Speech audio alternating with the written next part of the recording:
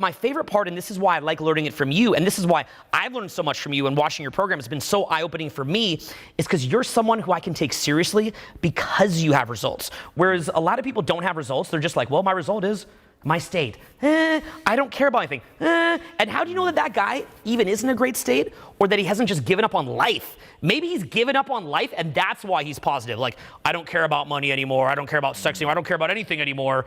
And that's why I'm happy. Well, that's not the kind of happiness I want. Yeah. To me, happiness is a platform from which to go live life. What I say is it's never the thing, but the place it's coming from.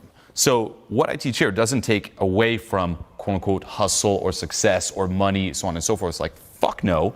But it's about changing what's driving you. We've designed our lives in a way where we're never actually with ourselves. Like, you never actually experience yourself. A little, scenario to bring some awareness to this is, imagine you're meeting a friend, and imagine your friend is late. And the first thing we do, like, say you're waiting for your friend, like, where the fuck's my friend? First thing you do, bang, pull out your phone, start checking, whatever's online, start checking your Facebook, jump on Twitter. It's like, what's the latest news? Anything to keep yourself occupied, anything to stay away from what's going on inside. As soon as you get home, it's immediately, okay, let's turn on the television, let's blast some music, let's jump online, anything to stay distracted. And it's literally reached a point where we're all conditioned this way. I remember even me, this was like, there was one day, I forgot what it was, but it happened to just be a free day. It's like, oh, you know what? Nothing going on today. And immediately I'm like, oh shit, how do I fill this day with activity? How do I fill this day so I'm just constantly on the go and I can avoid being me? I can avoid experiencing this. And what happens is we're in this constant state of just anxious escapism, like just trying to escape ourselves, trying to stay distracted, and we never bring some awareness to what the fuck's going on inside. And this is all that we know.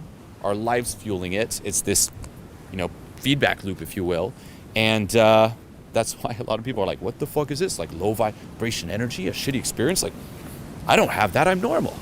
But no, if you actually stop distracting yourself, if you stop escaping yourself and you just sit down with yourself, it's probably not that pleasant objectively. And I do this exercise every seminar. It's like, sit down, bring awareness into your body, stop escaping in the outside world, stop escaping in your mind, what's going on inside, and if you objectively rate it, like if someone else other than you is transported in your body, experiencing what's going on inside, if they had to rate it on a scale of 1 to 10, how pleasant it is, is it cool? And without the distractions. Yeah, without the phone. Like, imagine you just sitting at home right now alone, doing nothing, and suddenly they were experiencing you. Would they be like, shit, it's awesome being this person, or fuck, I'm glad I'm not them? And I can guarantee you, you're probably not that 10 out of 10. And none of us are. Due to the way that we're conditioned, none of us are 10 out of 10. And this is the lives that we live. Rate yourself right now on a scale of 1 to 10 on what's called your happiness set point, your state set point. So what that means is that with no cell phone to stare at, with no entertainment going on or stimulation, without someone having sex with you, without having a perfect meal, but you just sitting with yourself, what state are you in from 0 to 10?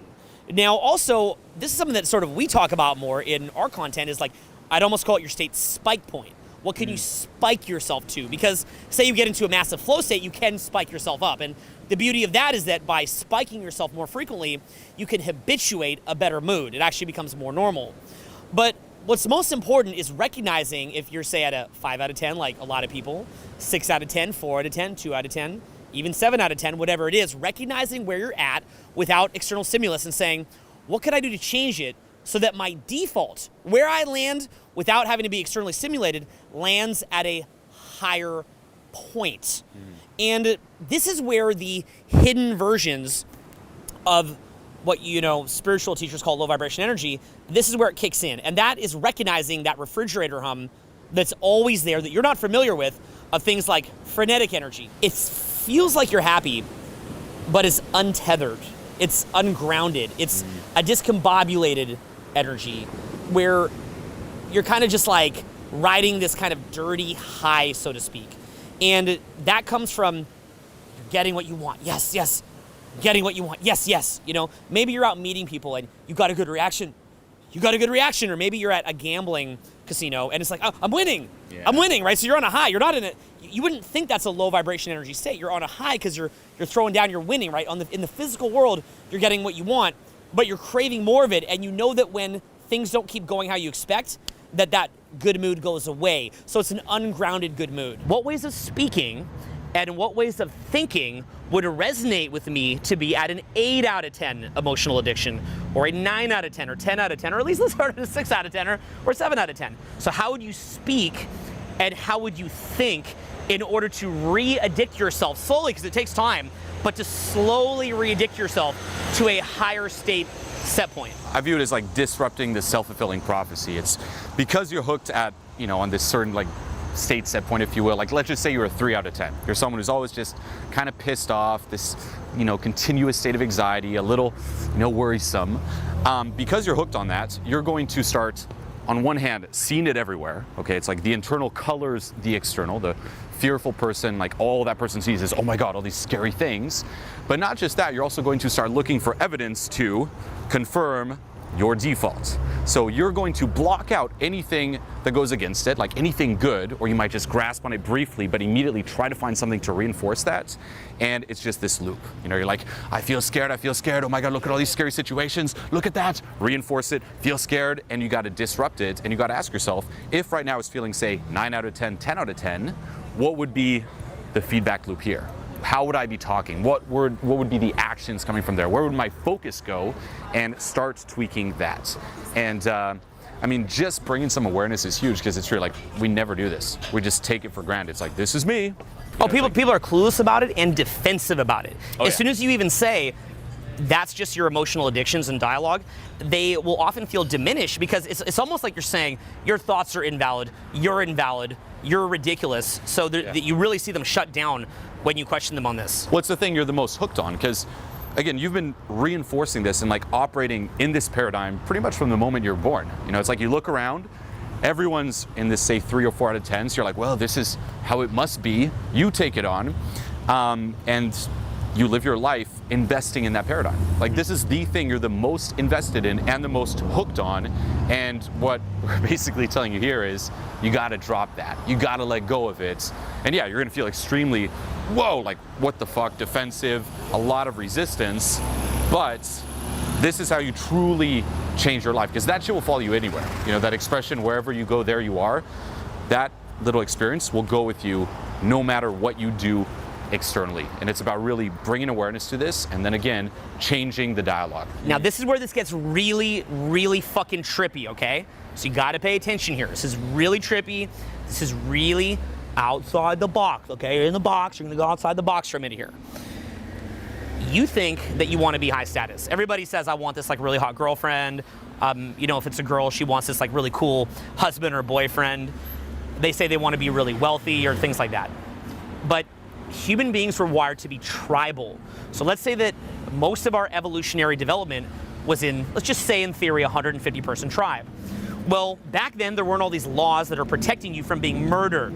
So let's say that you're a guy and you've got 4 of the most attractive girlfriends.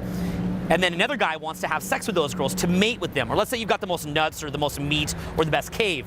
Well, some other guy can come and just stab you to death and kill you unless you have the alliances to protect you.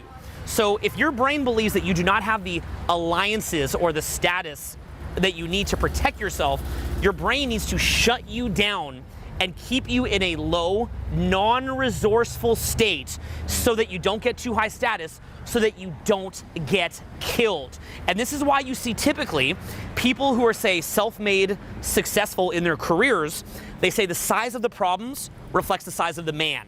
So if you're really successful in your career, you probably don't spend a huge, or at least inordinate amount of time gossiping or shit-talking or complaining or being a victim or being dramatic or wasting mental capital or wasting emotional capital. You probably focus on what you're grateful for, you're seeing opportunities, and yes, you're looking at things that are problematic, but you're looking at them in a way to find solutions rather than ruminating on it.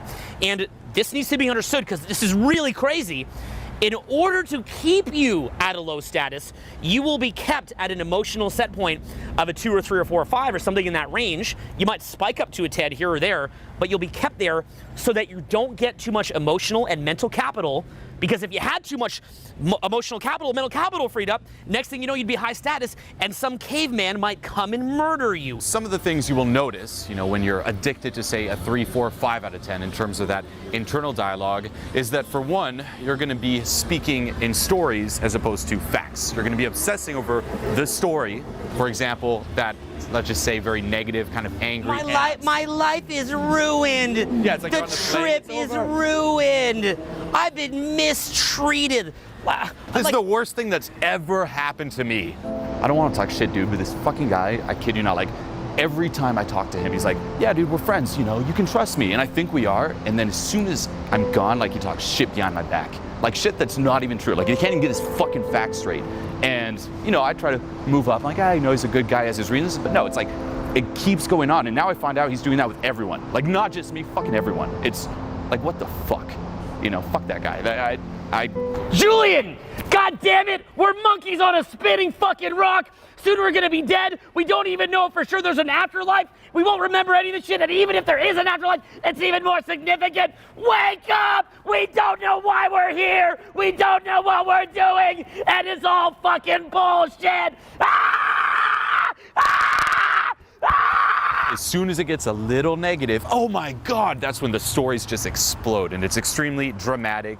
It's a very, this is all happening to me as opposed to for me type of thinking. If you just change the wording next time you deal with a problem or next time you're a little stressed and just put it in a frame where you're grateful about it, immediately shit will start shifting inside. Or dramatic words versus factual words, like, this is a challenge, this is disruptive or problematic, as opposed to, this is so fucked. Yeah. How could they do this? Oh my God. Yeah. Stories versus facts. The worst day of my life. Like, people probably say that every single fucking day. That guy should die. Oh yeah, yeah. They're horrible. Instead of, I'm pissed off. You ever say that? I'm fucking pissed. I'm pissed. I'm so pissed. God damn it. Ah. He just says, hey, if you just change the word pissed, and just notice how that feels. Say it to the video right now. Like, Say it. I'm Actually, pissed. I'm pissed. I'm pissed. I'm fucking pissed. Like, own it. You should be looking at your so phone, pissed. your computer, like, I'm pissed. Pissed. And you just feel like this heaviness. Oh, I'm pissed. And just change it now. Pissed off. I'm pissed. Change it now, and notice if there's perhaps a shift. If you say instead, I'm peeved. Are you pissed or are you peeved? I'm peeved. I'm peeved. I'm so peeved. You can't even say it in I this. am peeved. It's like, I'm This peeved. peeved me off. I mean, yeah, you just instantly feel hypnosis. lighter, and you're probably laughing. Like, try saying it as pissed off as you can. Like, I am peeved, damn it, I'm peeved. You just can't. So that's just a simple example. Another one is, this situation is fucked. I'm so fucked. I am fucked. What about using pickled? This fucked situation. It's quite a pickled situation. Very different. What are some words that you, because it's funny you mentioned the word fucked. What are some ones that you actually use? Like, I'll often say, I'll be like, quite the predicament. I'll say that. Like, this is quite the predicament right now. Quite the circus. Is there any use for that? Pickled is my Do you say go-to. that? Okay. Or sometimes, because I've studied this a lot, I'll over-exaggerate it to the point where I find it quite amusing. Where it's like, It's over. The world will explode. So you can like go kind of over funny, the top. or funny. you could go so far past fucked. Yeah. But those are some common ones. Like, I'm fucked. I'm screwed. It's over. Yeah, because you could even say I'm fist fucked in the ass until I bleed, and that could be funny because you got to figure out your style, right? We don't want to like make you say like peeved if you're not going to really say it, right? So you could say just go with something that works for you. Is the point? Try saying it. I'm fist fucked in the ass. Like, I can't. It's got to make The you laugh. straight Is the face. point. The dialogue has to make you laugh and make others laugh, and you have to be aware of how you're hypnotizing yourself and others. But you'll see this. Like, people are like, shoot me now. Just kill me. Fuck my life. That's a common one. FML. You'll see that all the time. Like, there's no point. Like, there's nothing I can do. No point. Common. No point. Stuck. Ugh. That person's dead to me. Those words there. Dead to me. Absolutely insane. And once more, this is disempowering you, and you must learn to communicate to yourself and others if you want to move up and achieve mastery. massive success in your health, your wealth, your relationships, and more importantly, your overall happiness. I can remember that I was just very, very good at deliberately including anything negative into my vocabulary or thought patterns. And I would listen to people like Trent Reznor, Nine Inch Nails, or Billy Corgan from Smashing Pumpkins. I think these are, I mean, what's so crazy with those guys, these are some of the best musicians of all time. In my view, they're so incredible. I still listen to their stuff right now to this day. I think it's incredible. But I would literally train myself lying in bed like, I hurt myself today. Me too. To see if I still feel. I focus on You know he the didn't compose that pain. song, right? Oh, that's true. That's a good point. But he made it No, so. he did compose it. No, I think it's like Scratch Johnny that. Cash's. It's like some older guy I or think something. Johnny Cash like did a Okay. cover of it, or he did a cover. One of them did a cover. Okay, well, he did a great job of emoting it, right? And I'm just like, I focus on the pain, the only thing that's real. I can remember even Courtney Love, who I wound up living with later at Project Hollywood, I think she had an album called the Slit Wrists album, and it was like this picture of like these slit wrists. And as a teenager, I think I got that right, I'm not quite sure, but as a teenager, we can make a whole video on stories from that period of my life too. That could be fun. But anyway, the thing that I learned was the more depressed you are, the more that you're winning the Victim Olympics, the more that people would give you attention. And so for that reason, I just continually had this vocabulary about how messed up my life was. Now, I want to fast forward to me sitting here at 39 years old, and we're sitting here running a business, an 8-figure business that is very, very complicated.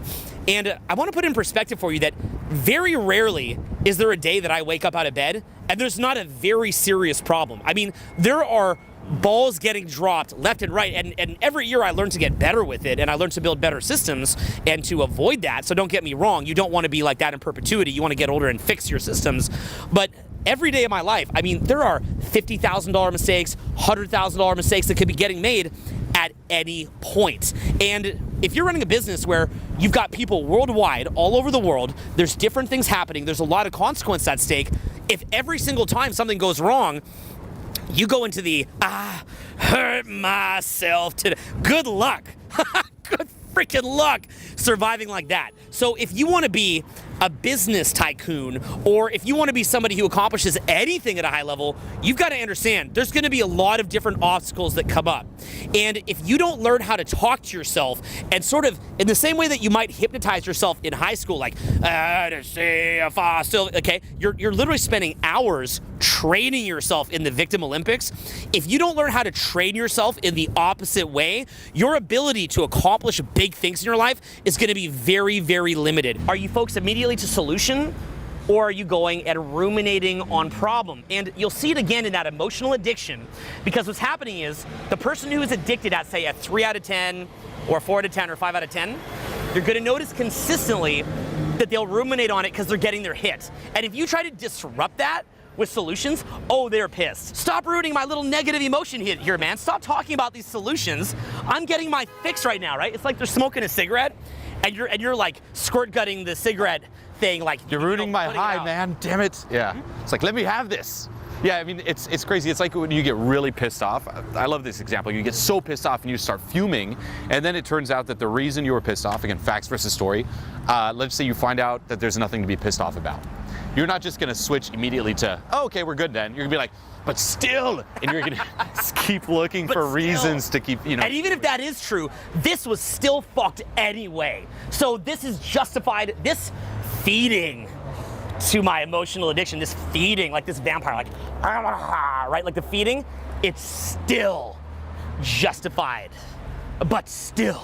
Think about all the stuff that just kind of pisses you off. The stuff that pisses you off, that stresses you out, that makes you mad in life. And for the next 20 seconds here, indulge me, just kind of dive into this. You know, I'm pissed off that cold weather exists. I'm pissed off about the traffic, about my boss, this fucking guy. Pissed off that I have to work. Pissed off that I can't sleep in. I wish I could sleep in. You know, I wish people would smile more. That pisses me off. Pisses me off. People I are have so to make negative. money. Yeah, I have to make money to live. That's fucking annoying, isn't it? All the shit that pisses you off. And you just feel that energy, that momentum building, just kind of dragging you down. Now let's stop, okay, and let's shift this. can you go over that same list of things that pisses you off, stresses you out, and find a way to perhaps be grateful for them? All the stuff you hate, can you find a way to appreciate them? And if you go over that list, like, I'm pissed off about traffic, could you perhaps be grateful that, you have a car to be stuck in traffic, that cars exist? If you have a job that you're not a fan of, a boss you hate, could you be grateful that you have a boss to hate? Things could be a lot worse. And just that little shift there, if you go over that list, and I'd really recommend doing this, writing it down and then taking each point and finding a way to be grateful for it, just shifting perspectives, you're going to sense yourself perhaps smiling more, feeling lighter, and moving up. So that's just one example, and you sense there's a certain language that brings you down and another language that brings you up. And you feel the energy. Like even here, it could be very easy to be like, it pisses me off that it's cold. God damn, it's so annoying that we're out here in the cold. Or, I'm grateful that I'm able to record a video out here. This is amazing. And suddenly, there's that life force that comes back. Okay? To me, little victim, as opposed to for me, gratitude, appreciation. It gives you a new appreciation for California. Yes. Or just grateful for cold weather, just the experience of cold weather. Mm-hmm. This is very unique, to have my fingers freezing. This is amazing, as opposed to, why is my fingers freezing? Oh, brings you down. Say, as an example, facts versus stories, it's Friday, it's the last day at your job, and you leave and you're about to head into the weekend, and suddenly you get an email. You know what? Everyone, important meeting Monday morning. Very important. And you just see that in the email. You're like, oh, what's happening? And then it's like, you know what? And John, I want to talk to you, specifically you. That's the fact. There's an email saying, hey, there's a meeting Monday. John, you or whoever you are, you have to be there, specifically you. And your mind might be looping like, oh man, maybe I'm going to get fired. What did I do? What are they going to say? Oh my God. Bringing you down. And you're focusing on a story that you created. It's not the actual fact, okay? So instead of obsessing and, adding to the story, which we do, and then if I get fired, then this, and what am I gonna do? And Trent Reznor comes back in, oh my God, it's the end, it's all over. Stop yourself there, focus on the facts. The same with someone texting you. That happens all the time. That's probably one of the best examples. Like, how many times you misinterpret a text message? You're like, how dare they? When that was not the intention at all. Facts versus stories. And another great concept that goes with this is seek first to understand, then to be understood. This is back in the day. I was getting to the airport and I was late. And the whole time I was like, God damn it, God damn it, God damn it. Like flipping out to the point where I was like, God damn it. Like stressing out in the back of this taxi. And literally we start driving, it's like we're stuck. And it's been like that for 20 minutes. And we finally get to where it ends. And there was an accident. And it was like 7 cars. I kid you not, 7 cars that hit each other. I didn't see anyone hurt, but like there were like some ambulances. And it just like made me shut up. I'm like, that could literally be me. Here I am bitching. I'm like, God damn it. It's like, holy fuck, And it's true. Like we think that stressing out about something will fix it. Jump! We literally think like it'll fix it if we just stress out. But in reality, as you said, or as the famous T.I. once said, whether you stress out or not, it doesn't change anything. And say it doesn't happen, like you make it on time, stressing out is a waste of time. And if you miss it, guess what? Stress out then if you like, but stressing won't help either. So it's lose-lose. There's nothing you can do. And it's through reflecting back on your life. There are so many instances where I thought it's over. Like we literally overblow. We're like, it's over, fuck it.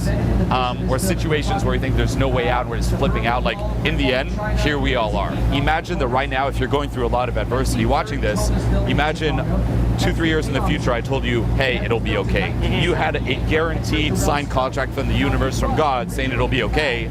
Your experience going through it would be much easier. In any situation, you can become a victim, or you can move up, okay? You can get bitter, or you can get better. I love reading about modern psychology. I love reading about neurochemistry or biology, science, things that are tested. But I also love reading the spiritual books, the kind of woo-woo books. I like to read it all, to be honest with you. So to me, I'm not one of these people that just bought into anything I read. I love different perspectives. So one of the perspectives that they have in Eastern spiritual growth, or even a lot of like the New Age movement, which I don't identify with, Julien doesn't identify with, but we love it because it's just kind of cool. You kind of just sort of take some things from it, even if it kind of rubs you the wrong way and the people in it don't sync up with you. You can still get a lot of value out of it, and I really enjoy that. So what they will say is, we actually are reincarnated, and before we're incarnated into this earth, we choose our problems, and we forget that we're souls. We come to the earth with all these problems that we pre-planned and chose, and I mean, this is kind of weird, but they'll even say that we come with a soul family, and so our soul family actually comes to the earth pre-planned, even people that we're enemies with, funny enough, and our soul family comes and plays these roles so that we can learn. That's why sometimes, if you ever see me have a dispute with somebody, and then I never speak bad to them, it's as fucked up as this is, in my mind, I'm like, that's probably a guy from my soul family that's here to teach me something. So I'm like, I'm not going to be mad at him. Now you know. Okay, how crazy the dumb shit in my mind is. But that's the frame that I try to take, is that we were incarnated on this earth with all the problems pre-planned, and every time that the problem happens, that's a chance to move up. Now, what's funny about that frame, here's what's interesting about it. Whether you believe that, like the soul family, or whether you're more of a scientifically minded person, or you like modern day psychology, simply ask yourself a question. What outcomes would it have to believe some nonsense like the soul family? Well, not nonsense, really the soul family, but you see the idea of that. Well, what would happen is, whenever something bad happens, you would have an empowering belief system where you feel like you planned this, and then you'd be like, oh, this is cool. What's the lesson here? I'm excited. And there's not a moment wasted. I'm getting another lesson right now. I don't get to fall in my comfort zone, because usually people fall in their comfort zone, it kind of sucks. So whether you believe the soul family argument or that you incarnated here with this all planned, don't worry about that.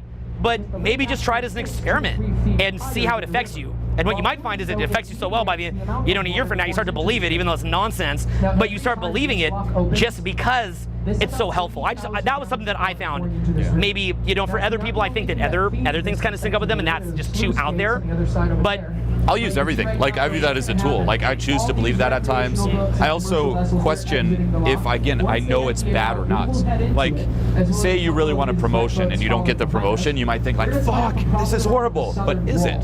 Maybe in the long run it helped you. And if you got the promotion, something would happen where you're not very happy. Or like a relationship, you want it to go well, and say you break up, and now you're with someone else, you're like, oh, thank God that ended. You don't know if it's good or not. The breakup one, I think, is the most visible and obvious of almost any of them, because every breakup I've had, I've been just crushed if it was a girl I was really tight with, and yet every single time it always turns out her greatest gift to me was to let that die.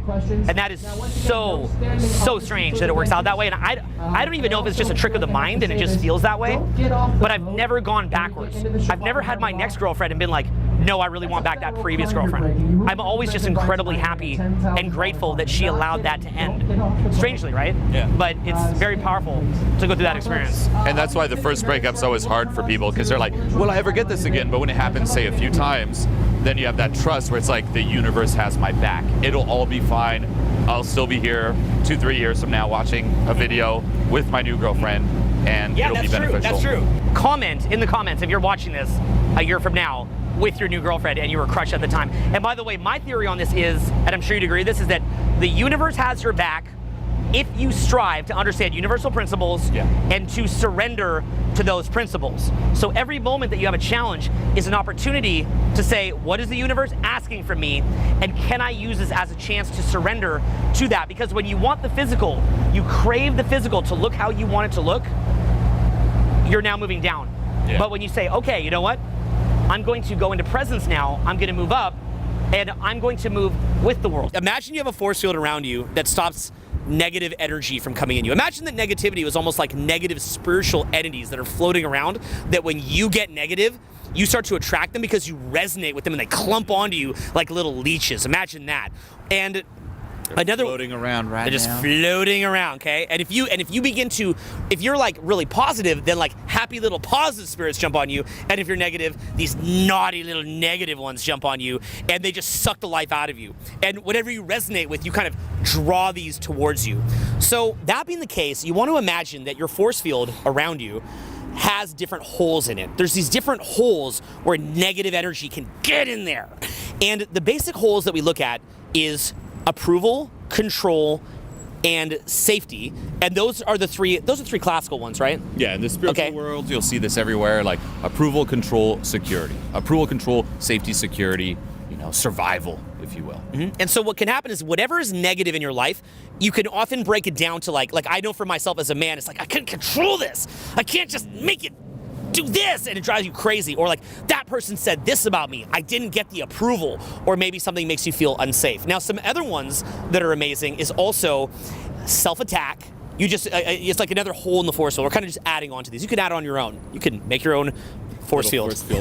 So basically, again, another one is self-attack, where the negative energy just, boom, you start self-attacking yourself. And I think there's a degree to which spiritual type people can avoid self-attack a little bit too much because they don't let something land.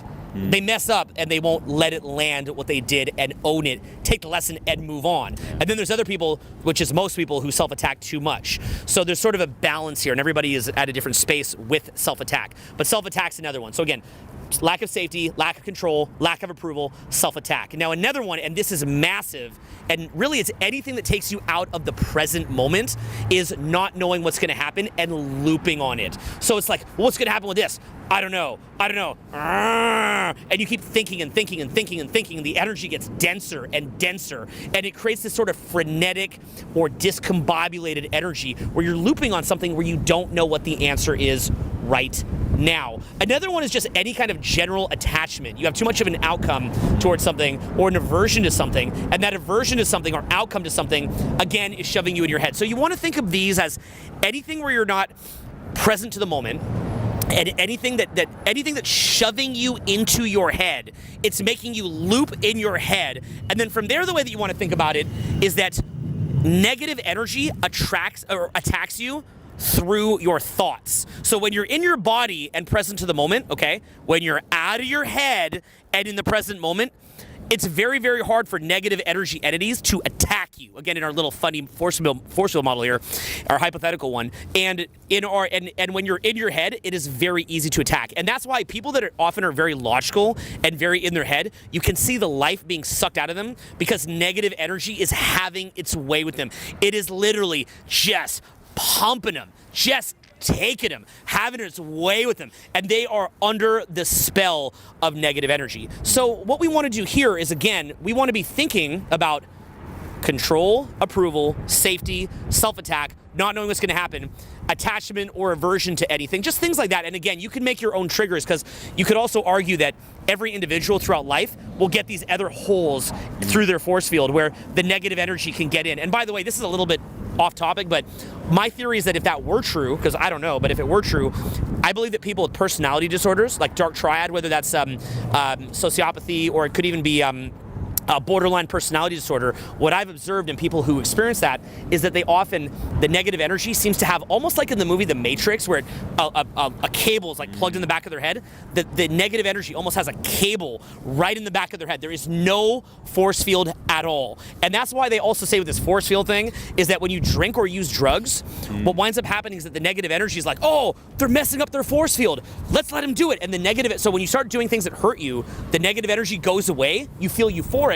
It punctures holes in the force field, and later there's more. Your force field is like Swiss cheese, and then what starts to happen is that people who have long time history of drug use often commit suicide. So if we look at, say, Chris Cornell, the guy Chester Bennington, Robin Williams, Avicii, and many others, what happens is that they've had this party lifestyle, which they're having a lot of fun, I guess, right? I mean, probably incredible amount of fun, but the consequence of it is it just punctures their force field, and later in life, and sadly, even after they've cleaned up, they develop this kind of like relationship to, like, have you ever seen the show Dexter? He calls it like the dark passenger. There's almost this relationship to the low vibration energy, and it just winds up taking them. Happened to, I think, Anthony Bourdain also used to party pretty hard, is my understanding, and it can even get them later in life. So you've got to get really, really good at building that force field through food choices that you make, lifestyle decisions that you make, many other decisions you make. We'll make lots of videos on this, but also the big one that we're covering here and we're going to get a lot deeper into is your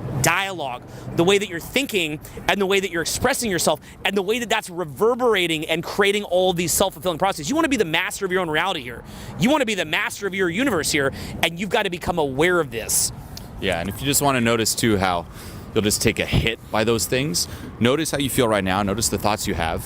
And what comes up when you hear me ask you, what are all the things you're trying to control right now? Just notice the shift. All the things in your life you're trying to control. Control different people, different outcomes, things you really wish, oh, I hope it goes this way. Trying to control it. Control how people perceive you, how they feel about you. Control your life. All the little things you're trying to control. Control yourself, what you're feeling, what you're thinking. Just take a moment to take that in. Like, wow, all the things you need to control, the heaviness that comes from that, or the need for validation, for acceptance, for recognition, for love. What comes up around there? What are all the different things you try to do for that?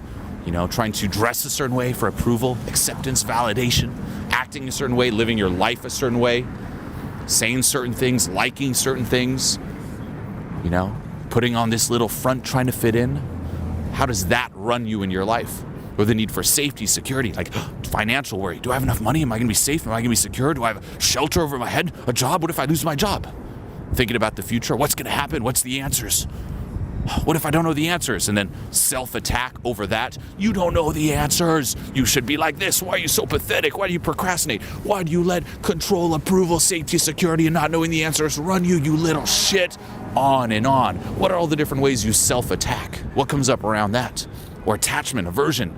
The things you're really hoping will happen or not happen. The people you're hoping you'll see, they'll like you, or you just wish you don't see them. What comes up around this? And just sitting into this now, you're probably a little riled up. And that's how it gets you. Right now, we just opened up a couple holes, or we brought your awareness more so to those holes, and that's what you gotta fix. When you're in this state, it's very easy to start looping for one of those little and that's something boom, too, by the to way, get you. I've thought I'm going to die before, and the weirdest thing when you lie there thinking you're going to die is, wow, all that energy, and I'm dead anyway! All that! Yeah. Damn it! Yeah, I've not had the near death like that, but it is said like either in a near death or some kind of life crisis situation, there's a glimpse where they just kind of all disperse, and you're like, whoa, like this is what I actually care about. And what, you know, it's like even the people you're probably chasing right now, it's like it's all about them. Like if you died and you reflect on your life from the perspective of you being dead, you're like, what was I doing? Those are not the people I actually care about. It was these people who always had my back, and I might not have been there for them as much as I should have. It just brings a lot of clarity. It's like all those parasites are gone, and you're like left with the real you. But as long as those holes are there, they're running you. And probably even right now as you're watching this, they're just attached to you, just sucking the living shit out of you. They're on your arm, they're right there, they're everywhere. Human beings, we are wired to detect threat more than opportunity. What happens if you miss that tiger in the hedges, rustling the hedges, and you miss one threat? One threat. What happens? That's why most animals, this far through evolution, are very, very attuned to a threat. And so if you're watching the news and they show opportunities, you may change the channel. But if you see a threat, it's hard not to keep watching. Now what happens is that threat energy has its own momentum. And when you get up, you're in a light level state of adrenaline, right? When you watch the news, you're not in this like horrible, horrible state. You're in this kind of light state of adrenaline. And if you're in a nice light state of adrenaline, that's infecting your behavior on an ongoing basis. Now what if you went to a party and you're joking with your friends? Let's say that you stayed sober even, okay? You didn't go poison yourself.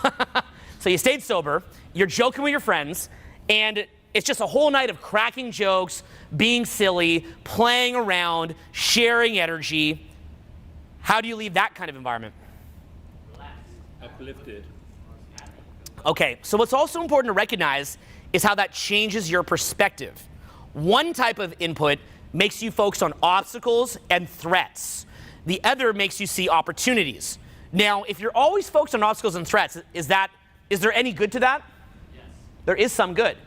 There are threats always on the horizon. Great. That being said, are you going to miss opportunities? Are you in an expansive state or a contracted state? You're in a contracted state. So a lot of people in general society, they could learn how to be filthy rich, but they're so afraid of losing their little job. They could be really happy, but they're so afraid of letting down their guard. They're in a fear state, and there's opportunities flying over your head left and right. And this is how the system keeps people down. It is a media system, and it's a self-perpetuating loop. You're in a fear state. You look for media that feeds that fear state because you want more of whatever you have. You watch it. They, in the media, look at what the clicks are. They put up the story with the kitten, and you don't click. Let's not just blame them, guys.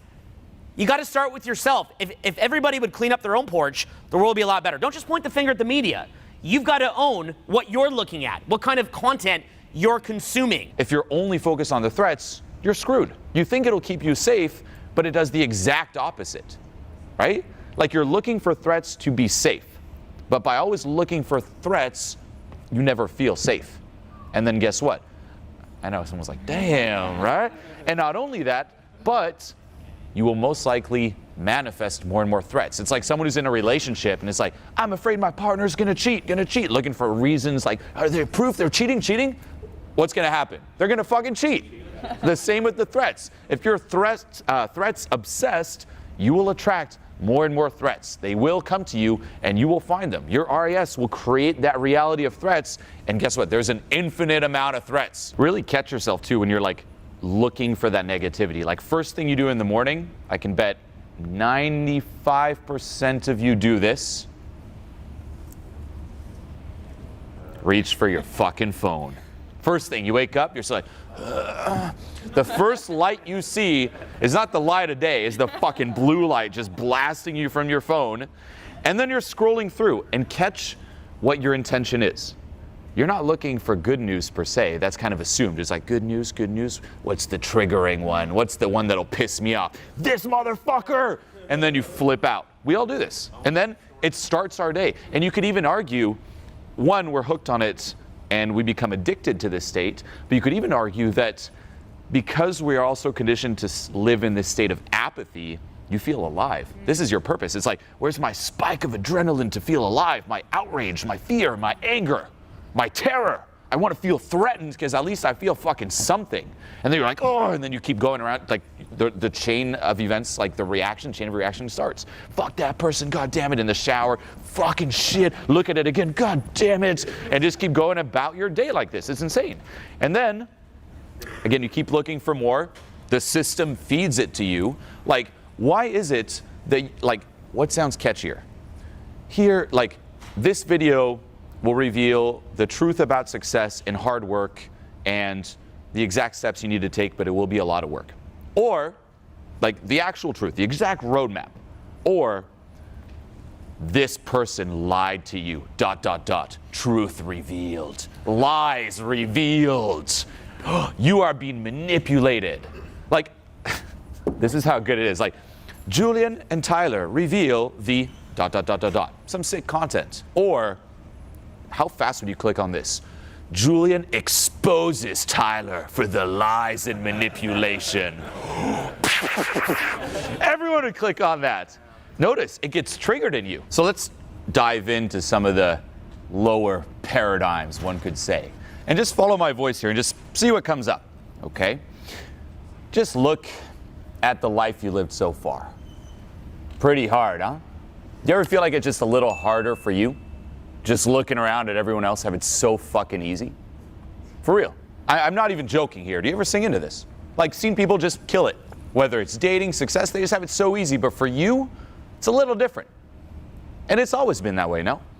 Even from a young age. Just looking around, it's like, why do people have it so easy? Why is it so fucking hard for me?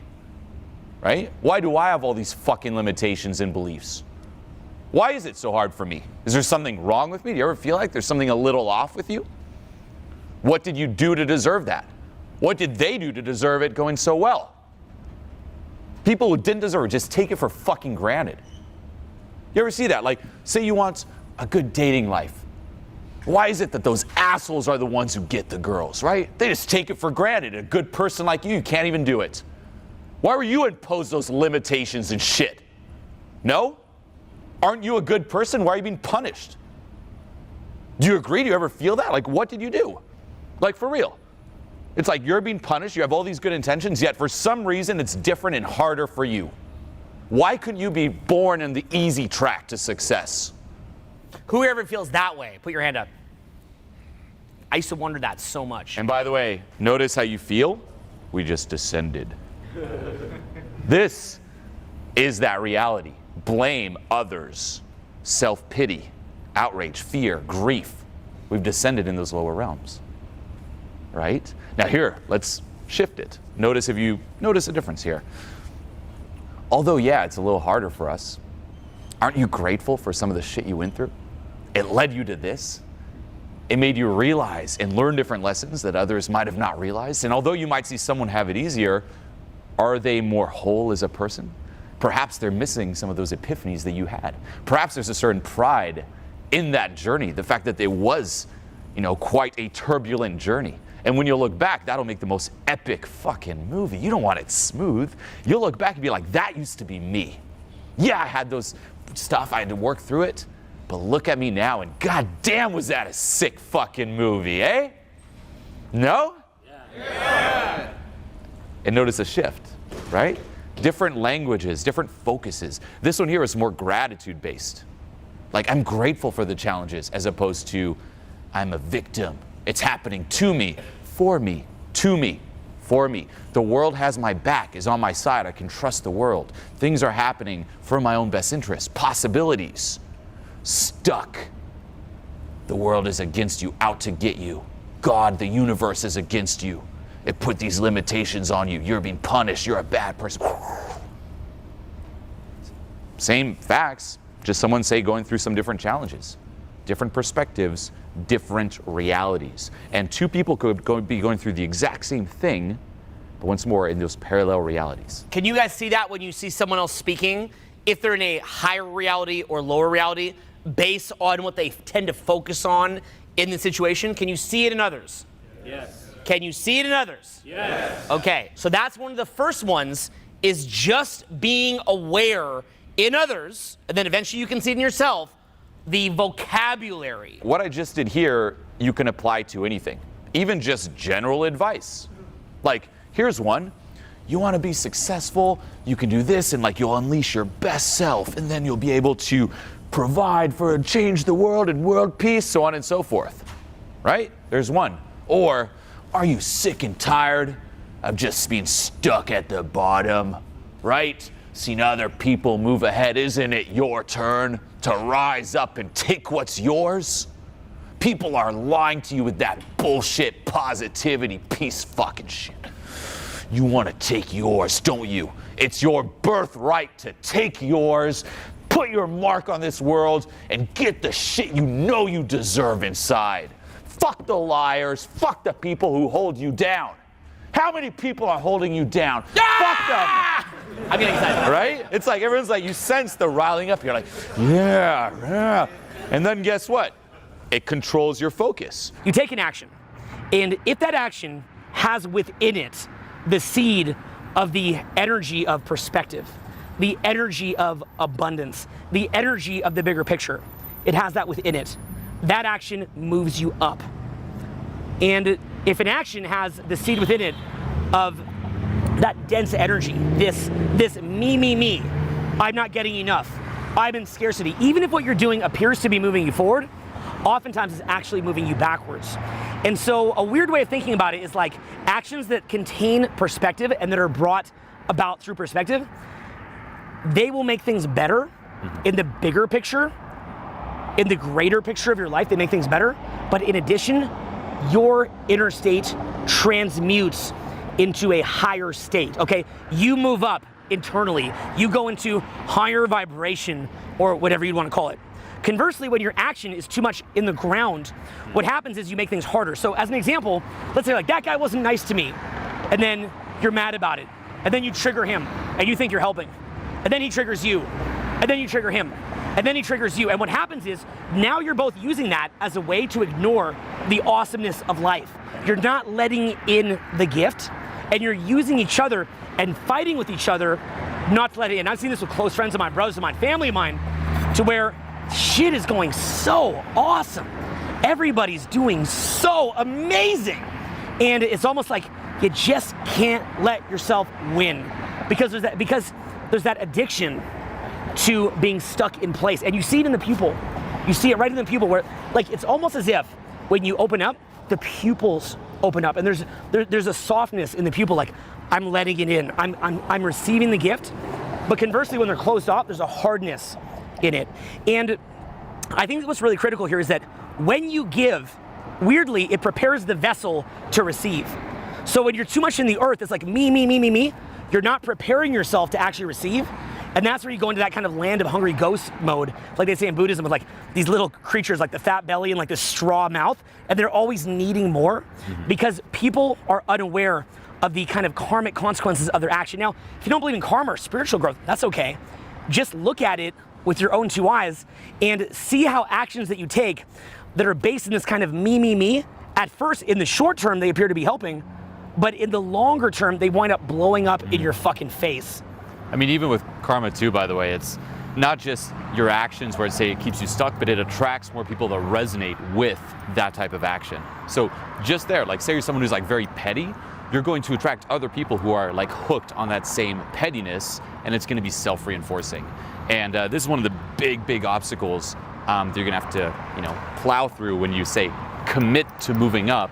It's stop fueling the pettiness and start resonating with new people, and you'll be tempted. Like people come up to you, like you're like, you know what? Enough with the pettiness, enough with the blame.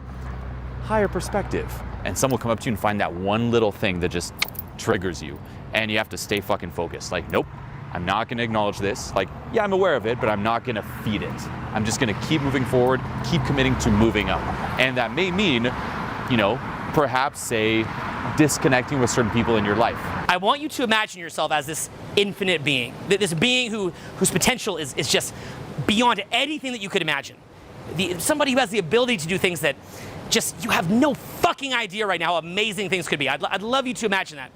And that awesomeness, in many ways, just as a thought experiment, perhaps you could envision that it parallels the awesomeness of the universe. Now, I understand that, just some fucking humans here, some evolved monkeys, are not exactly quite the awesomeness of the universe by a way of looking at it. But in another way of looking at it, we are a microcosm of the universe. It's almost like the universe is in us. So that being the case, what is holding back our potential? What's going on there? And again, going back to this balloon analogy, it's like you're trying to rise, but something is holding you down. And when something's holding you down, now you've got to try to make decisions or move forward in your life with these chains. So a lot of the things that seem to make sense, like things that to you make complete fucking sense in this moment, they make sense to you within the paradigm, within the reality that you're dealing with the chains. So say that you're trying to fly around, you've got these chains attached to you. Well, now all of a sudden, whenever you take a left turn or a right turn, you've got to account for these chains. But what would happen if you let them go? So a simple example would be like, take alcohol. And so you don't drink, you'll drink the tiniest amount of wine or whatever it is. I don't drink. And people will come up to us when we're out and they're like, you're not drinking? How's that possible? How could you even have fun? Well, within a paradigm that you are stuffing down trauma energy and that you need alcohol to kind of medicate that trauma energy, it makes perfect sense that you need alcohol to have fun. Within that paradigm, that makes sense. But all of a sudden, if you've let that go and you're connected to your source and you're in abundance and you're present, you're feeling amazing, then if anything, alcohol just drags you down at that point. Now, a small amount can be like this kind of nice little warm buzz at dinner or something like that. Everything within moderation. I don't think we were trying to make like this teetotaler video here, but I think you understand the general context of what we're saying. Likewise, imagine, say, with pharmaceutical pills. Well, if you're eating the SAD, the Standard American Diet, and you're poisoning yourself because you're addicted on oily French fries or, chemical-filled chips that you get at 7-Eleven. Burger, just grease. So say you got that. Well, if that's the paradigm that you're in and you're not able to get out of it, well then of course something like a pharmaceutical pill makes sense. Like say that you're depressed. Well, the reason you're depressed is because your brain's neurotransmitters are being taken down by the food that you're eating. And if you're not willing to let go of that food, if that's something that you're addicted onto, then a SSRI, selective serotonin reuptake inhibitor, maybe will at least get your brain working properly. And there's so many different examples of this where when you're in a limited paradigm and your consciousness is suppressed, that you have these things that you're using which allow you to cope and to get by. This whole world is run on take the pill. Like, don't address the cause. Here, let's work on the effects. Oh, you feel depressed? Here, take the pill. Oh, you know what? You feel like shit? Here's some alcohol. You have a headache? You have a headache? Yeah. Take some aspirin. Oh, you're bored? Here, watch a movie, watch a TV show. Here's millions of TV shows, millions of hours of TV shows. Here's how to distract yourself.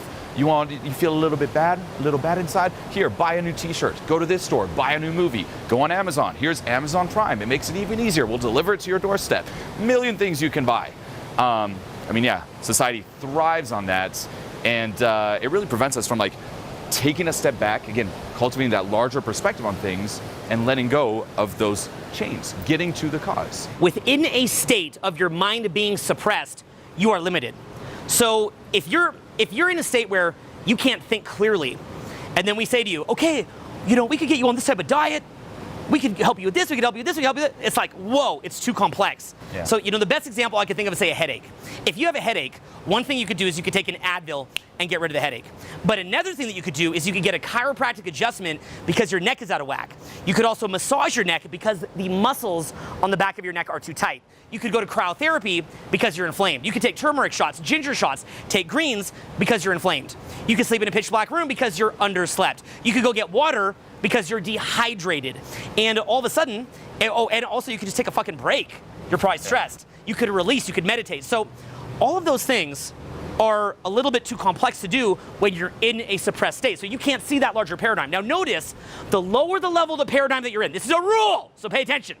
The lower the level of the paradigm you're in, the more simple of a solution you fucking crave. And anytime that somebody shows you a solution of the higher paradigm, because your consciousness, your awesomeness has been suppressed, you can't process that solution. But not only can you not process it because you're just too goddamn tired to process it, you don't even resonate with it. Let's say that you want to evaluate somebody and see where they're at. Here's a general way of telling. Let's say you're driving with them and somebody cuts them off and you feel them just get so offended, and you can feel that there's this sort of low vibration energy reactiveness to that cutoff in traffic. Or maybe they get a meal and instead of the French fries coming, they order the sweet potato fries, they got the regular French fries. Well, I don't know, maybe you'd have to be pretty enlightened to get past that one, but you see the general idea. And you can see this with everything, to where anything will be triggering them to pull them back down into this kind of low suppressed state. And again, let's go back to pettiness. So what is the definition of petty? Petty is where you've got this awesome world in front of you. It's fucking incredible. Like, we're sitting out here, just simple old city like Denver. Beautiful place, just awestruck just by looking around at everything from stop and pause, think about this. The odds that the galaxy would ever exist. The fact that there's a sun. The fact that planet Earth is the right distance from the sun to be nourished by the sun. The fact that we have water, different matter, all that came together. Then the dinosaurs, the fish little things coming out of there to create dinosaurs, dinosaur extinction, all this shit that got to the point where humans are around. Now humans not getting eaten by animals, to people figuring out all the architecture and Greek people, Roman people, everything, so we could breathe this air, so that this world could exist.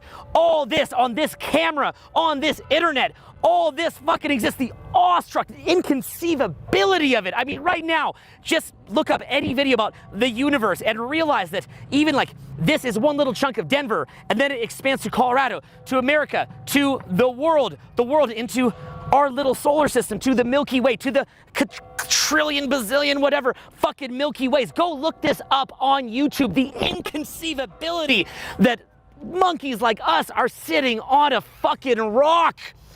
And all that you can think of is, oh my God, I got cut off. Ew. Oh, I didn't get let in the club. Oh my God. And anything that you could do to cut yourself off from that. But notice that when you conceive of these higher level paradigms, the mind becomes still. And watch how perception goes from being zoomed in on this little fucking bullshit that makes you reactive to suddenly it starts to open up and open up and open up. And you're like, whoa. And you start to feel at peace. And you see things from a different paradigm. You see it in a different light, to where maybe things are not a big deal. And all of a sudden, even though that guy that fucking cut you off in traffic, it seems like a big deal, maybe you say at peace. And if I say at peace and I'm in a good mood, then how does that affect me when I get to my next destination? And the people who I relate with, and how they want to be around me, and how when I'm in a great state, other people want to be around me in a great state.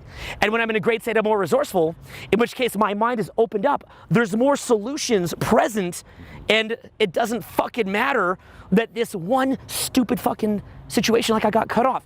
And look at anybody and watch their reactiveness with each little thread, and you can see how that's holding down their greatness. Also, look in the pupil.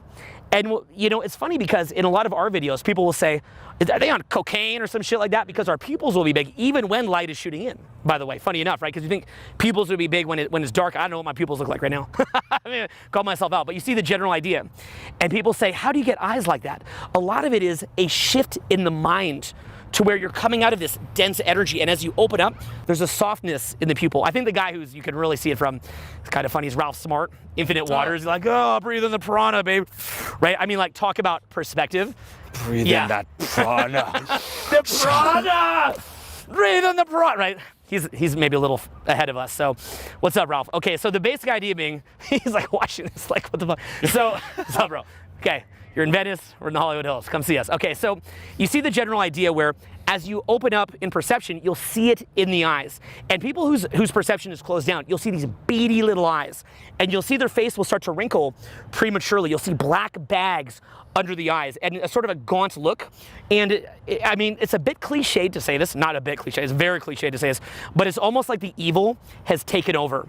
And if you really want to see this, okay, if you're ready for me to really fuck your brain up, what actually happens is that as you move into a more open, abundant mode, in more presence, in a more high vibration, whatever you want to call it, I don't care what you call it, just get the idea. You don't need to get hung up on the jargon.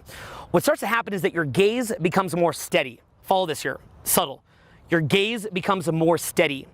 And as you come out of abundance and a connection to the fucking awesomeness of the world, out of presence, you'll notice that your gaze starts to kind of look away more. Because what's happening is you're getting reactive to the person. So that person is making you reactive, or maybe you're reactive to the situation. And so you're closing in. Those karmic threads are kind of pulling you down and in. Now what happens is, if this is you fully present and your eyes are boom like that, as you move down, you'll notice that you'll flinch more, you'll look away more, all the way down to say neutral. Now then as you go into say what you'd almost call low vibration energy, Eckhart Tolle, he would call it the pain body, into negative energy, whatever you want to call it, do not get hung up on the jargon, just get the fucking idea. Then what starts to happen, again, flinching, but then what starts to happen is actually the gaze re-steadies. Because instead of being steeped in the abundance and awesomeness of the world, you become steeped in pettiness and that low vibration energy, that kind of in the physical, that dense energy actually consumes you. And you start to look at, like, say, Charles Manson or Elliot Rodgers. If you look up some of Elliot Rodgers' final videos, the steadiness of his gaze, it almost looks like a very confident person, and yet it's fueled by evil. There really is no winning as long as that chain is attached, you know, and you might be convinced, like, okay, I get that I'm reactive here. Like, say you're cut off in traffic. You're like, you know what? I get it. Or say you're having a battle with a friend. You're like, fuck that person. Or, you know, you're in a relationship. You're like, oh, fuck that. You know, I could do this and I'll fucking win. And you think you'll win externally, but there's still that chain. And as long as that chain is there, you can kid yourself as much as you want, and you may even temporarily succeed externally, but it'll rot you on the inside. It will get you one way or another. One way or another, it will come and bite you in the ass. And yeah, some good movies that really illustrate this point are Casino, if you watch that, Scarface. You may think you're winning, and then you can just see, again, if it's fueled by the wrong thing, it's never sustainable, and it'll get you. Yeah, there's so many movies like that. Blow. Straight Outta Compton, funny enough, with Eazy-E. I love Eazy. Probably his biggest fan of all time. I love the dude. But he was definitely fueled by low vibration energy. You could see it. And so at the end, when you watch it all fall apart, you can see that. Don't buy into the belief that the more intense the emotions, the more authentic they are, and the more you must take action. Because we think that, you know, I'm feeling it strongly. That means it's real. That means I must take action. In reality, the less of a charge, the better. Present energy, abundance, and perspective are tied together. And when you take action from a place of perspective, abundance, present energy, high vibration energy, whatever it is, that action tends to be more true and moves you forward and moves you up. Whereas when you take action out of reactivity, it tends to move you down. Whatever you receive, take a moment as you're receiving it to get present. Almost like the ozone layer around the earth, right? The sun comes in and it hits the ozone layer for a minute. Get present and see how it feels what you're about to receive. And if you take that moment to get present, and as you receive whatever you're gonna receive, whatever good blessing you're gonna receive, it feels like it's fixating, that's negative. It's like if you eat McDonald's. You're like, McDonald's, but then if you go present for a minute, you're like, yeah, it's too much. Whereas say a kale salad, you go to receive it, it doesn't really tastes good. It tastes kind of bitter. It tastes very bitter. But then when you open up your perception, instead of being boom in pettiness, you open up your perception and actually have gratitude for the bigger picture of the fucking kale salad could give you. And then you eat it and your body starts to feel good. You feel more present. And all of a sudden you can connect to that. You get a palate for that. Each one has a place at a certain point in your evolution. And in your life, you're gonna resonate with circumstances at each level. So you're gonna have these different circumstances that come in your life. And it's gonna be like this reverb feedback loop that's continually reverberating. Your level of energy will dictate your behavior. It will dictate who you attract into your life, the way that you react to circumstances, situations, the decisions that you make, and it tends to lock you in there. It's so easy to just stay locked in. You know, once you're in, boom, fear. Once you're in anger, you just stay there. You're like, I've made it. The same as, oh, I already got it. I've made it, because you feel empowered. There's that little boost up. You're like, this is it. And then guess what? You start locking in. You stop looking for the next level. You stay stuck in your little comfort zone. Similarly to, again, your friends. You show them this. You're like, hey, self-help, spirituality, moving up. They're like, what the fuck is this shit? Because they stay locked in. What is your level of staying locked in? Okay? And you really have to do an audit on who you are and on your life. Right now, what state, if you had to place yourself on the scale, not in terms of emotions, but in general state, where are you at? Are you run by fear? Is that coloring your experience of the world? What does your RAS, your selective focus, pick up on? Reasons to be afraid? Threats all the time? Is it anger? Pissed off? Are you easily pissed off at everything, looking for reasons to be pissed off? Track your RAS, your selective focus. That might give you a general idea of where you're at. What can get you to that next level? What's the mindset someone in that next level has? What's the payoff of being at this level? What am I getting out of this? What are the tools that might have got me this far that I will have to let go of now? Because they won't get you all the way. What gets you the first half will not get you to the finish line. You have to accept that, and don't be so fucking stubborn. We're way too stubborn with this. Always question yourself and be willing to let go of tools and think that is now no longer true. The truth changes as you move up. And it's also letting go of this obsession. We have to also just come up with the ultimate truth. Seeking the ultimate truth. There is none. Be adaptable, keep changing, keep moving up. And not just your RAS on, like, say, what you focus on, but on what you resonate with, the people you resonate with, the situations you resonate with. What are they? They will also give you a general idea. What are situations you keep getting yourself into? Is it a lot of angry fights and shit? What is it? Are you seeking validation all the time to feel superior, to feel better? What's your main drive right now? The whole hater thing, what is that? It hurts the person to see somebody else winning because it puts too much in their face what they could be doing. You'll know that you've gone from coping to thriving when you could look at someone who it just burns you up to see how much they're winning, and you have to call them a douche and say that they're conceited. That's the common one, right? They're a douche and they're conceited. So people who are in coping often use moral high ground as a way to avoid looking at results and comparing themselves. But then later when you see someone winning and you're like, dude, that's awesome. I could replicate that. I could do that. That's when you begin to shift. It also shows you some of the different beliefs you have that trigger you. Like when you see someone making money, for example, or being successful, if you're like, fuck that person, what does that say about your relationship with money? As opposed to, that's great, that person's winning. Let them win and you'll probably let yourself win.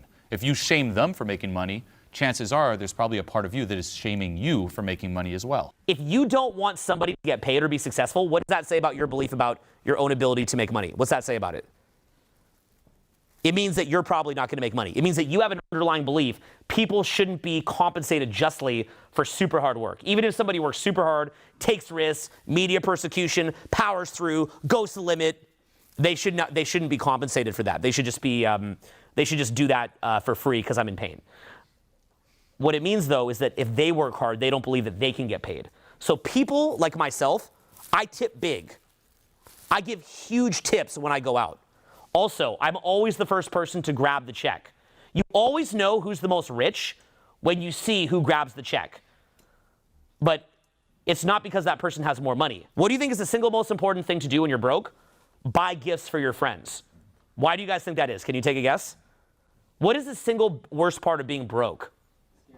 Scarcity. It's that you could get infected with scarcity mentality. Even if I'm broke, I'm rich. Say that with me. Even if I'm broke, I'm rich. So if you, that doesn't mean to go blow your whole rent money on a present for somebody I'm just gonna oversimplify my financial situation. Rather than taking the time to fix it properly, I'm just gonna spend my whole check on a present for my friend and hope that the universe gives me free money. That's an idiotic move. That's one of the dumbest things you could do, okay? How many of you guys have been maybe single, dating a lot of people, and in abundance with your dating life? And then you kind of get hooked into one person, maybe you lose momentum with talking to people, and next thing you know, you slip into scarcity in your dating. And then next thing you know, you're all needy with that person. And what happens when you're needy with a person? You drive them away. Your greatest fear should be the scarcity. Financial scarcity is a very real thing. You start to believe that there's a scarcity of money in the world. People that are in coping, they're hanging on so tight to everything. And it's a very bad look, let me tell you, when guys get rich and they're still in that coping mindset. I've had friends that do that, and the things they do to each other and whatnot, it's disgusting. Just not able to let it go. And unfortunately, if somebody's material evolution evolves faster than their spiritual evolution, that can result in some really ugly, disgusting situations that are quite almost comedic in their nature, how laughable and pathetic they are. And seeing grown men get petty, it's a bad look getting petty, man, let me tell you. And especially two petty individuals that start fighting with each other. Now, from there, what you have is, that's one level to it, right? Just like getting past that pettiness or unwillingness to invest in yourself or to give to others. It's a mentality. Even if you make $200 bucks a week, you can, at that point, you've got to adjust your lifestyle. I would rather use that 20 bucks to buy gifts to people and to invest in myself and live off 180 than have the 200 and try to, and try to stretch that out. Because at 200, I'm still in scarcity. You're still stuck. The knot's in the back. The knot's just getting deeper and deeper and deeper. You've got to unlodge that knot. Now, that's just my thinking towards it. You've got to make your own decision for how you can feel about this. That same mindset can go for things like apologies. People that are in a very low level of energy, they can't apologize. I've seen this. They always have to be right. They can't own their mistakes. They're afraid they'll be kicked out of the group if they own a mistake. I've seen people make horrible mistakes. They'll never own it. They always have to blame everybody but themselves. I think saying sorry is one of the most incredible things you can do. I use that word liberally. Anytime that I think I could be in the wrong, I look at what I did, I apologize, I say what I did wrong and what I do different, and then I check back in with the person what I would do differently. Just the word sorry, okay? As a Canadian, it's quite funny when I say it. Okay, say the word sorry. Sorry, with Canadian accent. Sorry. I'm sorry. Okay? Or the word thank you. Just saying thank you to somebody. Giving a big tip. Why is it that when I'm broke, I get the tab? Because I want to stay in that gratitude state, not a scarcity state. Apologizing, owning what's happening. You'll see a lot of that. Again, when you're tired and you get in the Uber's like, how's it going? You're like, fine. Because you're exhausted. You're just like, shut up. I don't want to talk right now. When you're in a thriving state, hey, how's it going? Great, how are you doing? Oh, I'm doing great. You're laughing, you're sharing energy. One is you're contracted, another is you're expansive. You ever been out socializing, you feel contracted versus expansive at times? Ever had that feeling? Well, that same feeling is what got Julien teaching a lot of this, right? Remember I talked earlier about feeling like you know everything? That's a very contracted mindset. I already get it. You want to know what's scary? The majority of people think they already get it. That is some scary stuff. They do not want to go learn. Like, for most of you guys, if you showed this content to most of your friends, they will not even look at it because they get it. I'm not depressed. I don't need help. Like all this kind of stuff. And then you just watch them stuffing it because they're in a pattern. So this need to, like, I already get it, as opposed to investing in yourself and being a lifelong learner all the time. So what we want to do right now is challenge you and challenge your reality. And the reason that we want to do this is because I've had a chance to accomplish a lot of the financial goals that I want, or dating goals that I want, or travel goals that I want. Julien's had a lot of the same opportunities to accomplish a lot of financial goals, dating goals, travel goals, hang out with the coolest people, and that kind of thing. So both Julien and myself have had a chance to reach a lot of the goals that most people think will make them happy. There's things that you think right now, if we talk to you, you believe will make you happy. But what we're going to tell you is that a lot of these things are actually very, very hollow. So I want to lead into this by talking about a good friend of mine, John James, who actually died earlier this week. And, you know, I don't mean to say that without like crying for him or anything. I love this dude. It made me very sad to see him go. At the same time, I want to share with you from a present space what I learned from it or what I took from it. So my friend John, he's a guy who does rap music. You can look him up. John James, I think he's awesome. You should look him up. And he would do base jumping and skydiving while rapping. It's kind of crazy. Like a white dude from Canada doing rap. He was actually in the X Games when he was younger. He got an injury and he decided he wanted to be a rapper. So John died. Now, this is maybe less than a week ago that I found out about this. Very, very shocking. So John and I have had a lot of conversations in our friendship and talk a lot about challenges that we have or problems that we have. And John's a super positive guy, but like anybody else on this earth, he's also had challenges. Just like I've had challenges, you've had challenges. And it was very, very weird for me to see my friend who had various different, you know, amazing things in his life, but also turmoil in his life, suddenly have his life end. Yeah. And it makes you think, okay, so you're worried about, you know, what this person thinks of you or reaching this goal, you know, in John's case, maybe he wants to get his rap career off the ground, all these things that you sweat and worry about. And what I'd love to say to John, if he was here watching, John, if you're watching this, what I'd like to say is, isn't it funny to think that we're all so caught up in these different things? What would you think of it if you knew that you were going to be dead next week? And obviously that's not the most practical thing to say because in truth, you're probably not going to be dead next week. But what if you were? And what does that say about how you're living your life authentically? What I would say to you, and this is what I even learned a bit from John, because I've done this to an extent throughout a lot of my own life, is that a lot of time we live for approval of other people. We live because we want to reach a certain goal, a certain number. You know, say that Julien does YouTube, I do YouTube. Maybe we want to get to a certain number of subscribers or video views or, you know, people giving you props or things like that. And there's a practical element there because you have to make money and you have to have an, you know, in our case, we have to have an audience and whatnot. But then you ask yourself, like, who would you be, Julien, if it weren't for you teaching? I asked myself, Owen, who would I be if I wasn't a teacher? What if nobody ever did come up and give me props? What would that be like? How could that even be a gift for us to experience that? It's sort of funny to think about, right? Who is that rock star? My buddy's a rapper without the fans. What is authentic to you? What is an authentic life to you? What I would say to you is that for the most part, you are in a matrix. And that matrix is trying to encourage you on other people's scripts. It says, make so much money so that compared to other people, you can feel successful, right? Like as human beings, we typically don't analyze absolute wealth, we analyze relative wealth. So you could argue that all of us have more wealth, absolute wealth, than a king or queen from 300 years ago. But we have a lot less relative wealth than they had, right? Because the king or queen had a lot more money compared to the people around, right? This is evolutionary because we're status-oriented creatures. But what's crazy is that, I mean, just when I hear things that people say, they'll be like, you know, we got to care about our reputation. Like, we can't let people screw with us or it'll get around town, like, that we could be screwed with, or this person made fun of me, or this person didn't think well of me. And it's like, who cares, man? Like, anytime that my friend John James got teased or mocked, does it matter now?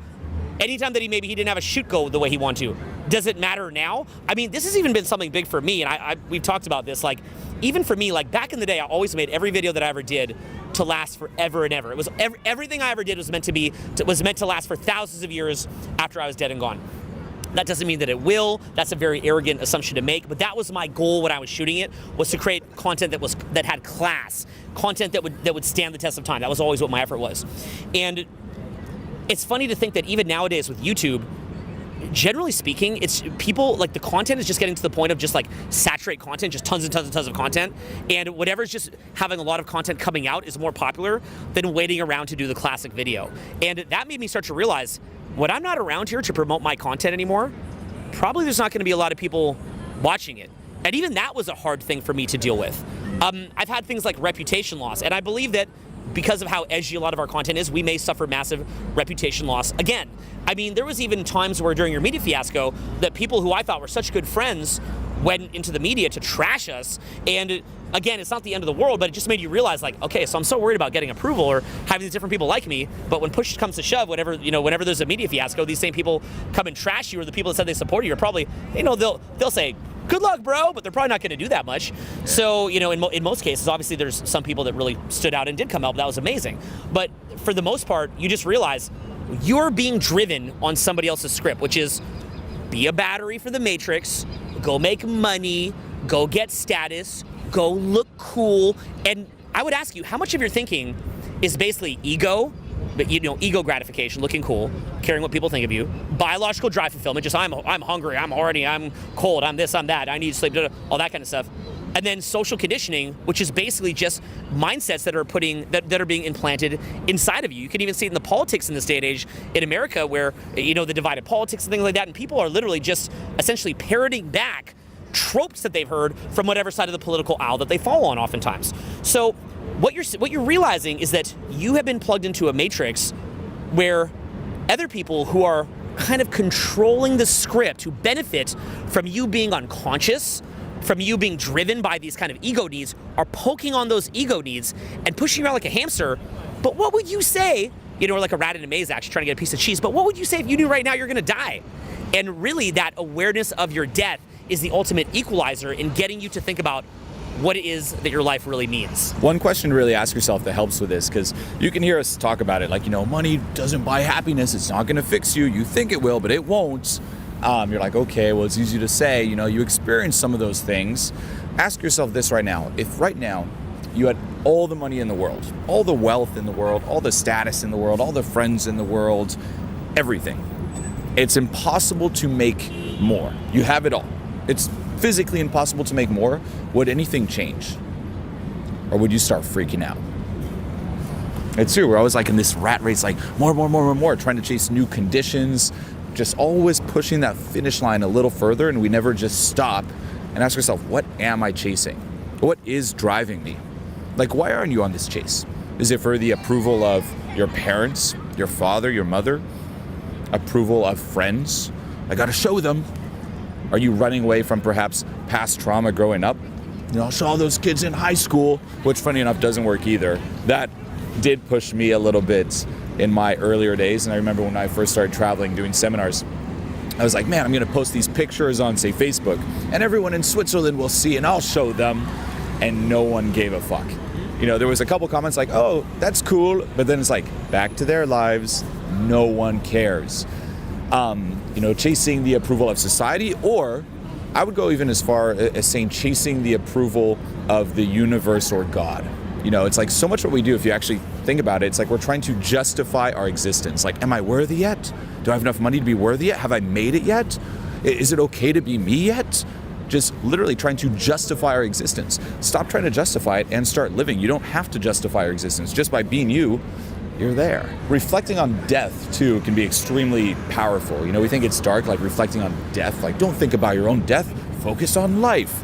However, and this even goes back to Stoicism, they would say, always keep the fact that you will die active in your mind. Like, meditate on your own death. We tend to live like we're immortals. It's like, I have all the time in the world, and we put so much off. It's like this habit of waiting. I'll put it off. I'll allow myself to experience joy then. I'll allow myself to live then. I'll allow myself to relax then, so on and so forth. But you could die. That moment may never come. A question to ask yourself here too is, what would you do if you knew you had a disease that was going to kill you? Would things change? Because guess what? You have a disease that's going to kill you, and it's called being alive.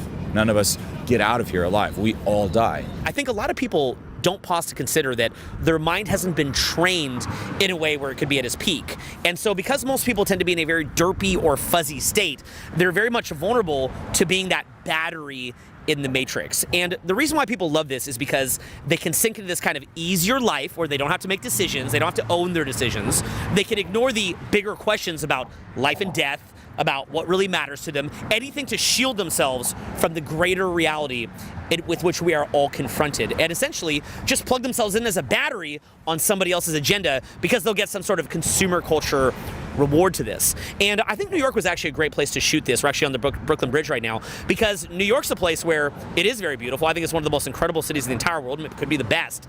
And I love that. I think it's a stunning place. But at the same time, it's also a place that does sort of represent that plugged into the matrix sort of mentality. It's both very beautiful and also kind of is with that consumer culture. Much like, The Matrix in the movie The Matrix is very beautiful. There's a lot of good things about it. There's even that guy that chooses to get plugged back in, but also you're not facing reality. So again, with The Matrix, do you take the red pill or the blue pill? Are you willing to look at a reality that's a little bit harsher in order to see reality for what it is and to have superpowers like Neo in The Matrix, flying around, doing kung fu, whatever it is, having your version of that, but at the same time, have a look at something harsher, and then that way you're not just a battery on somebody else's script. And what I would even ask you is it more important for you to live an authentic life where you actualize your potential even if there's pain, or would you rather avoid the pain and stay in the matrix? Now, what I've experienced is that most guys want to stay in the matrix until the matrix itself becomes too painful.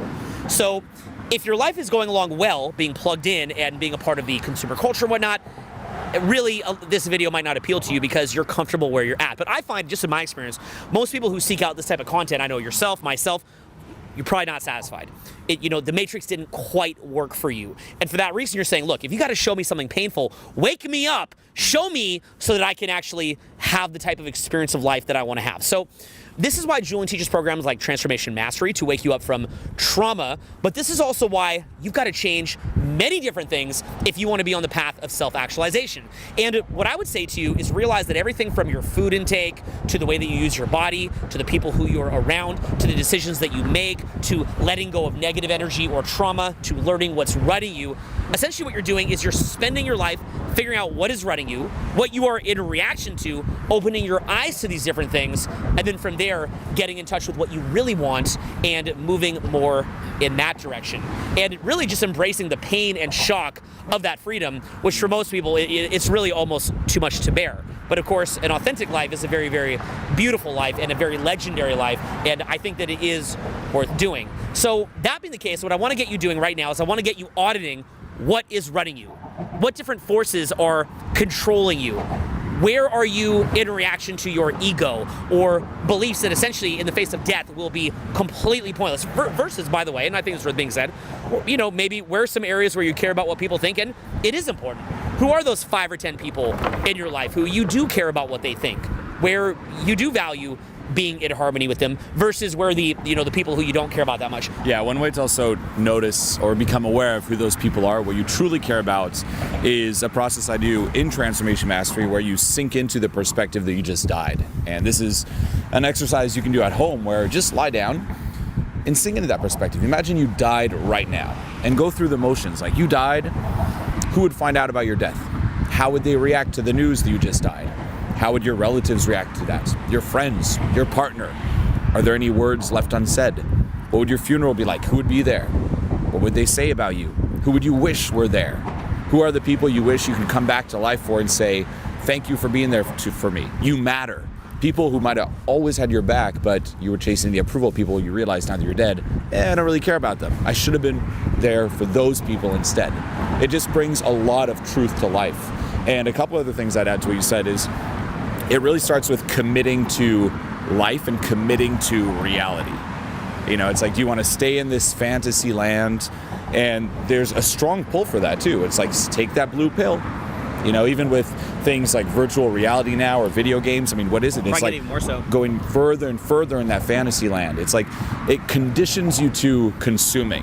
And that's another question on your audit. It's how often are you producing as opposed to consuming?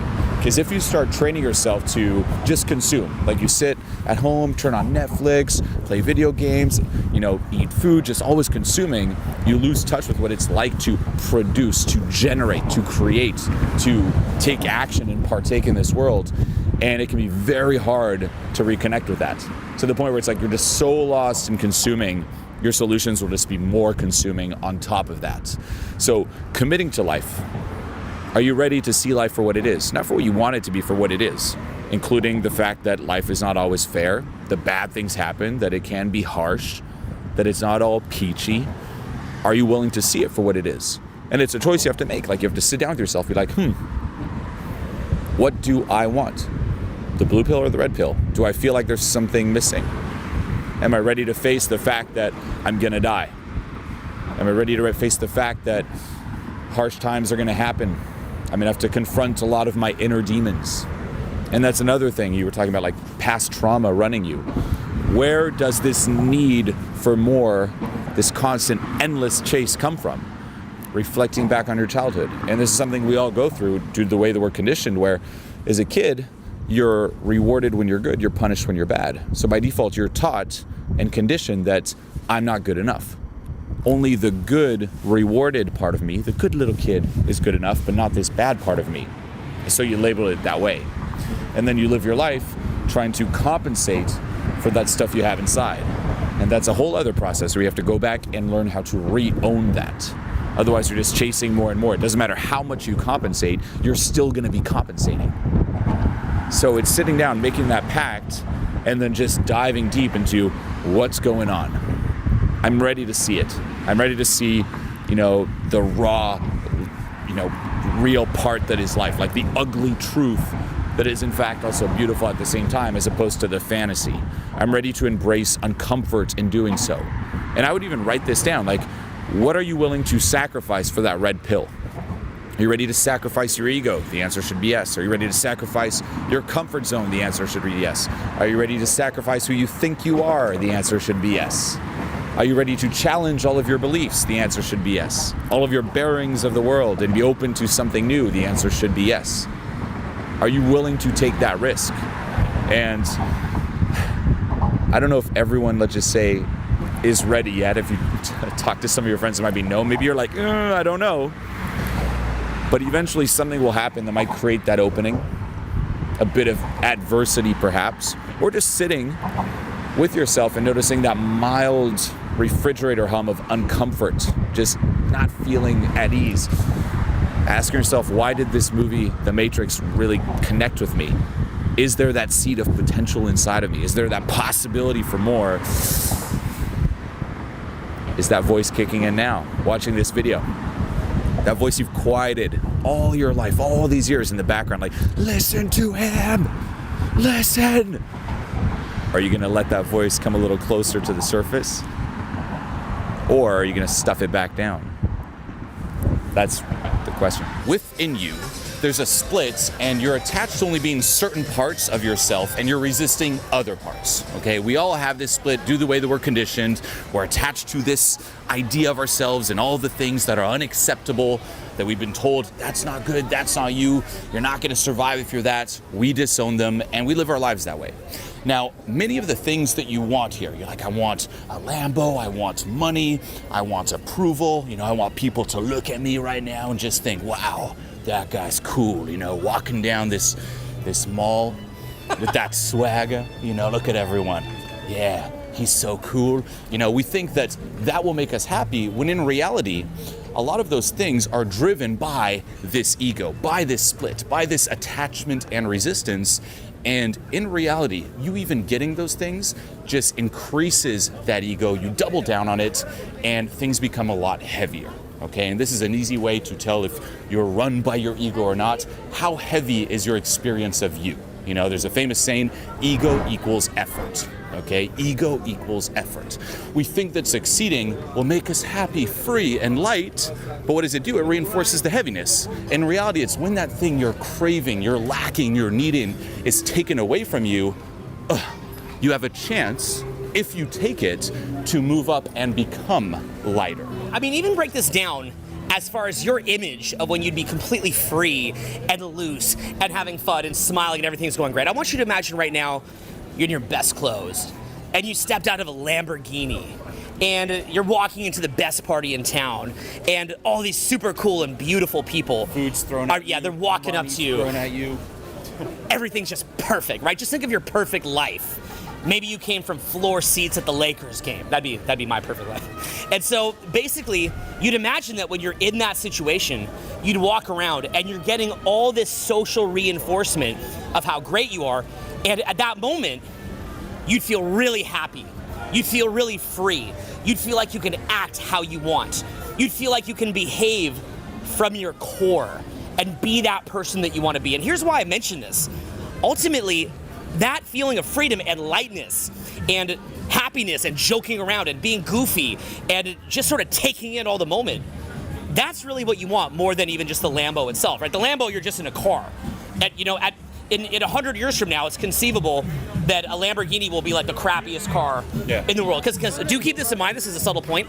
Human beings, we tend to respond more to relative wealth than absolute wealth. Because the average poor person today has access. I mean, just if you look around here in this mall area, the Lincoln Road Mall here in Miami, the average poor person who has access to many of these facilities has access to more than a king or queen from 200 or 300 years ago. But if there's somebody who's richer, relatively, they have more relative wealth that poor person might feel more deprived than the king or queen felt, right? It's not absolute wealth, it's relative wealth. So the relative wealth creates sort of a halo effect. And that halo effect actually hypnotizes the mind. And you think that you need that in order to be light and free. Now, as a funny side note too, we're here in Miami. The show that made me really, really realize this was actually Miami Vice. Oh. So if you watch Miami Vice, I believe it was shot in the 80s. And what you see, I think it's Don Johnson's the main character.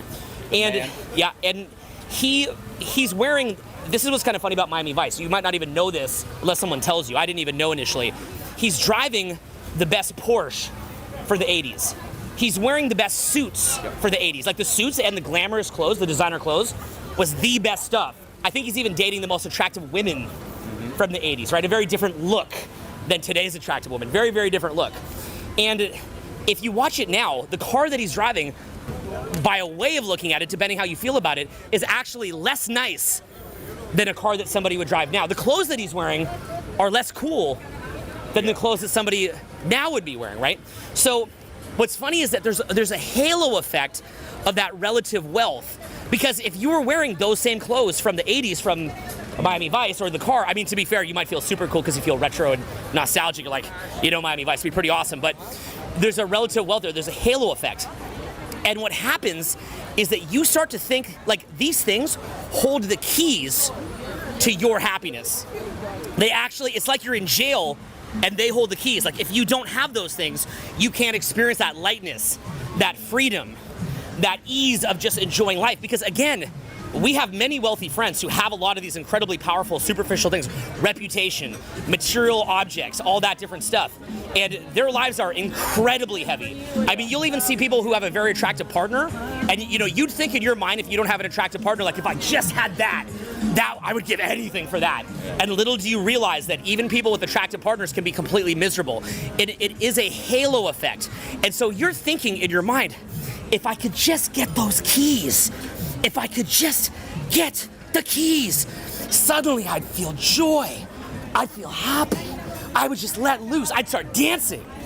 But what you don't realize that ironically, by the time that you get those things, you're so attached to them that you're spending most of your life just holding on to them, just trying to preserve them. And the ego is in defense mode. What's funny, we call it the competitive versus collaborative frame. And when you're in the collaborative frame having fun, that's actually where the lightness comes from. And so what we see is even in third world countries, a lot of people that are poor will have even for myself and Julien, who have really, really actively studied how to be happy, how to have more fun, all that kind of stuff. There's people in third world countries. I've been to Africa. I've been to South America.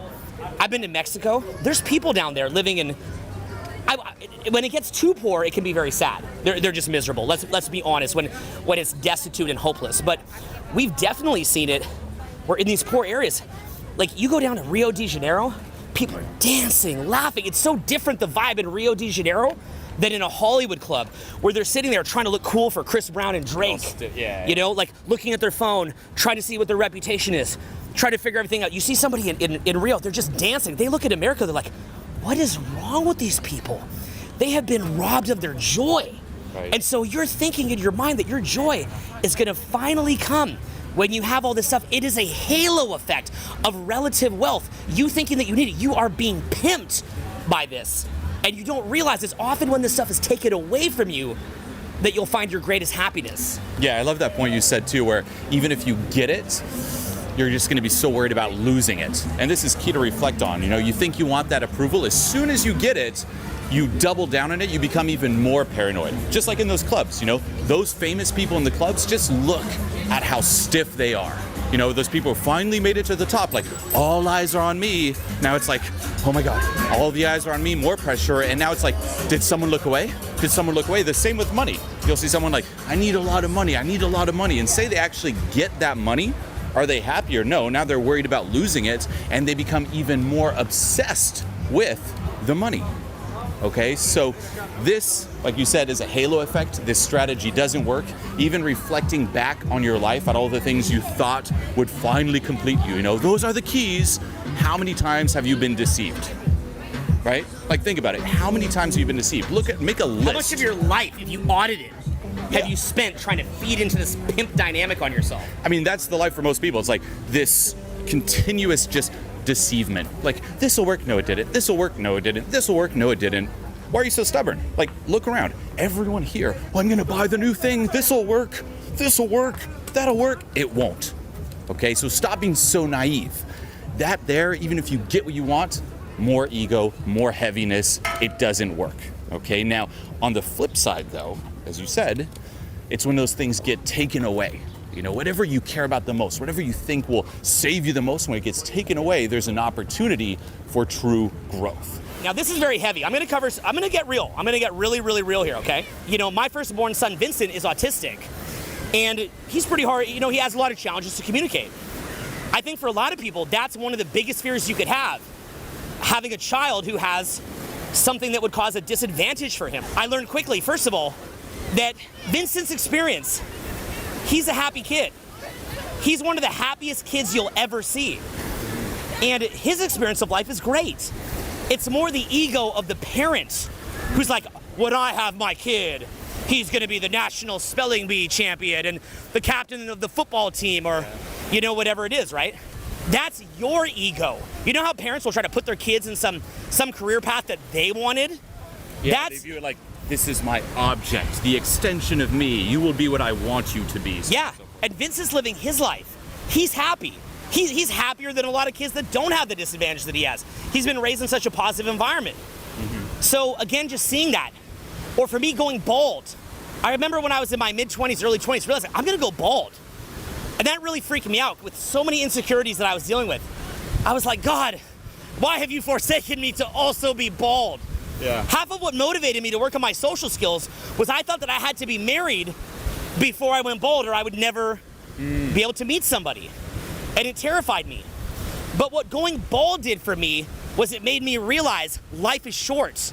You have to enjoy the experience. I think that if I had this like full bristling head of hair, because I still feel so young, I have more energy than ever, honestly, I probably wouldn't realize if I wasn't going bald, this is gonna end.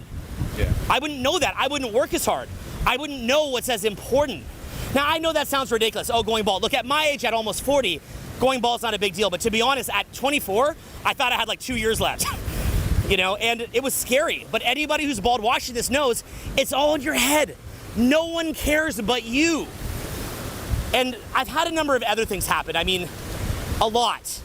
And these are pretty heavy things. So again, it's in many ways like a lot of my, honestly, my greatest fears. I mean, I'm really scratching the surface here. I'm talking a lot of really bad ones where it all gets taken away.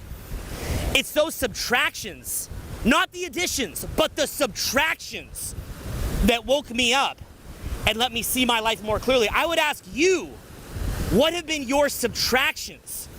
What has been taken away from you that was far more valuable to your experience of life and to your joy and freedom than any kind of material benefit you could get or reputational benefit? Yeah. The truth of life is that what you'll carry with you is the knowledge that you gain through whatever reputational loss you have, through whatever loss of material possessions that you have. And you see people, many celebrities, who get so much in their favor and they turn to hard drugs because they don't go through that process and the weight of it is too heavy to bear. Yeah. So what we'd encourage you to do is look at those people that are the most free and having the most fun and ask you, what price tag can you put on that? In my view, that is priceless. That is living. It's about authenticity. The actual authentic experience of life that you're getting through that. Audit yourself and ask yourself, where is it that these subtractions, even as painful as it was, burned away that which is not true and gave you a better life? Yeah. There's a saying I love, which is, if you have big goals, life will test you to make sure you're serious, or to see how serious you are. So if those biggest fears, you know, that you have, like they're coming true and all these things are being taken away from you, it's very easy to get, like I said before, you get negative, you get sad, you get depressed, you start losing hope.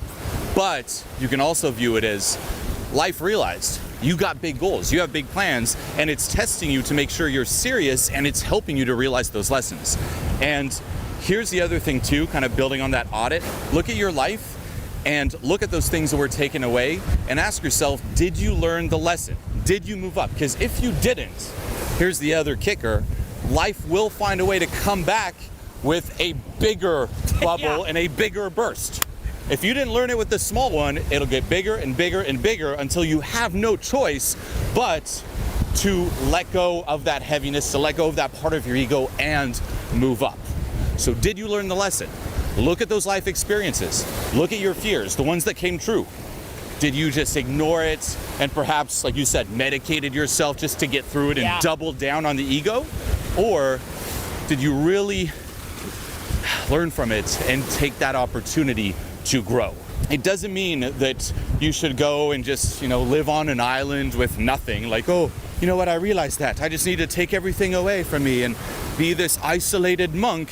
No. There's a saying which I want you to actually write down here, which is, you were not born to be idle. No one was born to be idle. If that were the case, you would be dead, okay? You're not here to just be like, I'm just gonna let go completely and do nothing. No, you're here to experience the world, but coming from a different place. And here's the beauty of it. It's when you let go of it, that's when you're finally able to truly experience and enjoy this material thing that is life, that is the world, including even our own emotions.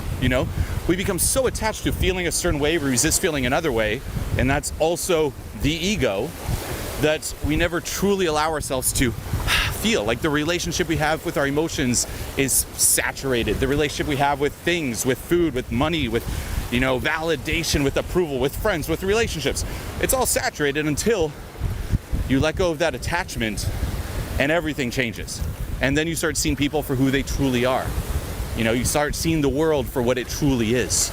And one example that comes to mind that really illustrates how it all changes when that relationship changes is a relationship. Like say you have a partner. Okay, most people view their partner not as a human, but as this part of their ego. This is my partner, it now completes me, it makes more of me, and you don't even see them as a person, and what you experience isn't really love, it's just pure attachment. And when you either proactively start letting go of that attachment through, say, releases or transformation mastery or any teachings like that, until you do that, you will not see them as a human and it won't be love. Or you might have to go through the harder way of it being removed to really trigger that for you to finally let go and then meet someone new and see them for who they truly are. And the big thing here is that, are you going to get bitter or better? Yep. Bitter or better. And what that means is, when the ego is getting messed with, when the structure of the ego is being tinkered with, are you going to make a new ego as a victim? The ego loves being a victim. Yeah. It creates separation. It creates that unique form-based identity as the biggest victim. And that biggest victim identity separates you. It makes you greater than the others. You're the bigger victim. The person who has been victimized more. Right. So, and that's why we say, in your victimhood. Are you going to get bitter or better? Because that temptation to get bitter and to emphasize the separateness is always there. To get better, what that means is that you use it as an erosion from the ego, and it means that you recognize what you were attached to, you recognize the heaviness of it, and you move into the light. You choose to move up into more real joy. See, what happens with the material possession stuff or the reputation stuff is that it becomes a surrogate for really living. It's a way to ignore the larger truths of life. The fact that you're gonna die someday.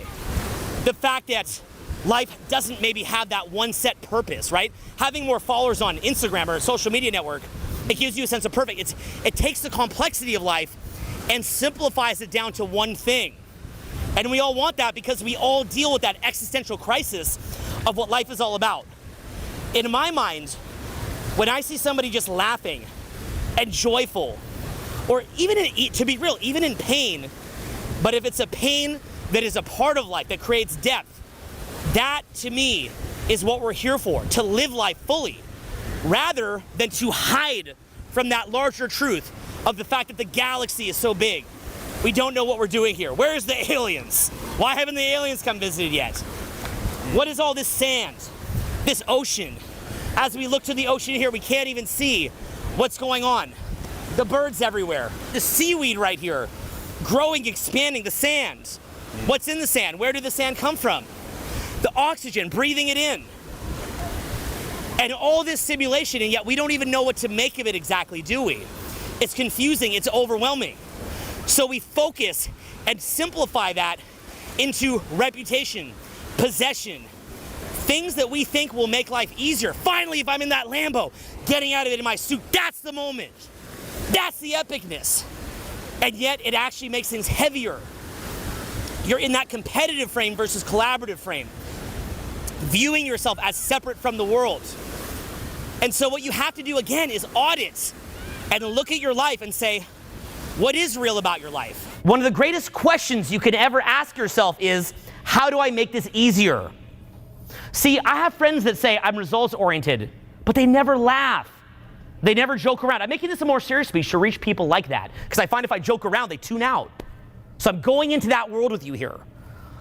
They say that they're about being results oriented, but they're not laughing. First of all, let's look at the fact that what's the point of doing all this if you can't be happy?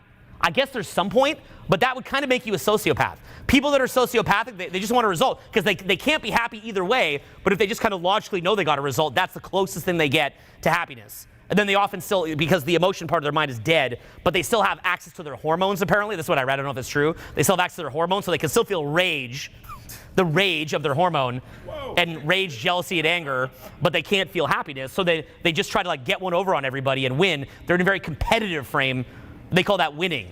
But what is winning if we can't win together? When I go create all the content, when Julien goes and creates all the content, our team does, that's so that we can win as a team. I don't want to just beat you all. I want us to go up together as a team. That's what gives it meaning and context. Me sitting alone at the top of a little castle, all alone quiet, is weird. Funny enough, I basically live in a castle in the Hollywood Hills. And sometimes no one's there. And I sit there overlooking the city in my mini castle, and I'm like, pretty cool. Well, here I am. Just me and the view. How's it going, Mr. House? I'm fine. It freaks me out, man. Okay? I don't want to just win with myself. I want to win together. Why do I love to have children? Why do I want to have a team? I want my team to win. I want you guys to win. I want my tribe to win. I want the world to win. I want to spread positivity. So what does winning even mean at that point? Is it shoving somebody down so you can win? Even when people have gone after me, I don't think I've really ever gone back after them, to be honest with you. Not in years. Because I did that as a kid. It sucks the life out of you. You can see the life being sucked out of somebody when you look in their pupil. Look them dead in the pupil. Look at the bags under their eyes. Look at the aging in their face. Look, anytime that you're watching somebody online who's in that mode, press pause and look at their face. And you'll see these demonic looking like faces. You'll see it. Now, to be fair, I'm trying to go into that reality with you right now. So if we pause on me, I may well look like that. Like, okay? Because we're going into that world with you. So we like to just joke around and have fun most of the time. But occasionally I want to go into that world with you. I want to go into that harder world because when I show it to you easy, you're not going to get it.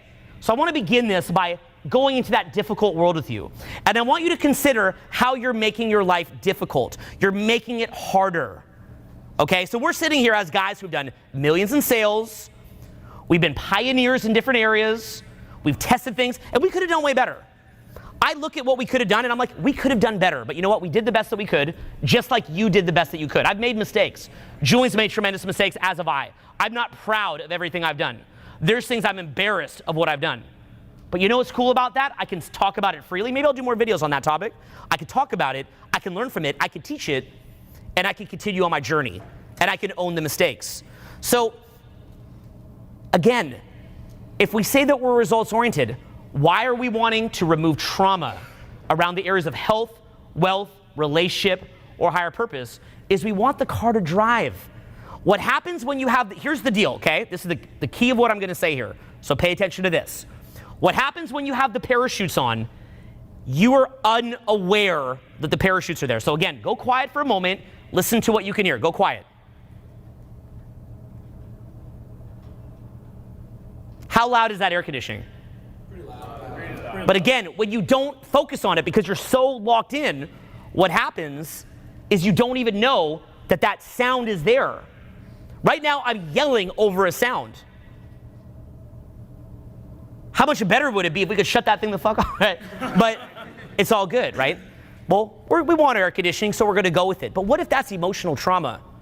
What if that means that you can't read a book for more than 5 or 10 minutes without getting distracted because you're carrying low vibration energy? What if that means that when you're talking to your boss at work, you flip out on him, or you send a nasty company-wide email? What does it mean when you're an entrepreneur and you start fighting with the people who you work with, trying to win, and then wind up exploding everything that you do and humiliating yourself and all the people that you work with? What result does that have? What result does it have when you're stressing so much that you're eating food that poisons you and that makes you sick, and you need to eat that food in order to get through the day? How much of our music is oriented around drugs and alcohol? How many people are consuming inappropriate amounts of drugs and alcohol to get through the day? They go, get crunk, get crunk. All that I hear is, I'm traumatized, I'm traumatized. I don't think they're cool. I'm not like, that person's cool and crunk. I mean, maybe a bit, but you know, for the most part, I don't think they're cool. I'm like, you're traumatized. That's all good. You're making the best out of it. You're a survivor. You're like, when I see like some get crunk person, I'm like, that's a beautiful survivor. They don't know that they're carrying trauma, but they're trying their best to get through the day, and they're trying to make light of the circumstance they're in. So when you have those parachutes behind you, you make everything harder. Most people can't even sit still 5 minutes. I give you one challenge. Try it tonight, try it tomorrow. Sit down in silence, no distractions, nothing, for 5 minutes. And I can guarantee you, and it sounds harsh, but it's fucking true, 80% of you can't do it. You'll sit there, you're like, I'll do it. Or now you might do it, it's like, I'll prove him wrong. But you can't sit in silence. You design your life in a way to always avoid this. You go home, immediately music, TV, phone. You sit silence, all that negative shit starts surfacing. You start noticing that refrigerator hum. There's that little voice like, you piece of shit, you know, this person, fuck that person. Da, da, da. It's like, it's endless. And you laugh because you know it's true. And that's your life ticking away a second at a time. No, we all have that little voice. It's like, you piece of shit, you know what you did. You know your parents don't love you. You know you're a horrible person. You know you're toxic. I'm not saying you are, but there's a part of you that fucking believes it. Hey, you remember that horrible thing that happened to you? Remember being shamed? Remember being mocked? Remember being bullied? Remember feeling unloved? You're probably not good enough. If you were, things would be easy. Look at everyone else, how easy it is, but not for you. Look how ugly you look. You're disgusting. You're pathetic. You're a slug. You're scum. Those words, and I see the smiles, you resonate. You're like, yep, that's pretty much. Try it. Look at yourself in the mirror. See what your fucking voice says. You ugly piece of shit. You deserve to die. And it's so self-indulgent. I had a friend die earlier this week, buddy of mine. I'm sorry. You think he, thanks man, you think he ever knew he was gonna die, that it would just end? And if he had known that, how would his inner dialogue and his day-to-day decisions be different? And yet none of us here can guarantee tomorrow or even the next 5 minutes. I'm sure we'll all make it, 5 minutes, but the point is, like, we can't guarantee it. Yeah. And look at your dialogue as if you'd live forever. When are you gonna make a decision to make that shift? And what we're talking about here is being a fully, or at least much more evolved adult, living up to your potential as a grown human, rather than the type of conditioning that you're exposed to in day-to-day media influences and consumer culture. Yeah, and living to your potential isn't stuffing this down, it's processing it. If you don't process it, if you're just external, trying to escape it, and that's why it's also so easy to resonate with that external, because you don't have to deal with your inner demons, you're not gonna get very far. I mean, I'm sure you've heard the saying, smart work, right? And hard work. Like a lot of hard, dumb fucking work. Most people are hard workers, but dumb workers, stupid workers. People who grind their wheels, who fight against self-sabotage, are stupid. They're not results-oriented, they are stupid. It's a rationalization. It's an easy label to place to justify all that hard work. We're like, look at all the work I'm doing. You want to be a smart worker. All that energy, stuffing this down, coping with who you are, which is truly what it is, coping with yourself, instead of feeling awesome and then thriving from there, That is stupid work. And it's a shame too, because often people who are brilliant intellectually and logically can often hold themselves back so much. And sometimes you're too smart for your, when he says stupid, they're too smart for their own good. Many of the friends I've had over the years who've self-sabotaged the most are the most brilliant people I've met. I'm in awe of their intellect, but they get so smart that they get myopic and analytic, and they're seeing things too much in the logic of it. And if you even said that to them, they're like, "How could you go against the logic?" Right? And it's like, wait up, you're unhappy. No, right? And also, somebody who's bogged down by that type of energy, they're infected with it. If you show them any path to getting out of it, they zone out. Because that energy is parasitic, and therefore the parasite will resist being extracted. In that paradigm where self-sabotage is a thing, where self-hate is a thing, you need techniques to fight against it. So it does make sense. Hey, I'm self-sabotaging, I keep fucking things up, I'm a toxic person, what can I do? All these different techniques. And this is what's pumped into you in the self-help world, in the socializing world, in the spiritual world, even in mainstream. It's all these little techniques in this paradigm. And you can't see that there's another paradigm outside of coping, outside of self-sabotage. You can't imagine that self-sabotage doesn't exist. We never question that. Like, why do I have this to begin with? What about a paradigm where there is no self-sabotage? And all that energy I'm spending trying to fight against it, trying to get a result and keep the result, like, why isn't it just natural? You could be spending it towards thriving even more. And there's so much investment in the current paradigm, and that's why we tend to block it off. One of the best ways to, illustrate this is, you imagine right now we're in San Francisco.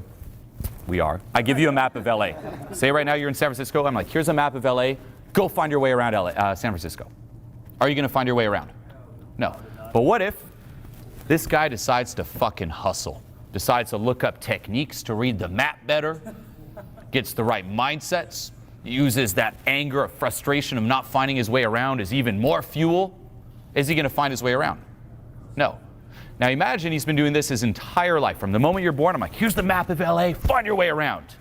And you're going around, you're trying everything. How old are you? 25. 25 years of your life trying to find your way around San Francisco using this damn map of LA. And I come up to you and I'm like, dude, I know you're putting in a lot of work, but it's stupid work. It's dumb work. And you're all frustrated, like, but the hustle to find a way. I'm like, it's the wrong map. There's another map. There's another paradigm outside of this where it's easy. Here's the map of San Francisco. It's the wrong map. Is he just going to be like, okay? No, because that means you've been fucking up your entire life. You're digging down a tunnel, and to realize that the tunnel was actually over there, you'd have to rationalize all that work that you did to dig down the wrong tunnel. You can't just hop over to the other tunnel. You've got to walk all the way back up that tunnel, locate the location where we should begin digging the other tunnel, and then begin digging and doing that work again. But as a 25-year-old young man, we sit up here looking at you and seeing your potential, and we want to see you maximize your potential. Because we can see the future of your life, not by being a psychic, but by common sense based on what we've seen over the years. I don't know exactly what your life will be, but I can look in your pupil and take a lot of guesses. And that would probably freak you the fuck out. But, you know, I've had many, many years. I'm 39. I've had many years to see the direction that people are going to go. You know, they say that if you sit by the river long enough, the dead bodies of your enemies will go floating by. And it's really true. Over time, you get to see how far people made it, stumbled, and had to quit and burned out, ran out. You're looking for that. You want to play that long game. You think making a lot of money will make you happy? No. What's a lot of money going to do? It's going to give you more resources to cope with yourself. If right now you're coping with yourself, you don't feel too good, and you're trying to numb yourself and escape yourself, that's all that money's going to do. It's going to give you access to more resources to do so. Instead of drinking cheap vodka from CVS, you can now afford top shelf. Instead of playing a PlayStation game, you can now travel to a yacht. But guess what? You're still escaping yourself. Nothing changes. You just have more resources. And by doing all those things, because at least at the bottom with the PlayStation, you're like, well, okay, I guess I'm not happy because I'm not on the yacht. But now that you're on the yacht, it's even more infuriating. You're like, wait a minute, I'm on the yacht and nothing changed. And people go insane. There are two worlds inside of you. Okay, there's that split. There's the conscious you and the subconscious you. The subconscious you will start floating up whenever you're alone with yourself doing nothing. You can try this as a challenge. Go home, sit down, and don't distract yourself. Don't go to your phone. Don't put some music on. Don't put some TV on. Just sit there with yourself in silence and just see what starts bubbling up. And that voice will start getting louder and louder and meaner and meaner. It'll be insane. You know, that's why we get home after work, we're like, quickly, the music before the voice kicks in, the TV before the voice kicks in. Are you guys actually letting this sink in? Yeah. How much are you even able to sit alone in your chair without jumping out on your phone, jumping into your TV, thinking about some nonsense?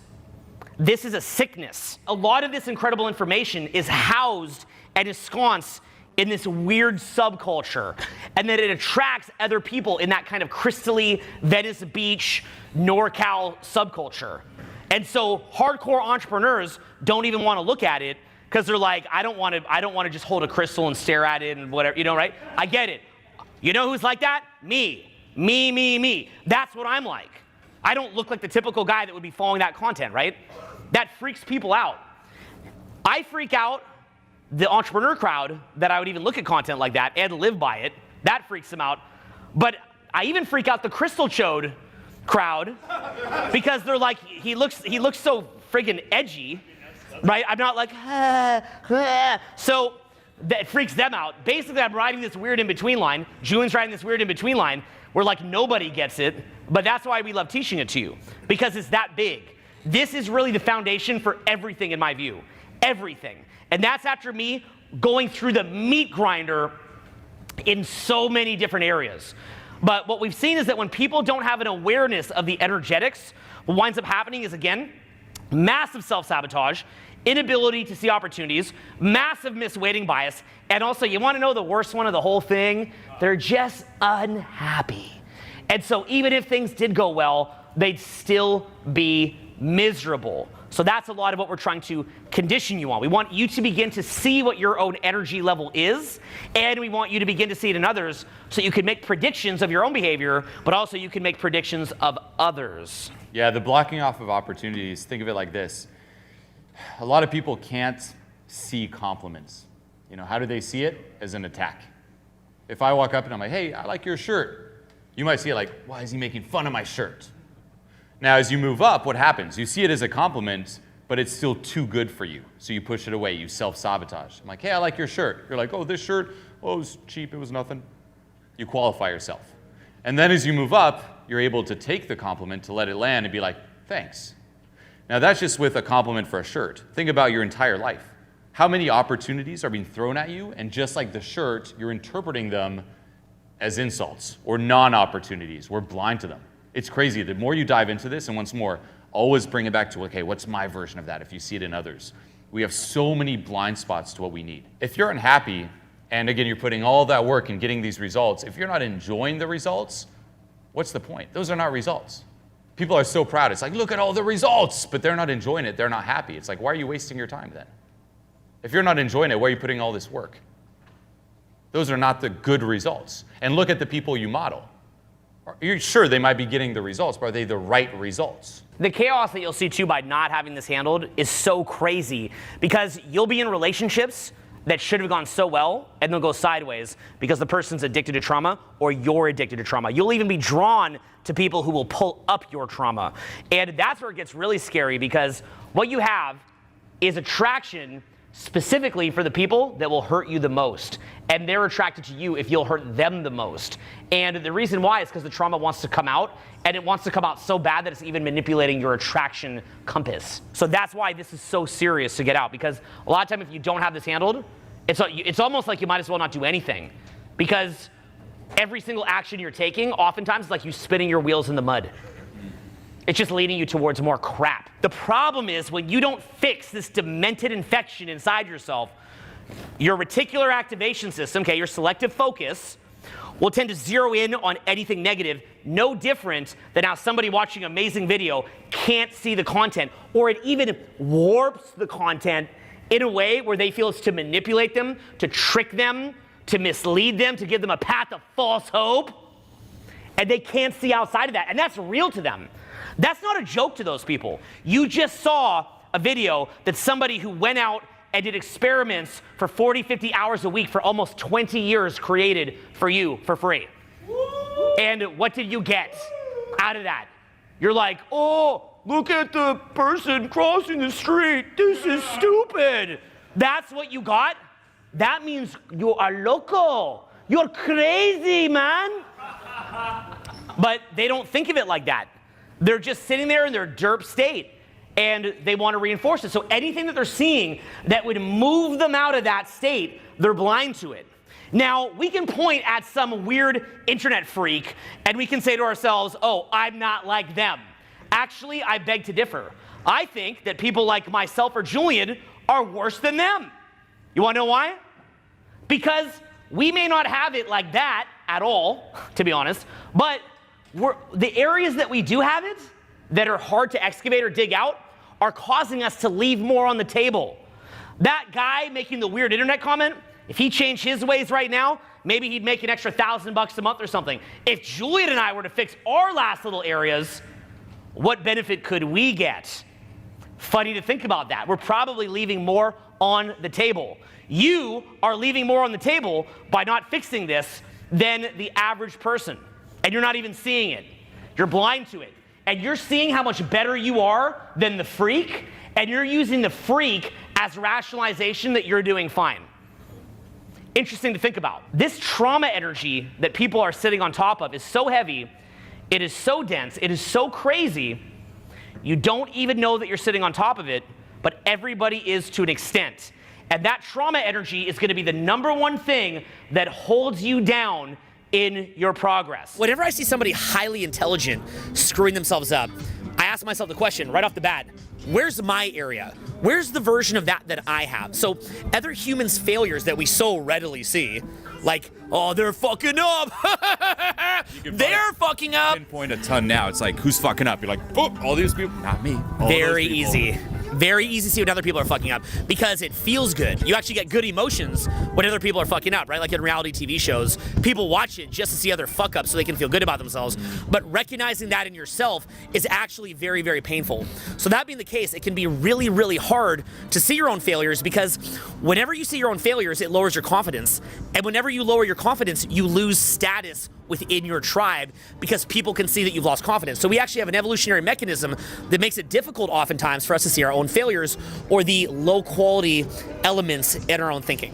Now, that being the case, what I like to do is have a model in my mind and say to myself, what are the different areas that are causing people to have these fuck ups? So one of them, which we'll go into right now, is something that Julien covers in depth in Transformation Mastery, which in spiritual jargon, and you can go with this jargon or you can't, it really doesn't matter, but at least know the idea of it, high vibration or low vibration energy. Now, whether you're into the energy aspect of it or not, the basic way to understand it is that sometimes you're very present to the moment and in an optimistic state and an empowered and resourceful state, and other times you're in a very pessimistic and shut down negative non-resourceful state. So the main practice here is tracking the thoughts and being hyper aware of exactly how you feel in a high state and exactly how you feel in a low state. And we're gonna make a distinction here you'd rarely hear anywhere else, and I don't know why, because to me it's just so obvious, but you have the degree of low vibration trauma energy or negative energy that you're carrying. So everybody's carrying their burden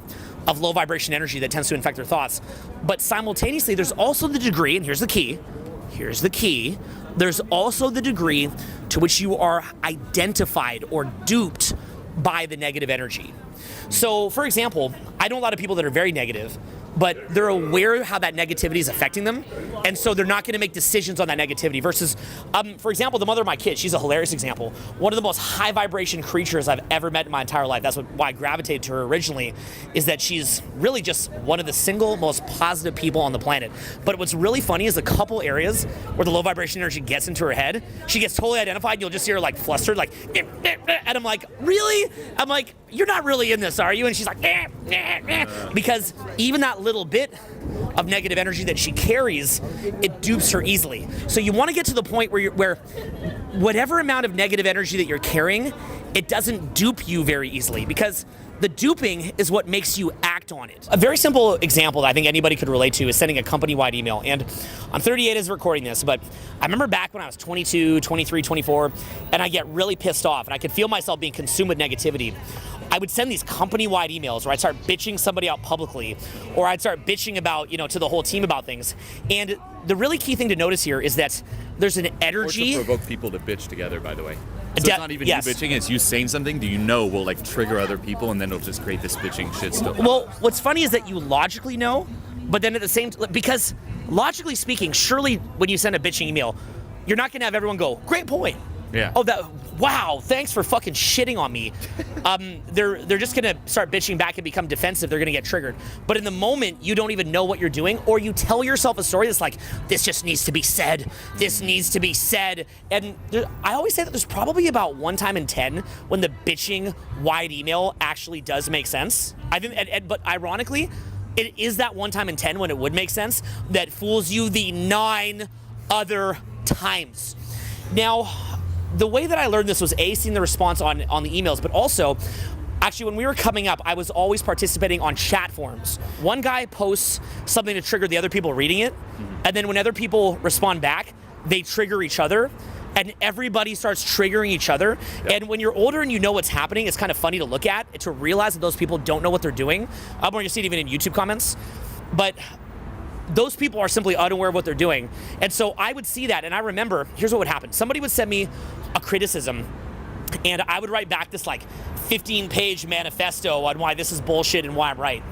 And the funny thing was, every time I posted it, people sensing the negative energy contained within the writing would post back, picking apart what I'm saying, and then I'd feel more in low vibration energy and negative and angry, and then I would charge the pendulum, send it back. They would charge 15 pendulums, send it back, and it would keep, it's like this charged pendulum of negativity going back and forth.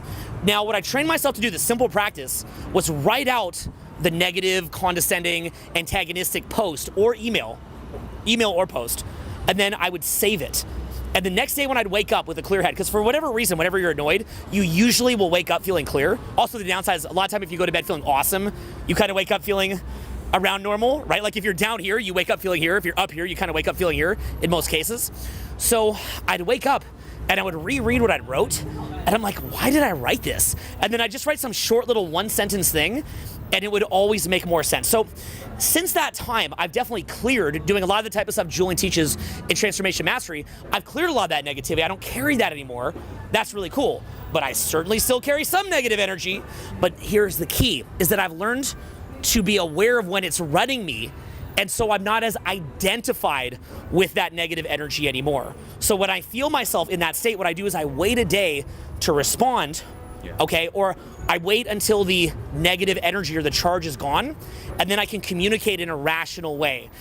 Or sometimes, if I feel confident enough, I will actually kind of move through that haze or fog of negative energy that's hijacking my thoughts, and I'll remind myself what I would normally write or respond with, usually something short and not antagonistic, and then I just do that. You know you're hijacked when, instead of being proactive about it and having your intention being, I'm gonna fix this, when it's taken over, your response is disproportionate to reality. You're freaking out more than you should, and your intention is to, poke at that or amplify that versus actually fix the problem. You don't even want to fix the problem because you just want to keep fueling what's going on inside.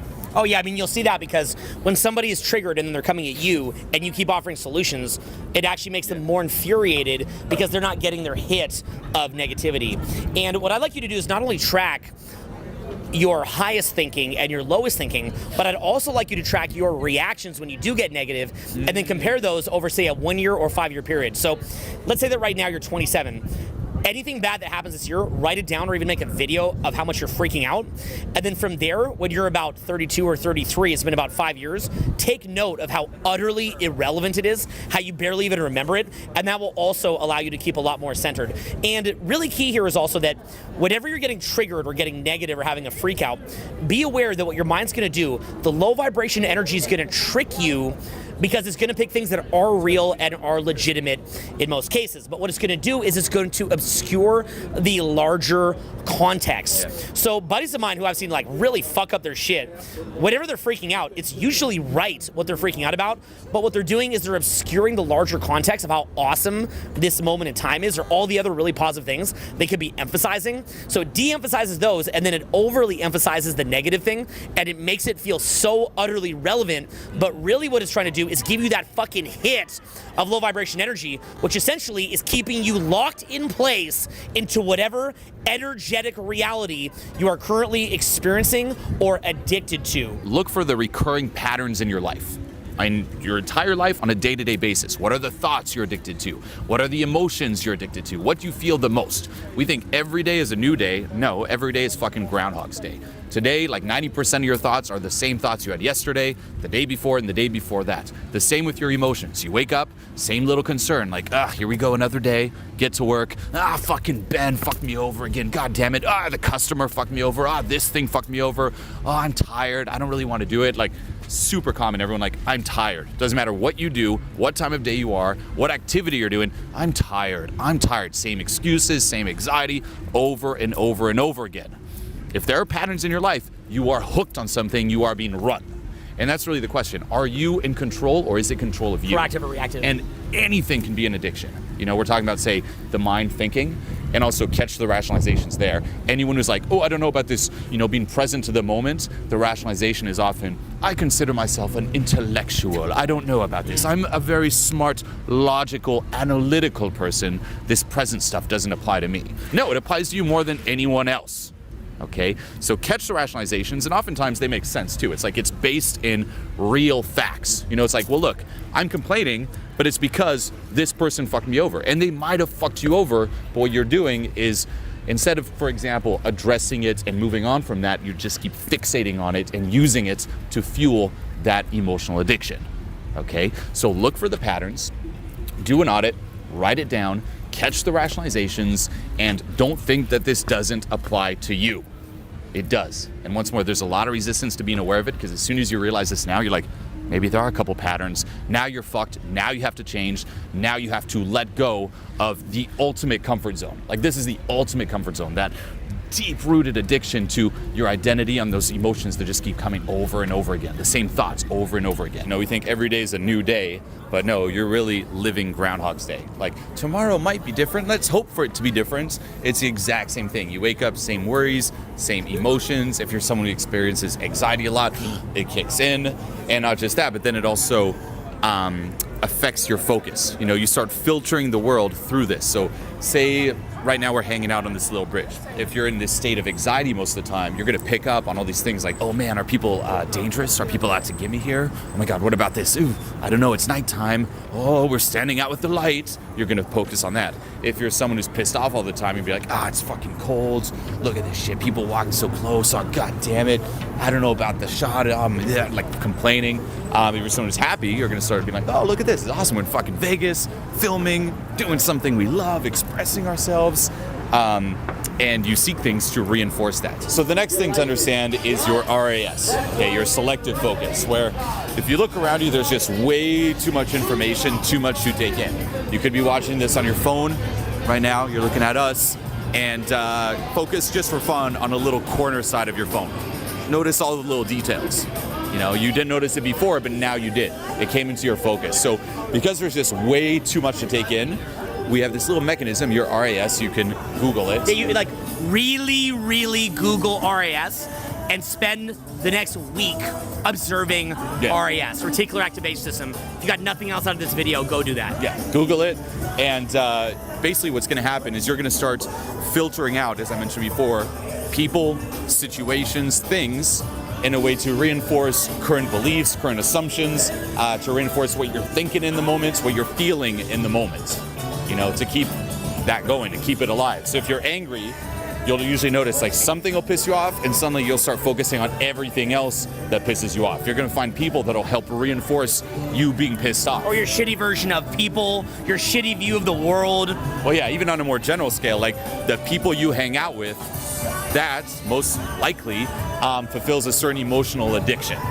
People will get pissed off, hang out with other people who get pissed off, and they will seek each other out. It's called a low vibration energy circuit. And you can see it too, especially in relationships. Like when people are really hooked on drama, they will find a way, Or if you read a lot on, say narcissism, I mean, it's insane how you see this in relationships. Like, there's always one narcissistic person in the relationship, and they will find each other and start triggering each other, and it becomes like this loop of a relationship. When somebody is addicted to a shitty reality, they will seek out and only seek out someone who will treat them like shit. What we want to talk about now is the RAS flip.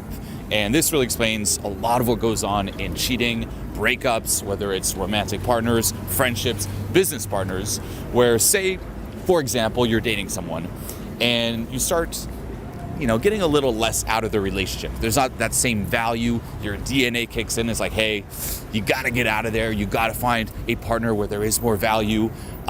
You're going to feel a little bit bad. You're like, well, I don't really want to fuck this person over. And what's going to happen is your RAS is going to kick in. And instead of focusing on all the amazing things about your partner, suddenly you're going to start noticing, you know what? My partner chews a little loud. You know what? My partner, they were a little late for this thing. All the little bad things. And you're going to focus more and more on this to justify, say, cheating or leaving the person and to not feel so bad about it. You'll rationalize it like, oh, it was their fault. Fucking chewing with their mouth open. Fuck that person. I'm out. DNA hijacks and manipulates RAS to make the person believe it's in their favor to do this kind of shady thing. And this is why countries go to war against each other. Like, Britain can go to war against Germany in World War II, and both sides believe that they are on the side of God, and both sides believes that they're the good guy 100%, and then they can rationalize physically killing each other and shooting each other, and it just makes sense in that moment, right? So you can see friends, they're the best of friends, and then all of a sudden, when it's convenient to the DNA to go against each other, now all of a sudden they fucking hate each other. Or maybe they like something about their friend, and that was like their cool quality that they had. Like, oh, maybe we're a little different. Yeah. But then all of a sudden it's like, those fucking differences are fucking bullshit. And the problem with this, what happens is that it promotes separation rather than promoting togetherness or coming together. Now, sometimes that RAS flip can actually help the person to kind of get out of a situation that they shouldn't be in, and it can also help them to stay mentally sane. Like, so for example, say you had a breakup, it's just too painful. It honestly just hurts too much. You can't cope with it. Well, now you get that RAS flip, it's like, well, fuck them anyway, because that's the only way that you can flip it. Now, funny enough, if I've had an ex, and say that I ask her friend, does she still talk about me? And say her friend's like, she fucking hates you. I'm like, okay, I can get her back if she hates me. But if she's like, oh, she wishes you the best, I'm like, oh, it's done. Yeah. Because if she's neutral towards me, she no longer requires an RAS flip to move on. But if she's still attached, then she needs the RAS flip to move on. Now, ideally, you could be present to the moment, take a situation for what it is, and just say, hey, that was kind of fun, it ended, and move on. But some people do need that kind of RAS flip. And you're gonna see this in your personal relationship. So whenever you see somebody and you're watching their selective focus, what they are focusing on and emphasizing in that relationship to you, when you're seeing it begin to shift, you know that that's the onset of an RAS flip. And likewise, when you see it in yourself, you're gonna notice in yourself. And again, track this. With the RAS too, you're gonna seek out people who reinforce that, and you gotta be really careful in terms of surrounding yourself with yes men or yes women that'll reinforce beliefs, and it's like this constant feedback loop. And once more, that's like another trap you need to step out of. Like, surround yourself with people who challenge you, who challenge your ways of thinking, not who agree with everything you think and everything you say. And it's so easy to do that. It's like, I don't like that person because they don't agree with this. I like this person because they always agree with that. I know people who literally only want fans around them. Not because they're famous, like no one knows them, but like friends, like friends who are fans. It's like they love him, they just supplicate and just follow around to just keep reinforcing their ego and never having to question it. So look at the people you hang out with, look at all your friends and ask yourself, are they yes men, or do you have some people who, disagree with you every once in a while and who actually say it? So we're going to start with a story about a client that came on a program with me, and he was very knowledgeable in the whole self-help world about only surrounding yourself with positive people.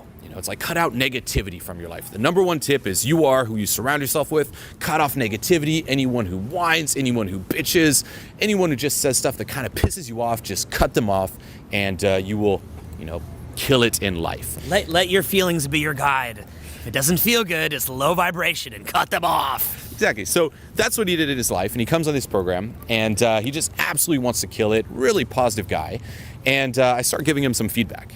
Just very real, raw feedback. This stuff he needs to hear to just crush it even more. And I saw him starting to experience a little bit of resistance and looking a little confused. I'm like, "Is everything okay?" And he's like, "Well, I don't know if I should say this, Julien, but I've made it, I put in a lot of work to only surround myself with positive people, and I just freak out whenever there's something that's not positive."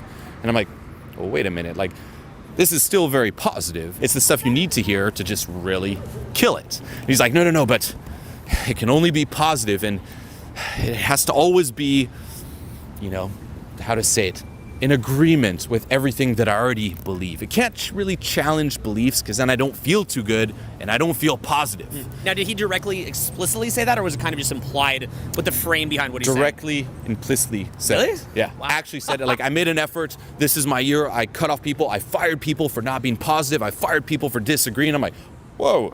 And he was basically using this idea of, cutting off negativity by just cutting off everyone who has, conflicting opinions, and only surrounding himself with yes men. Now, I'm guessing that he had a mindset of he's coming from a positive underlying frame, and positivity is always good, therefore it's justified. Because clearly he's a smart guy. Yeah. Because was he running a business? Running a business, sold it. And successfully. Yeah. So he's smart. Killing it. Okay. Smart guy, killing it. Again, very knowledgeable in terms of self-help. However, he took this piece of advice, only be positive, surround yourself with positive people, and basically used it as an excuse to just cut off anyone who disagrees with him, anyone who kind of challenges his way of thinking, his way of being. And you could just kind of see it in his personality. He was very complacent, very soft. There wasn't that kind of hump. They call that fire in the belly. Yeah, there wasn't that fire in the belly. He was like, "Oh, I'm very, very positive. Yay. What?" Kind of like that. And as soon as we kind of talked about this, and then he was like, "Okay, I'm going to be open to receiving some advice that, might not be, in agreement with my beliefs right now, that challenge my beliefs," he just started waking up and just absolutely killing it.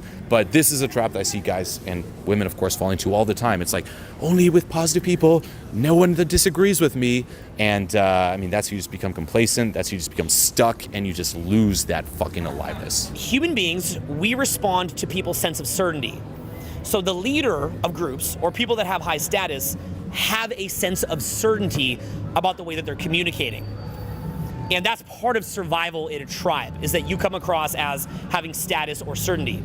So if somebody begins picking at your sense of certainty, and it causes you to kind of just be uncertain about everything, it actually could get you lower status in the tribe. It could lower your mating privileges and whatnot within that tribe, the way that we're evolved. So as a result, we are biologically wired to preserve our sense of certainty, because if we lose it too much, we lose status and could die. Okay, that's the way that we're wired. So people will defend their sense of certainty, because if you poke at them at one thing, they begin to question that they could be wrong about everything. Now, as a side tangent, the way that you get around that is some people, they form their sense of reality in a web, like one premise, one idea, another idea, another idea. They form it in a web to be wildly certain about everything. But a better way to form your sense of reality is separate each idea, so that even if this idea gets knocked down and this idea gets knocked down, you're good to go, okay? Take our chiropractor, the lovely Dr. Iris. I love her to death. What's up, Iris? She oftentimes will, maybe have a business challenge. And she's really into the kind of the secret, the law of attraction, raise your vibration, and by shifting how you are within yourself, you will attract better circumstances. So oftentimes when her business has a new challenge, she might say, I think I need to, I'm kind of just paraphrasing here, it's been a while since she said this stuff, but it was cleanse myself energetically, or I need to raise my vibration. And there's wonderful books that I know about that. My favorite author on that topic right now is Frederick Dodson, and it's just got some really cool stuff on that.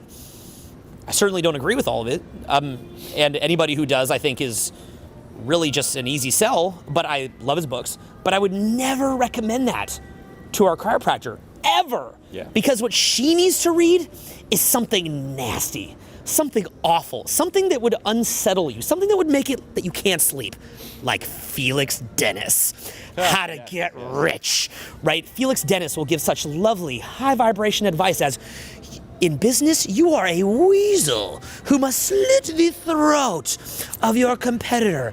Go get into organizations, steal the secrets, and leave. Get a staff, hire them for 7 years, and once they are complacent, fire them all. Okay, somebody like that. Which is an amazing book, by the way. It really is. It's like I couldn't sleep after I read it. I was horrified, but at the same time, you know, what was so wonderful about it is it's a conflicting view. Yeah. It shakes shit up. It gets you creative. And so does Dr. Iris, does she need to read yet another book saying, raise your vibration? She's been reading that, and she's still having whatever natural challenges that any business would have. Rather, the best thing to do would be to read a different book. Yeah. But for 5 years now, I'm like, Iris, read something like this. And she's like, oh, now. Oh, no. You know, I'm just like, And, you know, and it's, I use her as an example because she is highly intelligent, highly skilled, and very successful, and amazing at what she does. And to see even someone as smart as her having that challenge, and I've just said this to her so many times, so Iris, come on. You know, to me, that's just an example that even the smartest among us have this challenge. And the reason why is whenever we read resources or are exposed to ideas that disagree with us, as far as I can tell, it actually kind of raises your cortisol. It makes you feel negative spikes of emotion similar to rejection because our egos are identified in our ideas, and when our ideas are threatened, we feel threatened. Because their sense of self is identified in their opinions, if you threaten one of their opinions, you are threatening them. You're threatening their sense of self, you're threatening their sense of certainty, and they are gonna shut down any feedback that you give. So anytime that you're giving feedback, there is a way in which it is constructive, and then there's a way that it's just either a frame control play or insulting. Yeah. Okay? So there's constructive way that actually makes an impact, where they're maybe even open to hearing it and maybe making change. And then there's a way where you're either insulting them, like, this sucks. That's not constructive. Like, what do you get out of that? This sucks. Thanks. Like, what's the feedback? Stop existing. That's not helpful. Or you're just making a frame control play. So in a helpful frame, we use what's called a feedback sandwich. And we do this all the time because anytime you can expect that really you're not giving feedback. All that you're doing is you're just fucking with the person. They're gonna fuck with you back. So for example, instead of me being like, you know what, you need to fix these hands in your pocket, I don't know about that, and just ending it there. That's cool though. I know, it'd be like, It makes me look relaxed. I'm like, but keep talking, have a blast. I'd be like, you know what I really love, man? Like, this shirt is awesome. One thing that could make it better is maybe, you know, if you just moved your hand a little bit to Take it to another level. take it to another level. Take this excellence Is, to you another know, level. instead of having your hands Maybe. fully in, pull them out a little bit. And beyond that, dude, I also love the scarf. Positive feedback, positive. I'd add also an example like on the opposite of Dr. Iris, who's very, you know, woo-woo, so on and so forth. We have a lot of friends, like business friends, who are just very, fuck that woo-woo shit. Just really, again, hustle, head down, beat yourself up. Like, you've got to make it happen. You got to fuck everything till you get there. And there are some benefits. Like, yeah, they do have at times a work ethic. It's not sustainable, but they have a strong work ethic. Instead of, you know, just sitting back, like waiting for something to happen, they'll actually make it happen. But it's also very limiting at the same time. It's like you have to combine the two and be open to paradoxical ideas. One of the great signs of an intelligent mind is the ability to hold conflicting views in your mind or paradoxical ideas and not necessarily need to resolve them. And this is very difficult to understand, but the map is not the territory. So the verbal idea or explanation of something is still limited because it's a map. So sometimes there just isn't a way to verbally communicate an idea, and that's why you need conflicting views. Now, this is so critical because consistently across the board, what you're gonna see is people who don't have conflicting feedback really go in a direction that you would never wanna go in. The greatest example that we see here in Los Angeles is you see, you know, young, beautiful women. And you can see they have, you know, a beautiful feminine spirit, and they've got a lot to offer, and they radiate energy in the environment, and they have so much great stuff going on. At the same time, it's just, and you know, a lot of guys I think are mad about this, but I feel more of an empathy or sympathy or whatever you'd call it, because what winds up happening is they have a lot of booby traps, and these booby traps that these, you know, girls have thrown at them are, you know what, girl, you're a rock star. Oh, great idea. You know, the girl says something dumb. Great idea. Bravo, because they're in a laundry machine of false feedback from guys who want to sleep with them. And so because every guy either wants to sleep with them or girls want to be friends with them or to get social proof, they wind up getting this huge just torrent of false feedback. They never know what's going on. They never know, or not never, but they often don't know in the types of case I'm talking about. You know, there could be a beautiful girl watching this has a different opinion, I guess, but you know, in the cases that I've just personally seen, the girl will have so many beliefs that are just wrong. An example is, here in LA, is cocaine doesn't hurt my brain.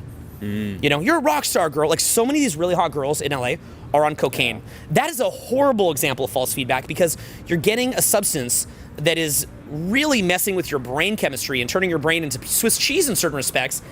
What an awful one to have false feedback about. Her personality could be just getting rotten and nasty, and she doesn't know. And when she gets older, she hits that, you know, later phase of her life. And you'll see this in LA. I've seen this, me and you, out, where a girl is, you know, getting up there in age.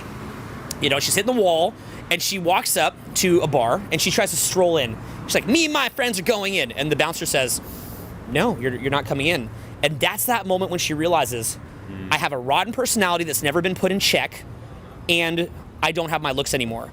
And I've seen them have these demonic outbursts, like, fuck you, and like calling the bouncer ugly, like, you're fucking ugly, you motherfucker, wah! You know, all this kind of stuff. It's this crazy false feedback. So anytime that you get feedback that contradicts you or makes you feel like maybe you have to look at yourself, just ask yourself, do you want to be like one of those hot girls who is in a laundry machine of false feedback? Yeah. And I think the answer is no. So the average person, whenever they're interacting with someone, they're typically thinking 4 things.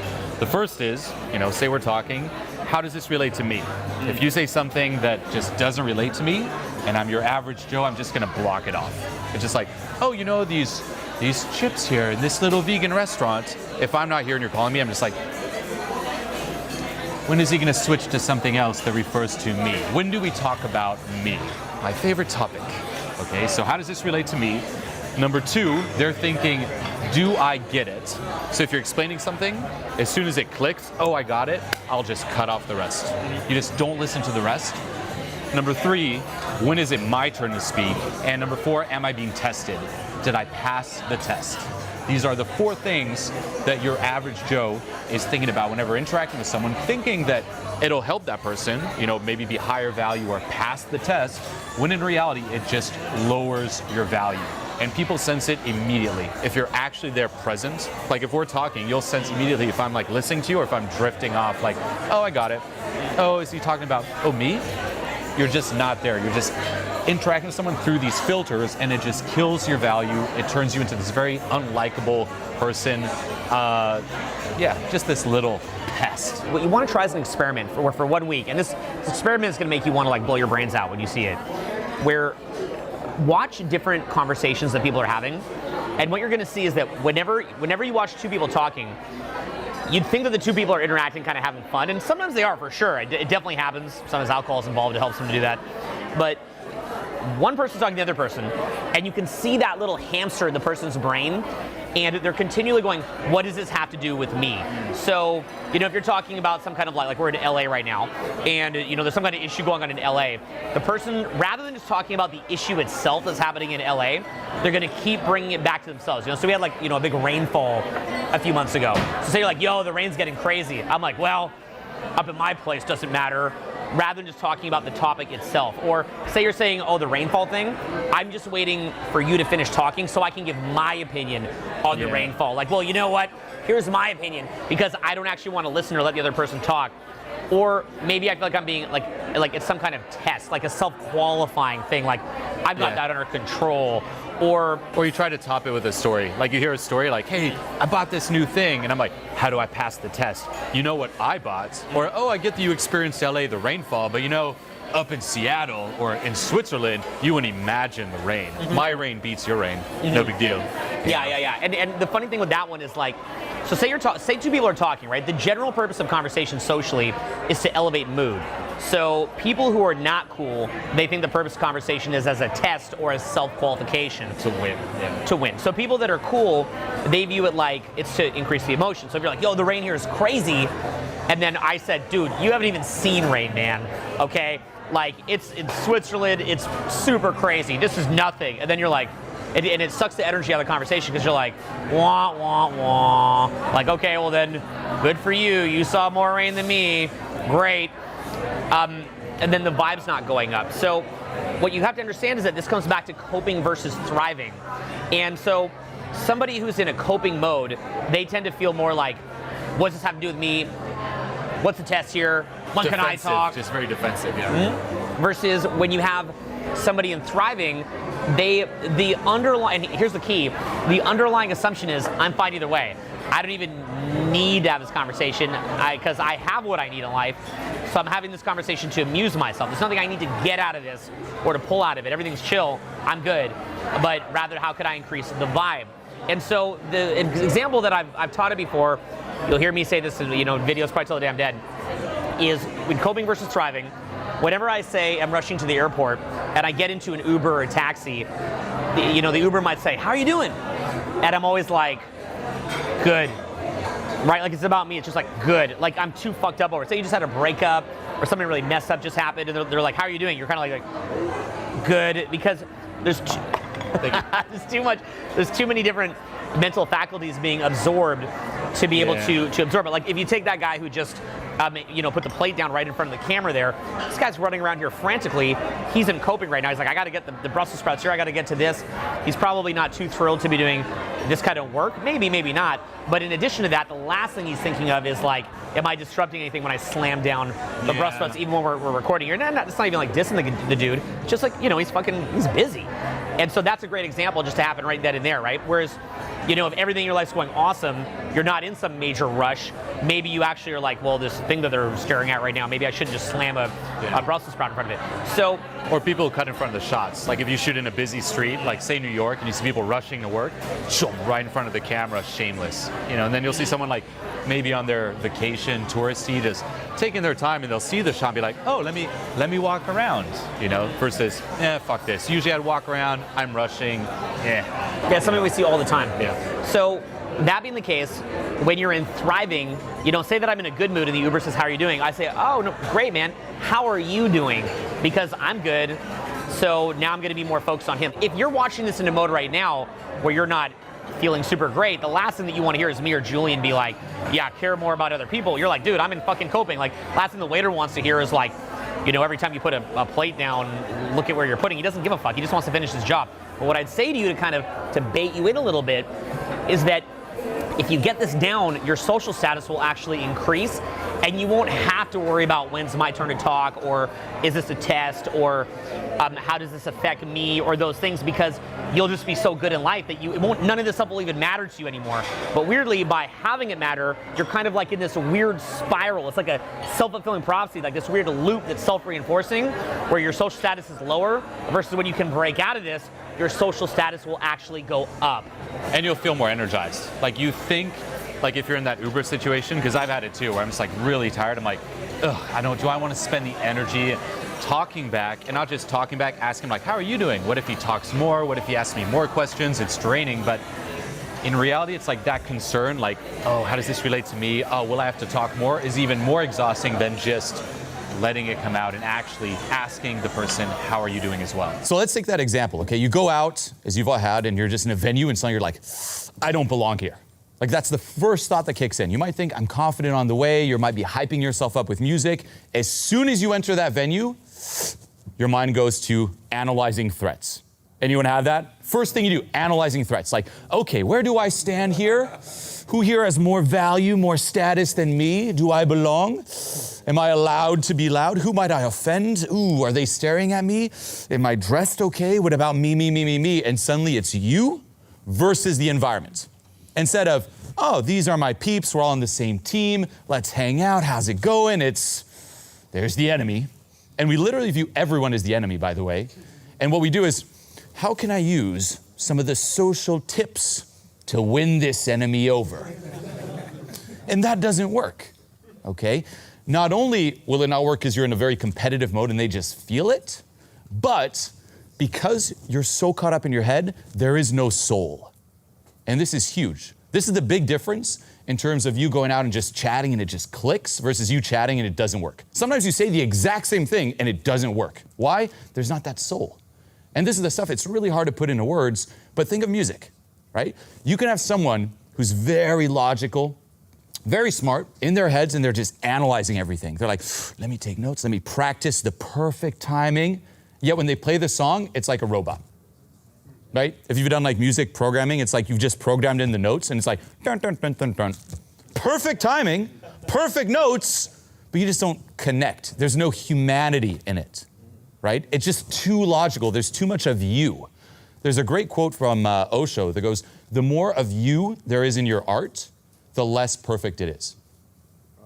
If you're very creative, if you're trying to think too much and make it too perfect, too much you, too much ego involved, it stifles true genius from coming out. And what he says is, the more you can remove yourself, you analyzing everything, what are people gonna think, is this gonna work? Remove yourself and let it come out. It's pretty much like something from the other side comes through you. And that's really what it feels like when you're in that flow state. I'm sure you've experienced it. You're out just chatting, having a blast, and you're like, wow, it's like something else is coming through me and this feels amazing. Now you could go spiritual and he says, it's the universe acting through you. It's God, it's something supernatural, which is why when you hear beautiful art or you see like a painting or a song where someone really let it shine through, you're like, that is, beyond human. It is. It's something that came through the other side. Whether you choose to believe that or not, we all connect with it. That's the soul. But to get in touch with that soul, you got to get in touch with the body. You can only emotionally recognize it. It's not something you can logically recognize. And we've been showing it for years. It's like, look, this is, for example, an interaction where there's not much soul. And it's like, hey, how's it going? It's just very flat. It just doesn't click. Here's the soul. And you're like, oh. And that's what's missing. We're trying to learn, for example, socializing logically. It's pre-verbal. It's not the words. The words are simply the vehicle for that person to experience you, for experience that soul, for you guys to connect and create something emotionally together. Start training yourself to be more aware of out there, like what's the context? That's a question I always ask myself. What is the context? What is appropriate in this context beyond me? Okay? Start also trying to put yourself in the heads and bodies of other people. This sounds weird, but you gotta start doing it. What is the world through their eyes? That's the question. What's it feel like to be them? What are the thoughts they have? And you gotta be in touch with this, okay? It will require time to get a feel for this, but there is such a thing as getting a feel for people. We have it, like say you're really stressed, you're gonna feel that shit. You're next to him, you're gonna be like, that stressed energy will transfer. If you're just living in your head, and that's what he said, it's like mentally retreating as opposed to being full body awareness, you won't feel shit within you and you won't be able to connect to the outside world and other people. And that's why it's also very hard. If you're someone who's mentally like, well, I don't understand. What do you mean a bigger context? Like, you're not even feeling the wave of energy that we're building here in this seminar room. You're just looking at the content and data, like a fucking computer, like a robot. Like, what is the data and content? I don't know about this soul. The soul of the fucking seminar, the soul of the content, the soul of the person where you experience. Like even right now, the way I've put this out there, there's a certain buildup. And I hope you feel it. If not, you're like, what buildup? I'm just hearing soul word quite a lot. There's some soul, okay? That's something you gotta learn how to do, how to inhabit your body. Most of us just stay trapped up here. And you can see it too by how much life is in their body, as opposed to, so this is also what I'm gonna talk about, and right now I'm only in my head. I might do a couple little movements, but I'm only in my head right now delivering content, and this is the data, and I believe souls are very important. Saying the soul might help a lot. Different, right? Get a read for that. Feel your body. Meditation helps with this. Yoga helps with this. You gotta learn body awareness again. The average person who's addicted to their control muscle will watch me and Julien doing speaking, and they'll say, no, that came from practice. That came from years of doing it over and over. They got a technique. Look at the technique. No. Do you want to know what this was? Unlearning. Do you really think I learned this, or do you think I unlearned this? What do you think? Okay, who here's ever been out with me to the club and kind of see me do my thing? Anybody here? Okay, so when you guys see me do my thing, do you think that I learned that or unlearned it? What's your guess? I unlearned it, okay? Just going around and joking with people and flirting, we can all do that. You got to unlearn what's stopping you from doing that. You've all done it at times. Now, why have you been put in this mode? Simple. It's called corporate greed. You've always known it. You've always known why the movie The Matrix is popular, because it's called corporate greed. It's also called demented demonic energy. And guess who runs the corporations? The same demented demonic energy. It's the same thing, and they're doing it in scale. Now, that's just an opinion. I can't prove all that. I don't think every corporation's bad. I'm not joining some anti-corporate group. I just like to have fun. I'm not about that life. And I actually think corporations do awesome stuff. We're at a hotel right now. I think this hotel is awesome. I love this hotel. Don't get me wrong, okay? Love corporations. But I also know that our society energetically, do you really believe that the state of mind that most of us are in is how human beings got from the southern tip of Africa all the way up the coast, into Europe, into Asia, into Australia, into North America, crossing the Bering Strait? You really think it was this kind of crew? No. Okay? So clearly we do have certain potentials that we're unaware of. Many of these people that came around before modern society, they were in a trance. They were connected to the gods, even if there was no gods, but they felt that and it empowered them. There was things that they could see. Like myself, with keeping my immune system up. I know when I'm about to get sick. I can feel it. I can stop. I can rest. There's things I'm attuned to. I know what thing to say next. I can feel it. I can look at you. There's energies I can sense. I'm attuned to things energetically. When something bad is happening, I often feel a spidey sense. I can feel what's up. And you're thinking, what's he saying right now? Is that really true? Oh my God, more crazy claim. Dude, don't take my word for it. Why don't you go frickin' see it? Rather than me making a wild claim, why don't you see it? See it for yourself. In no way, shape, or form, if someone says something obnoxious and egregious, like, hey, it's spidey sense, should you believe that? If you believe that, you are dumb. But what I would say is, at very least, be like, wait a minute, so this little short, balding ginger guy with a pot belly and man boobs is able to do all these things I've seen on video. There's been thousands of reports of him crushing it. He's doing something. He's able to do improvisational speaking like this. I guess it was the step-by-step book. I got Public Speaking for Dummies and did that, okay? Where does all this content come from? Do you guys see the level of creative output? So understand, where's this coming from? I want you to do this. This is not about me doing this. It's about you doing it. And I wouldn't be saying this to you because I believe it was condescending and offensive if I didn't wholeheartedly believe that you could do this. I know you can do this. I don't care if you're some guy in a wheelchair who just looks like he got his face kicked in. You can tap into this. My friend Sean Stevenson, little dude. You ever seen Sean Stevenson? This guy's amazing. Look him up. This guy has energy control like you wouldn't even believe. So I don't care who you are. I don't want to hear your stupid excuse. I don't care about it. I don't like it. To me, that's just more of that dementedness that runs people. What I want to do is show you what your release muscles are because you don't even know you have them. And the reason why society doesn't like it when you know what this is, here's why. Because they want the negative energy to fester. They want the negative energy to fester. Why do you think it is that in our culture nowadays, comedy's under attack? Why did that dark energy go after comedy to where we can barely say anything without walking on eggshells? Why did they go after comedy? Because when we tease each other and we joke about each other, what some people call offensive, what is joking about each other? If I say I'm a balding ginger, is that meant to offend me? What does it do when I joke about me being a balding ginger? It takes something, look at my hair, it's falling out. Do you know how traumatizing this could be? Having the courage to walk up to attractive people and go talk to them. Do you know how hard that'd be, balding? I'm kind of fat right now. Do you know how hard that would be? And if I'm afraid of being offended, what's gonna happen is I can't walk up and talk or attract anybody, period. So they wanna make it where they're gonna hide someone. Like if Julien jokes with me and teases me, that's gonna help me, because it puts me in a release frame. What is the purpose of comedy and teasing each other? Maybe even offending each other a little bit? What's the purpose of it? Is it to hurt each other's feelings? No, that's called release. It's called you make it a big joke. Learn to laugh again, okay? A challenge I would give anyone who has trouble laughing is go to comedy shows. Make it a challenge. Like this next week, the next 2 weeks, every night, comedy show. That should be your priority. If you can't go in person, watch it on Netflix. Watch it online. Go on YouTube and literally watch stand-up on repeat until you feel that real laugh just burst up. Because at first, like I talked about before, you're gonna be in your head just analyzing like, oh, this is boring, screw this challenge, until it finally clicks, and you'll literally be by yourself in front of your computer, like, comedy, and then like a little chuckle, like, ha. And you're like, what was that? Where did that come from? That's your soul. That's you taking up more space in your body. And keep doing it until you genuinely laugh.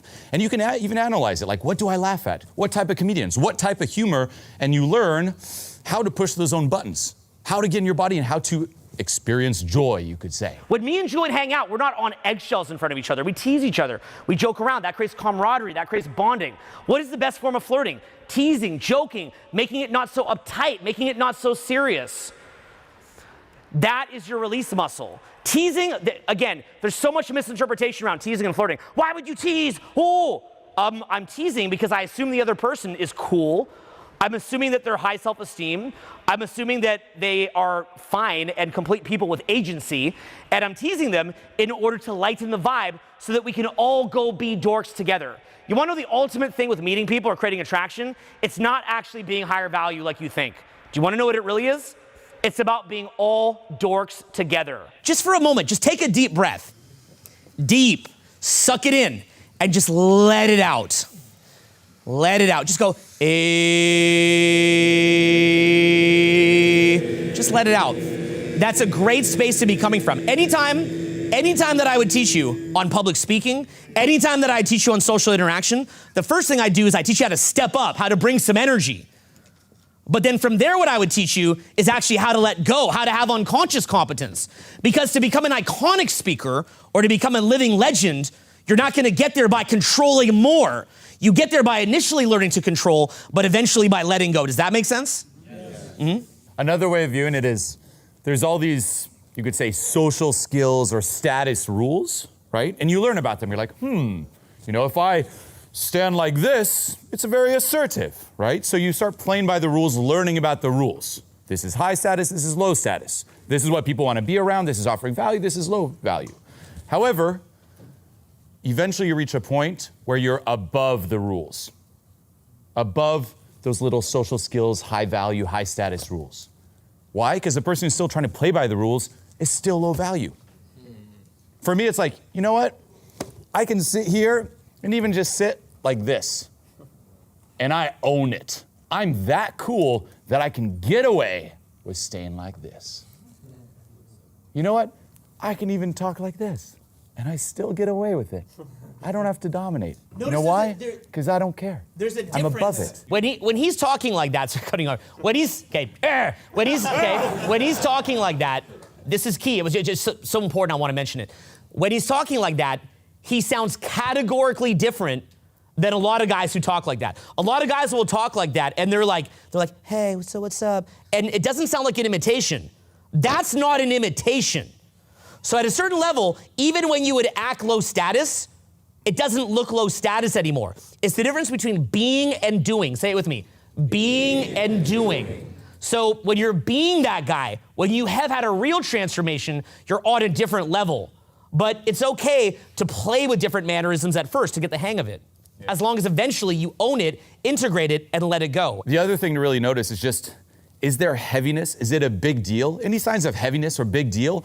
Always linked to me, the ego. Okay, you can write this down. Ego equals effort. When there's like this effort, you're like, oh, I'm in my head, or even in the way you talk, it's like, yo, slow it down. And of course, to get to the cause, you got to dive into it and process it. But even say you're out, don't take yourself so seriously. Remember too, no one notices you. No one's following you and analyzing everything you do.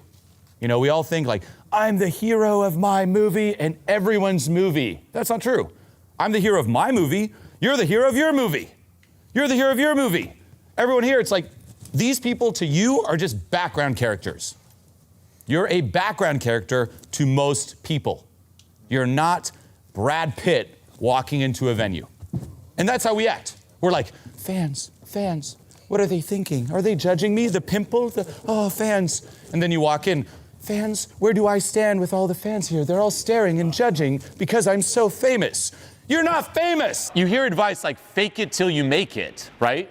I'm shy, so act confident until you make it. But that's not the case. It's act real until you remember.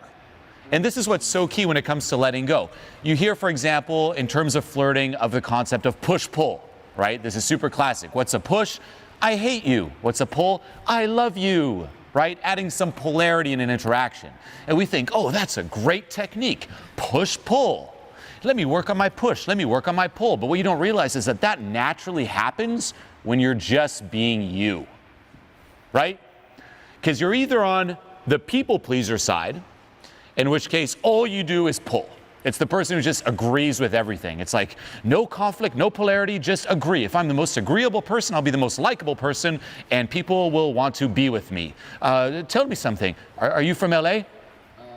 No, that's great. What do you do? Personal trainer. Oh, I love personal trainer. That's the best.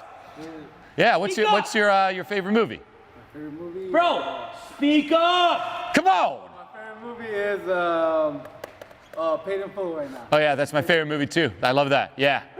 What do you like about it? What do you like about it? The hustle. Oh, the hustle. Yeah, I like that too. The hustle's my favorite part. Yeah. That's actually the go-to of people pleasers, by the way. The worst is they'll even repeat what you said. You might have friends like that. It's like, oh, you know the hustle. It's like, oh, really? The hustle? Like, that's our conversation. They just say the last thing you said and nod and agree. It's like no polarity. And that's a lot of people. Now, on the flip side, you also have people who all they can do is push, right? It's the people who just can never really compliment, can never just really be vulnerable or relax. All they do is like, ha, tease, and keep teasing. And it's like, just insecure, just slow down. It's like, tease. Now, those two people, okay, the people pleaser and like the teaser, you could say, they'll hear push-pull.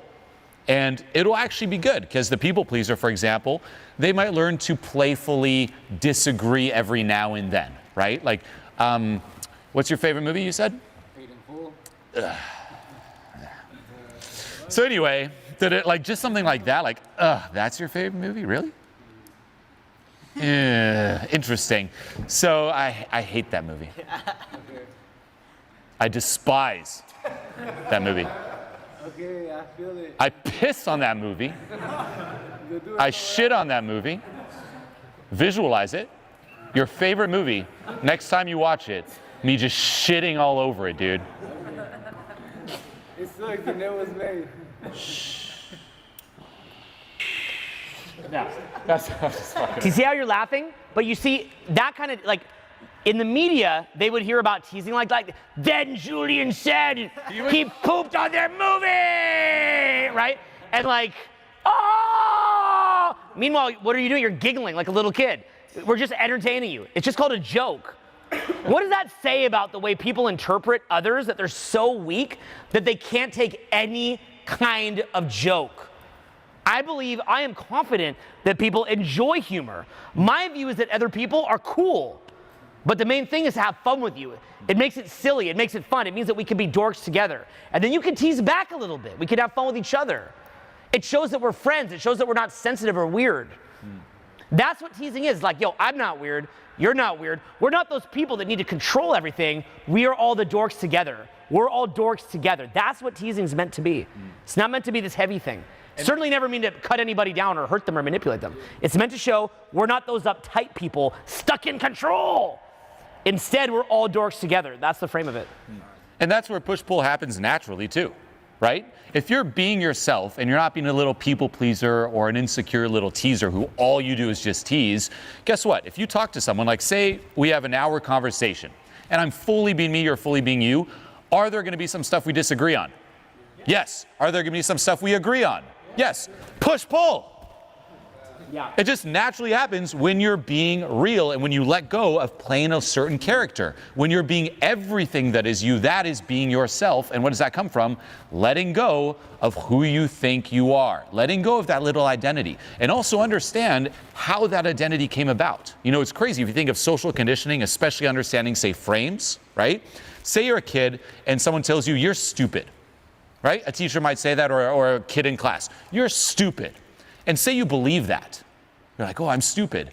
You know how that affects your identity and your entire life and your experience of the world? It's insane. That little seed, I'm stupid, changes, you could say, the color of the lens through which you see and experience everything.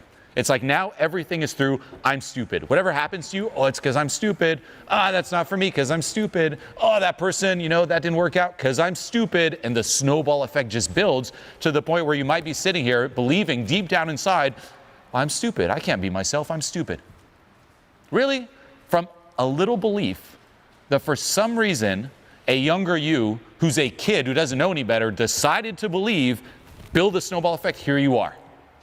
That's not you. Who you think you are is not you. Let go of that and realize who you truly are. The you who appears in those moments where you get into a flow state, right? That's the best time to really like bring your awareness to this. Like when you're in a flow, that identity fades away.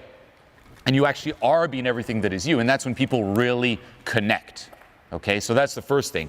Going deeper, understand the different layers of communication.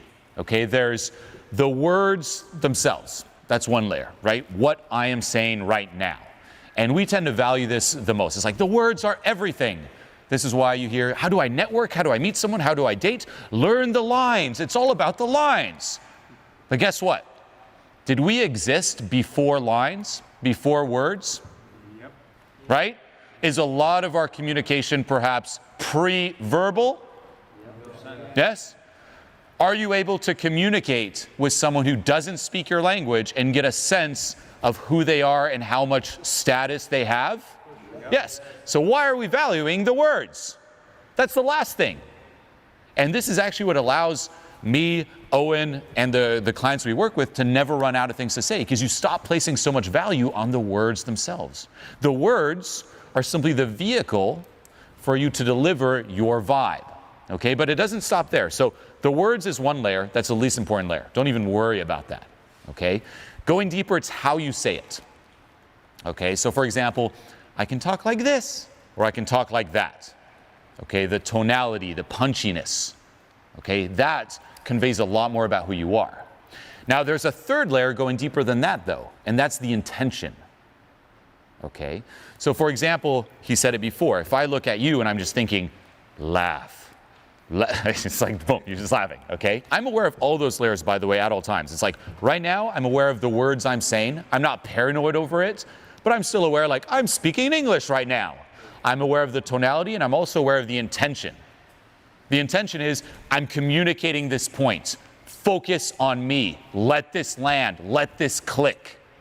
If you want to make someone laugh, the intention is laugh. You will laugh. If you're talking to someone and you're like, you know what? I want them to kind of get drawn in. Guess what? My intention is I am awesome. I am awesome. I could be talking about math right now, but you're just going to get sucked into that frame that I am awesome. That's the intention. Okay? So that's the third layer. And then there's the fourth, which is where do you reside in terms of, say, high vibration energy or low vibration energy? And that's the thing that comes before it all. And you got to master and become aware of all four of those layers. Don't just get stuck on the words, on the superficial layer that really does not matter. Okay? People connect with those deeper layers. We zone in on those deeper layers. When you meet someone new, right? Say I'm like, you know what? You have a business now, hypothetically, and you're going to hire someone to take over. Here are some resumes. Read them and pick someone. It's not enough, right? Say you talk to someone and you have an hour to interview that person. Are you just going to focus on what they say? Hey, so I studied this thing and I'm a great person and I think I can totally take over your business. Trust your business to me. No, it's a little weird. No, you're going to focus on the vibe, the energy, like the feel, right? Not the words. That's what we're attuned to. Remember, we come from before words. That's how we connected with each other before. In spiritual growth, they'll say that it's like we all come from, say, the one consciousness. And it's like we're traveling through different dimensions, moving away from that one consciousness. Some people call the one consciousness God. Some people call it the one. In spiritual growth, they would call that, say, non-duality. So there's a part of you where you recognize that you're one with everybody else, that same life force that animates you, animates others. There's other ways that we could look at it. We go in a lot of detail with this fun stuff, actually. But the way that I think about it is that as we move away into separation, as opposed to being all one, what happens is that we do things that tend to be what you call selfish. Now, I love Ayn Rand. You read Fountainhead and Atlas Shrugged? Okay, so they talk about the virtue of being selfish. Really good stuff too. That's what's cool. You can kind of have conflicting models. So it's important to look out for yourself, to nourish yourself, to do what's in your interests. But studies of things like, say, Kabbalah will talk about how in order to receive, we have to give to prepare the vessel to receive. And what that means to me is it's like that karma thing, right? It's like you have, like, by giving, you burn off karma, and then suddenly you can see that really cool suggestion. You can see that cool suggestion. So, you know, an example there was, I remember back in the day, I sent you an email about making our videos better, making better video quality. And you're like, Owen, it's great that we're putting all this work into video quality. Why aren't we focused on reaching more people, right? You see a lot of our videos are incredible quality, but they don't reach a ton of people. Well, why is that? Part of that is because our content doesn't resonate with the masses. It's not like a squirrel on a skateboard smoking a joint, although to be fair, I'd watch that. But for sure. But, you know, it's a little bit more niche, obviously. But another part is, yeah, there has been, you know, to an extent, we have not oftentimes just focused on spreading our message as much as we could. Probably people think we do, but we really need to do better. I remember you said that to me, and it just didn't sink in. Just like you with me saying green juice, meditate, and you're like, Maybe Four Loko is not good for you. yeah, like that, right? Yeah. And for me, that was the thing with, say, reach. So there's a lot of areas in my own life that are not as obvious. Even if I would appear to be doing well, it's not as obvious that I need to be doing better. I'm missing these suggestions. So in some spiritual practices, they'll say that you have to give to prepare the vessel to receive. And what that means to me is that by giving, you're burning off that bad karma, moving into another level of energy. You can read books, David R. Hawking's Power versus Force, Levels of Energy by Frederick Dawson, great books, kind of half hokey and half awesome. So you got to kind of have a good filter to read them. You can't be a gullible person to read them, or you got to be able to filter these books. But if you can, exercise some common sense, critical thinking. You say not every word is true. Yes, not every word in the Levels of Energy is true. I mean, I would assume, and I don't think they, as the authors, would want us to feel that way. But, well, who knows what they want? Maybe they do. Every damn word is true. Every word. But you know, we'll go with that. So the idea being that as you give, you burn off that negative karma, just in theory, and then you increase your level of energy. And now a suggestion like maybe increase your reach. Maybe don't drink fucking Four Loko, drink our green juice. Maybe that begins to resonate. And the biggest area that you'll see this is on forums that we create where people are complaining, and anytime you show them a proactive solution, they're like, can't be true. I remember like back in the day, for example, we would write articles about dating advice, and some people wouldn't believe it. And I thought to myself, if I could just get a video of it, they would all see it. And once they saw it, they were gonna get it. And they were all gonna start doing it and get our message of hope and change. Right? And it's the videos that have the most proof, that show a better reality, that even if you're short or funny looking or not this perfect chiseled guy, that you could meet people. And these videos that could in theory inspire hope and change, literally many people. So where does that come from? In theory and spiritual growth, I've been kind of working around this problem here. I'm coming back to it here. Rein it in. Here's the one. You're moving away from it, maybe through different dimensions or whatever it is, right? Energy levels on Earth or different dimensions. Who knows? This is a what if video. We're just guessing.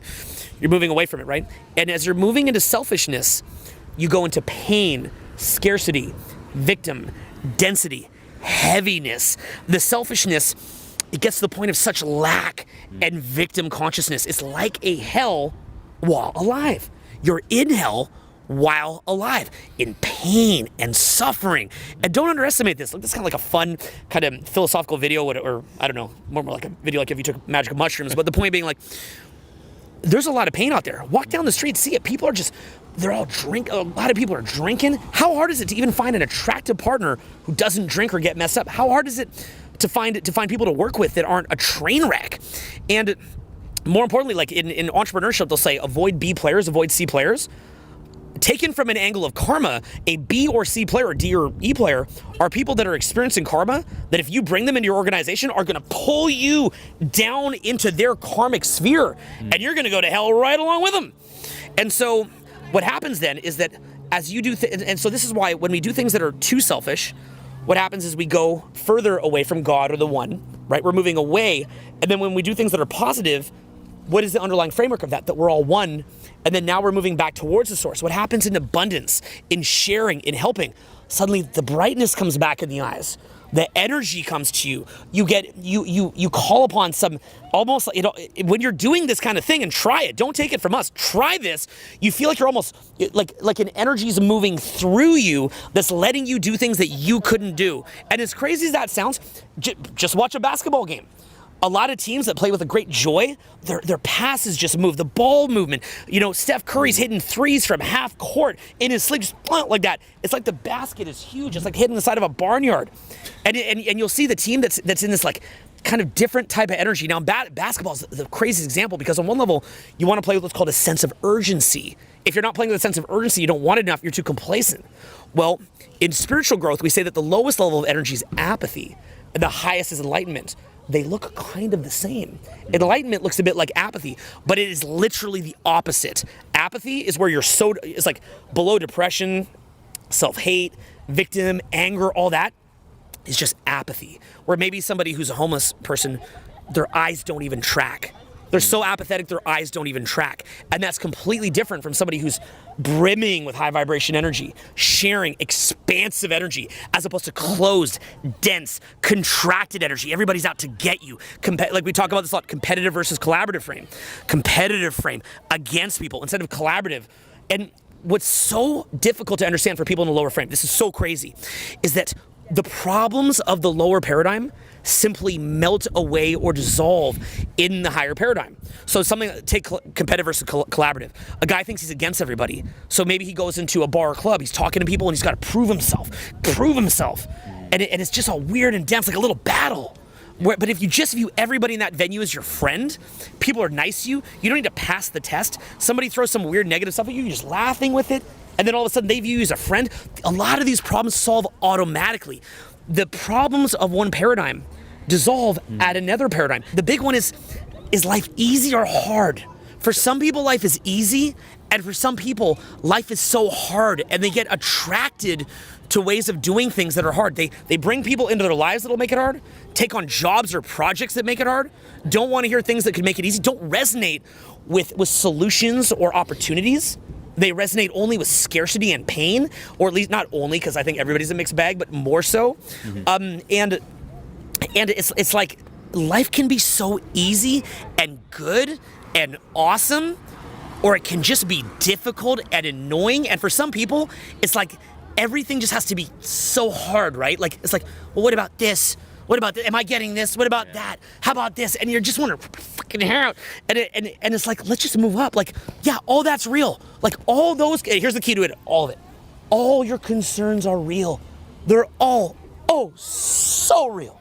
And like, I'm not denying it. Like everything you say is valid. You're right. You're so right. You're right as day, right as night, right as all the wonderfulness in the world that is you are right. You are so awesome and right. And who gives a fuck? Just stop focusing on the shit. Let's go, baby. Yes, there's a piranha nipping at your heel, but there's a mountain of gold over there. If you pull the piranha off, more piranhas will swim in and start biting. And then you'll try to pull those off and more will bite. You're not gonna get the mountain. Let's go, man. Let's go right there. The price of admission is you gotta take a little pain. Let's go, it's okay. Just don't resist it, let's go. But they don't want to take it. It's just gotta be hard and this debate and fight bullshit when life can be fun and easy and you can move up right now, even as you're watching this. Be a little weird here, just get present to the moment. What could be the gateway? What could be the gateway to moving up? Could it be getting present to the moment? The gateway is out here in the moment. In your body, in the breath, take a breath. It's not in here where everything's so freaking heavy all the time. And that's why you got to make a decision. If there was karma, do I want to move up or do I want to move down? So you're somebody who I've seen doesn't take a lot of things seriously that other people take very, very seriously. I've seen it where I've had a breakup and I'm sitting there and I'm like, Jackie, why? And you're like, oh, chill, bro. It's cool. And you know, I've seen that where like I even when I was younger, I could recognize that about you. You were able to kind of see that things were not as big of a deal as they seem like. Even when you say came to LA, you had because essentially what you had when you came to LA was some sort of version of nihilism. More or less, right? Which is the idea, nihilism, that's jargon for, you know, there's no point to anything. And I don't think that's what we're talking about in this video. But there's sort of an enlightened nihilism perspective that is interesting, right? Because if you just say, oh, there's no point to anything, while that you could even make arguments that that's logically true, I think we can go past that. I think that's a very shallow perspective. I think we can go way past that. But I think it's first important to even acknowledge that, like to even consider nihilism, because some people can't even consider it. They can't even let a nihilistic idea of existence into their conscious, into their psyche. It just freaks them out too much, Well, there's like two places you can go with this. Like, there's no point to anything, fuck it all, or there's no point to anything, and now you're free. You wouldn't want there to be a certain point because now you're trapped trying to, obey those rules or live up to that. So for me, right before moving to LA, it was really reflecting on this whole impermanence of things, including the impermanence of you, the fact that you're going to die. And it's something like we tend to have a lot of resistance to bringing our awareness to. Like, no one wants to think about this. Like, you're going to die someday, no matter what you do. We all try to survive. When you can't survive, you die. And everything you hold dear, everything you create, everyone you come in contact with, they're going to die too. Like, nothing is permanent. Friends will no longer be friends. People you love, they'll no longer love you. You'll no longer love them. They'll die. You'll die. Your kids will die. Their kids will die. Everyone will die. Explode. The sun's going to explode. Your legacy is going to soon turn to dust. All your thoughts are going to turn to dust. There's no point. Now, just hearing that, you're probably like, what the fuck? But bringing your awareness to this is extremely freeing. Why? Because on one hand, we live our lives thinking that we can survive. We're thinking that we have all the time in the world, and you just put your dreams aside. It's like, oh, I'm not going to do that because I'll do it in 20 years, in 10 years. I'll do it later. I'll do it someday. Someday may not come. The sooner you realize that, the better. And the fact that you are going to die just really, for me, it was freeing. It's like reflecting on like, I'm going to die, but I'm not going to die right now. How am I going to live my life so that when I die, I just feel like, fuck yeah, you milk life to the fullest. And the fact that there was no point, now I'm like, well, I can make my own point. The fact that there is no meaning, you can make your own meaning, and now you're free to do something that is authentic to you. And that's moving to LA for me versus trying to live up to certain expectations or values that I didn't hold to heart, and completely changed my life. It's actually something I do every 2-3 weeks at this point. I do like an imagine you're dead meditation. It's like, imagine you died right now, what comes up? And the answers are always extremely authentic. Even in terms of finding your purpose, I was like, what's my purpose? Imagine you died.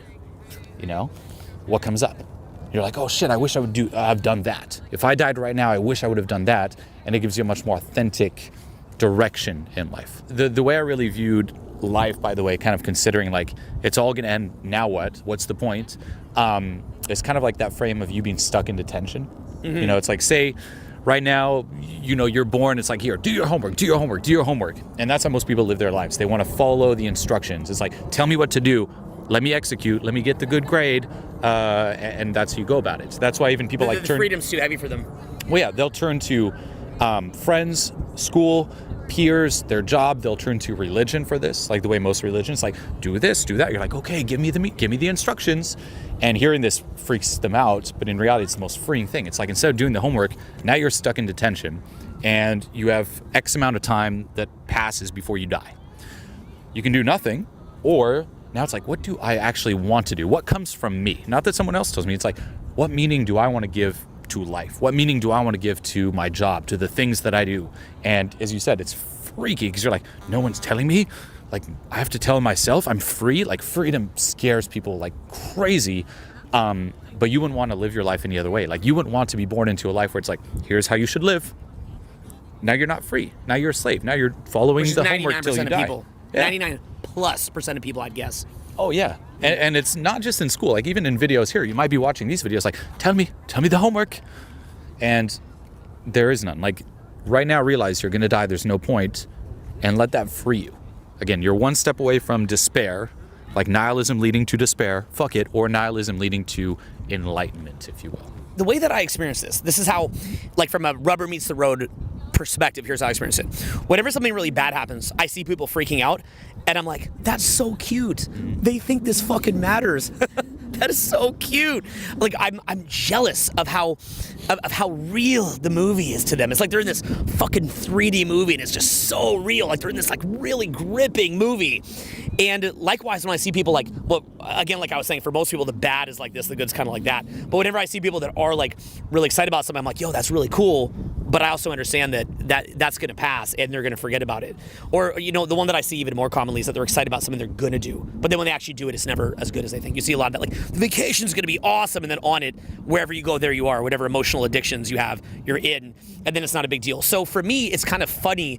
It looks like people are kind of playing in like a movie. Like, everything's so serious, man. And on one level, I think it's important to take life very seriously, because otherwise you just wind up, it becomes an excuse essentially for apathy and stagnation. That's not enlightenment to me, or nihilism. A lot of people that claim it, like, this is my favorite thing with nihilists, like, everybody's a nihilist until it comes time to pay the bill, and so it's like, oh, I don't give a fuck, I don't care about that, and then as soon as actually the hell comes that happened because you didn't care, they're like, no, please help me. Some of my friends that are nihilists, like, they sit there like they're always asking me or they're always saying that they don't care, how much they don't care. And then whenever everything falls apart, they come to me because I work hard and have the resource to help them, and they're begging for the resources. I'm like, yo, you're gonna be a nihilist. Like, go down with the ship, baby. Like, I could respect that. Like, I'm a nihilist, nothing matters. And then they just go down with the ship. I'd be like, damn, that's gangster. I mean, I wouldn't want to do it. Around, like, fuck Yeah. yeah. I could respect it at least, even though I would think it's stupid. But they never go down with the ship. They're always there. That nihilist, they're not a real nihilist. They're lazy. They're glamorizing it. Like, I don't care, nothing matters. But then at the end of the day, they're begging the person with resources. Like these old fables where, like, the one animal, like, puts away the nuts for the winter and the other one's just relaxing, and then they beg the one that put it away. And you'll just see this over and over. So to me, on one side, I want to be fully engaged with what I'm doing, but the way that I choose to live my life is in such a way that I want to see my inner growth continuing to expand. I want to see myself becoming more awake. I want to see a seed of proactivity forming. And so to me, that's mature adult growth. And I would guess that probably most cavemen would get this. I don't even think this is like this really big deal. But for most people, because we're kind of in a structured society as we see all around us here, they don't really get that opportunity. They take the path of least resistance, which to not take the path of least resistance is very difficult. But for most people, they will. And so they can't own their own freedom. And realizing that things are not as big of a deal as you think makes you realize, no, I've been getting pulled around. I've been pulling into engagement. This halo effect around things has been pulling me in, this halo effect of meaning, and saying, no, it's not that big of a deal. But then don't just stop there at nihilism. Nothing matters. From there, you need the second step, which is that you are creating your own meaning and you are deciding, how you want to grow and live your life. But for most people, it's what's so crazy. They're like, well, if that doesn't just make me happy, what do I care? Whoa, hold up. You make yourself happy. What's this thing? Well, if I make myself happy, why don't I stare at a wall? No, that's you being the lame nihilist who's like, I'm a nihilist until you run out of resources and coming begging me for a granola bar. So to me, so there's a middle ground there. You can decide what you value and to live your life in such a way. That's the difference between being some little slave peon and being your own little deity or god of your own personal reality of your small life that you have. So you've got to make that decision. I think one of the best things anybody can do is clean out their closet. And you clean out your closet, you're like, oh, all these CDs. That CD was, I went to the store, I bought it, I was excited about it. I went to the store, got this shirt, I was excited about it. Now I don't care about it anymore. Oh, look at that ex-girlfriend. I was so into her. That ex-boyfriend of your girl, so into that ex-partner. I don't care anymore. Like, why don't I care anymore? For me, like getting into Queen's University, such a big deal, going to college. Yeah. Now I don't have my diploma. I don't care. It's cool. I love it. Ross Queens, what's up, Kingston? But it's just like, whatever. So realizing that, you can start to disconnect and not be pulled around so much. But then remember, don't go into nihilism. That's just apathy. It's an excuse, not real. Mental masturbation. Instead, what you do is you take that second step and you choose to lock in and you choose to bring the joy, and you'll be so much happier and it's so much more real. It's sweet. And I think you'll really enjoy it. Yeah, that's what really allows you to engage, is the fact that it's not so serious. It's like the fact that you think like everything's super fucking serious and heavy. I mean, good luck engaging in that, because it's just too much of a big deal. There's too much pressure. When you realize, like, oh, it doesn't matter? Fuck yeah. Like, that's what allows you to kind of loosen up while at the same time giving it as opposed to it doesn't matter, and then, the juice isn't worth the squeeze, man. But that's the other thing, too, by the way, with the way that we're conditioned with the whole, like, carrot and stick approach, where it's like, if you don't do this, this bad thing will happen. You do this to get the reward. And then when people hear, like, no, there's nothing to take, they're like, well, what's the point? But there's another type of drive that comes from within. Instead of, like, what I call desperation, it's inspiration. People think, I only work to make money. It's like, if I gave you all the money in the world, you wouldn't just be idle. None of us would be inspired to be idle. You wouldn't be alive. You would still do something, but coming from a different place. And this is the lane that being aware of this kind of puts you in. And it also, as you said, like, allows you to disconnect from the physical so much and not try to find yourself in the physical so much. Like, it's not the next accomplishment or the next thing that's going to make you, abundant, or like, then I'll finally be happy. Look back at all the other things you thought would have worked, and you just look back at this trail and you're just like, what the fuck? Nothing mattered. I thought that would fix it. I thought that would fix it. I thought that would fix it. And it can seem sad, like there's, it's all an illusion. But there's a saying, like, the more disillusionments, the closer you are to enlightenment. Okay, the less you'll try to find yourself in the next thing, and the more free you'll become. When you're in a very contracted state, when someone else pisses you off, the natural thing is to be triggered and to blame them. Who here's ever read the book Crucial Conversations? Put your hands up. Say the word Crucial Conversations. Okay, look that up, read it. And some ideas from that, Stephen Covey talks about it as well. Stephen Covey is like, that is like the Bible. It is so incredible. 7 Habits of Highly Effective People. They would say things like, seek first to understand, then to be understood. Say this with me. Seek first to understand, then to be understood. When you're mad, the first thing you want to do is for you to be understood and to point and to blame. What if you say to the person, hey, like, you just want to kill them, you're so mad, but instead you say, hey, you sit down at their level, right? You don't just like stand over them, but you sit down at their level calmly, non-threatening body language, non-threatening vocal tone, just calm and accepting them, not pushing them away. You say, hey, I just noticed this happened. I was just wondering what's going on there. I'd love to learn about your process behind that decision. I'm just trying to understand. And then they give you an answer. Now, here's what's funny. 80% of the time, do you want to know what happens when you actually solicit that information? 80% of the time, you know what it is? They were right. You were wrong. You were freaking out over nothing. So when you do that, you spare yourself this embarrassing situation of creating conflict and drama over nothing and making toxicity in that important relationship, be it business, intimate, or friendship. Then from there, you're gathering information. Now, what if they're also wrong? Well, now you've heard them out. If I'm willing to hear you out, say that I sit and I listen to you for 5 minutes, even if you're wrong, and I acknowledge it, and I say, hey, so is what you're saying A, B, and C? I kind of summarize what you said to show that I was really listening in a compressed fashion, shorter. If you took 5 minutes to explain, I rehash what you said in like 20 seconds. And you say, yeah, that was what I meant. I go, got it. I understand what you're thinking now. So it's an I'm okay, you're okay type of communication. Not I'm going to get rid of you and putting them into fear. Why do people not want to own things? Because they get afraid. They go into contraction. A lot of time when you argue, people contract. So instead, you keep them in an expansive state. You say, got it. I'd love to give you some of my thoughts on that. Or would you be open to hearing some of my thoughts on that? Sure. You give some of your thoughts. You don't attack them. You don't make them contract. You don't put them into adrenaline and cortisol. You don't activate their amygdala. You keep them in their prefrontal cortex. What happens when you go into the amygdala, adrenaline, cortisol? It's just back and forth fighting. It gets crazy, right? Instead, you just say, and you give your thoughts on it. Well, they're a lot more likely going to listen now, aren't they? To what you have to say. They're going to be a lot more likely to hear you out, what you're going to say. And now with that basic process, you've just saved yourself so much drama. Most people are walking around eating processed foods, not really happy with their job, looking for an excuse to get pissed off. That thing that they got mad about is an excuse to get triggered. They're craving to get triggered. They want to stimulate their low vibration energy. They have an addiction to cortisol, adrenaline. They're waiting for the chance to stimulate that. So now they got a chance, they're going to jump all over it. And that's how most people are acting.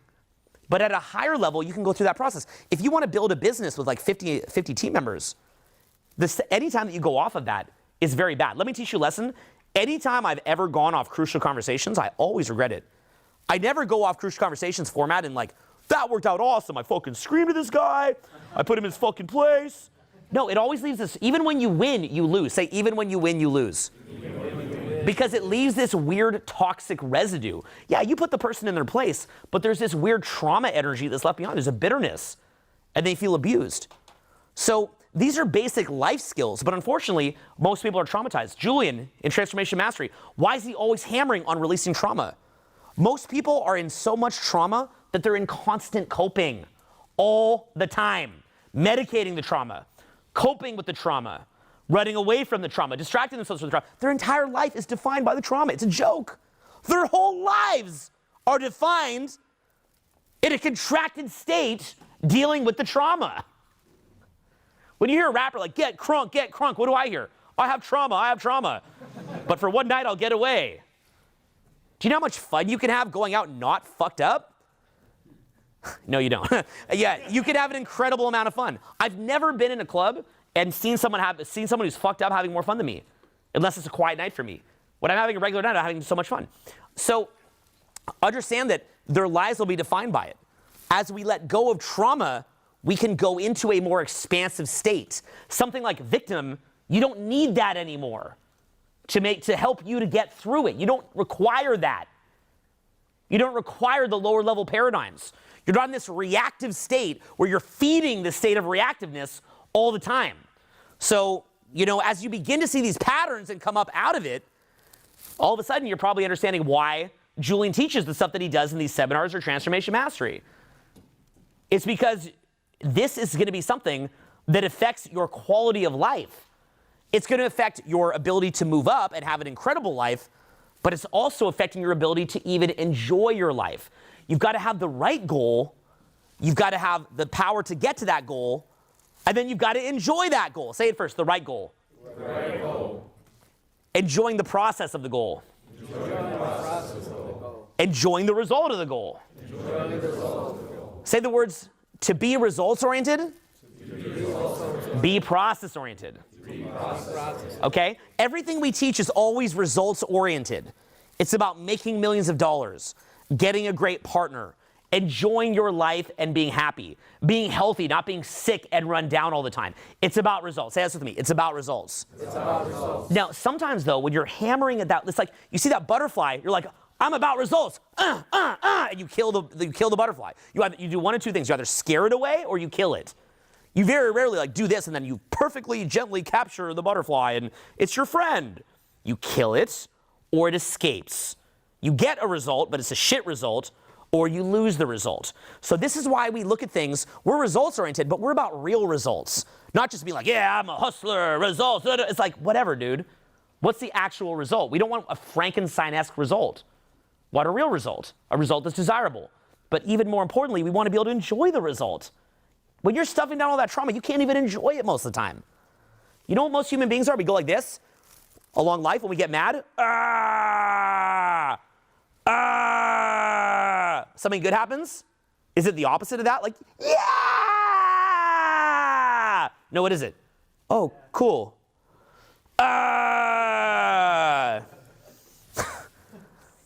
We barely even, who here even really has the ability to enjoy most things that you get? Very few people do. And if you do, congratulations, that's amazing. But that really is a skill. That's where it gets weird, right? That to think that even when you get the result, you still need another skill to even enjoy it. It's a whole other skill to enjoy it. But then ironically, that same skill that you need to enjoy it, guess what? That same skill you can use to enjoy the process of it. You think money will make you happy? Now, as I joked about before, it actually will, because now you can afford transformation mastery. But apart from that, It's all about us, guys. it's all about us. Apart from that, it's what? Just more resources to numb yourself. That's really it. Instead of numbing yourself, getting lost into some game on a PS4, you can now travel the world and go on a yacht with models. But guess what? You're still numbing yourself. You're still trying to escape yourself. Underneath the surface, it's the same dynamic at play, and in reality, it's worse. Because guess what? If you're at the bottom with your PS4 playing some GTA or Red Dead Redemption, I don't even know what that is. I love that you know what that is. I see the posters everywhere. You'll see every fucking street. play that. Red Dead Redemption. It actually looks pretty fucking sick. I haven't played a video game in years. I once watched Red Dead video Redemption. games. I was like, this is so cool. Oh man, I mean, think about it. If you're playing your fucking little Red Dead thing, it's easy to rationalize, well, I'm not really happy. Yeah, I'm escaping myself, but hey, I'm at the Red Dead level, right? There's so much more I'm missing. If I was on the yacht, everything would be different. But if you're the person who's on the yacht, surrounded by all the models, and you're still feeling that same shittiness under it all, god damn, does that fuck with you? That is hell. That's when you're like, wow, if this doesn't work, what if nothing works? And this is where you start freaking the fuck out. There's that saying, and I'm paraphrasing, the road to enlightenment is paved with disillusionment. The more you realize it didn't work, it didn't work, it didn't work, and didn't work until you've tried everything, and you're like, well, last resort, face those internal demons. Do the inner work, part of you knows you should have been doing from the start. If I look at my life, I definitely, and I think all of us could relate with this, I definitely went through those kind of loops where I thought that happiness was found externally, happiness was found externally, happiness was found externally. And I tried that through meeting women, through making money, through going on vacations, and so on and so forth. I mean, I've had experiences where, I did my first launch of a program called the Blueprint Decoded, and it sold at $2 million. I'm in my mid-20s. Or I had, I remember after that, I went on a 6-week vacation to Mexico, and I just stayed in like little castles and things like that. I could talk for hours about what that did to me psychologically. Yeah, because Mexico is actually amazing, by the way. Like, most people don't know this. It's like stunning. Most people think Europe's the only stunning place. So you go to Oaxaca City and Puebla and Guadalajara. Like, there's all these places most people have never heard of. It's incredible. Sayulita was awesome. Anyway, okay. Okay, I'm back. So, but basically, like, what that did to me, or things like, being able to eat at a 5-star dinner every night, or have a partner who you have intimacy with who's very attractive and live in the place you want to live, right? This is all things that we think will make us happy. I had the experience of really hammering myself, mostly because I was so miserable. So feeding off of that misery, hammering myself to put myself in positions to do those things. Now, I love that because I can teach people how to do that. I think there's a space for that. I want to live a great life. I want to show you, and Julien wants to show you how to live a great life. So it's not either or. I don't like the either or. I think that's really messed up. It should be both. They should be synergistic. But I definitely had the experience where, without doing any work on myself internally, I'm just furiously running towards these external objects, right? These external things that I think will help me. And it was weird living in Hawaii. I've mentioned this in some other videos, but it's weird being in Hawaii, living in an oceanfront apartment with a girlfriend who has like perfect body, screwing my brains out every day, no condoms, girlfriend, okay, eating, at that time I'm living in Hawaii, I'm eating at like Alan Wong's and La Mer and all these baller freaking restaurants, like some of the best in the world, so tasty, and Sasabune. Okay, good stuff. And like literally still being fucking miserable. I remember bodyboarding in. I'm in front of my apartment on the ocean, bodyboarding in and being like, all those feelings of depression and misery that I felt my entire life have not really changed. I'm like, this is cool. Like, I'm on a wave. But that lack of serotonin or lack of dopamine in my brain is still there. What is your relationship to the present moment?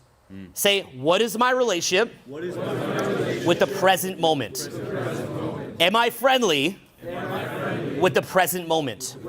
So your degree of friendliness with the present moment is going to dictate your ability to get that big win and even enjoy it at all. To enjoy that incredible new partner or intimacy with some attractive partner.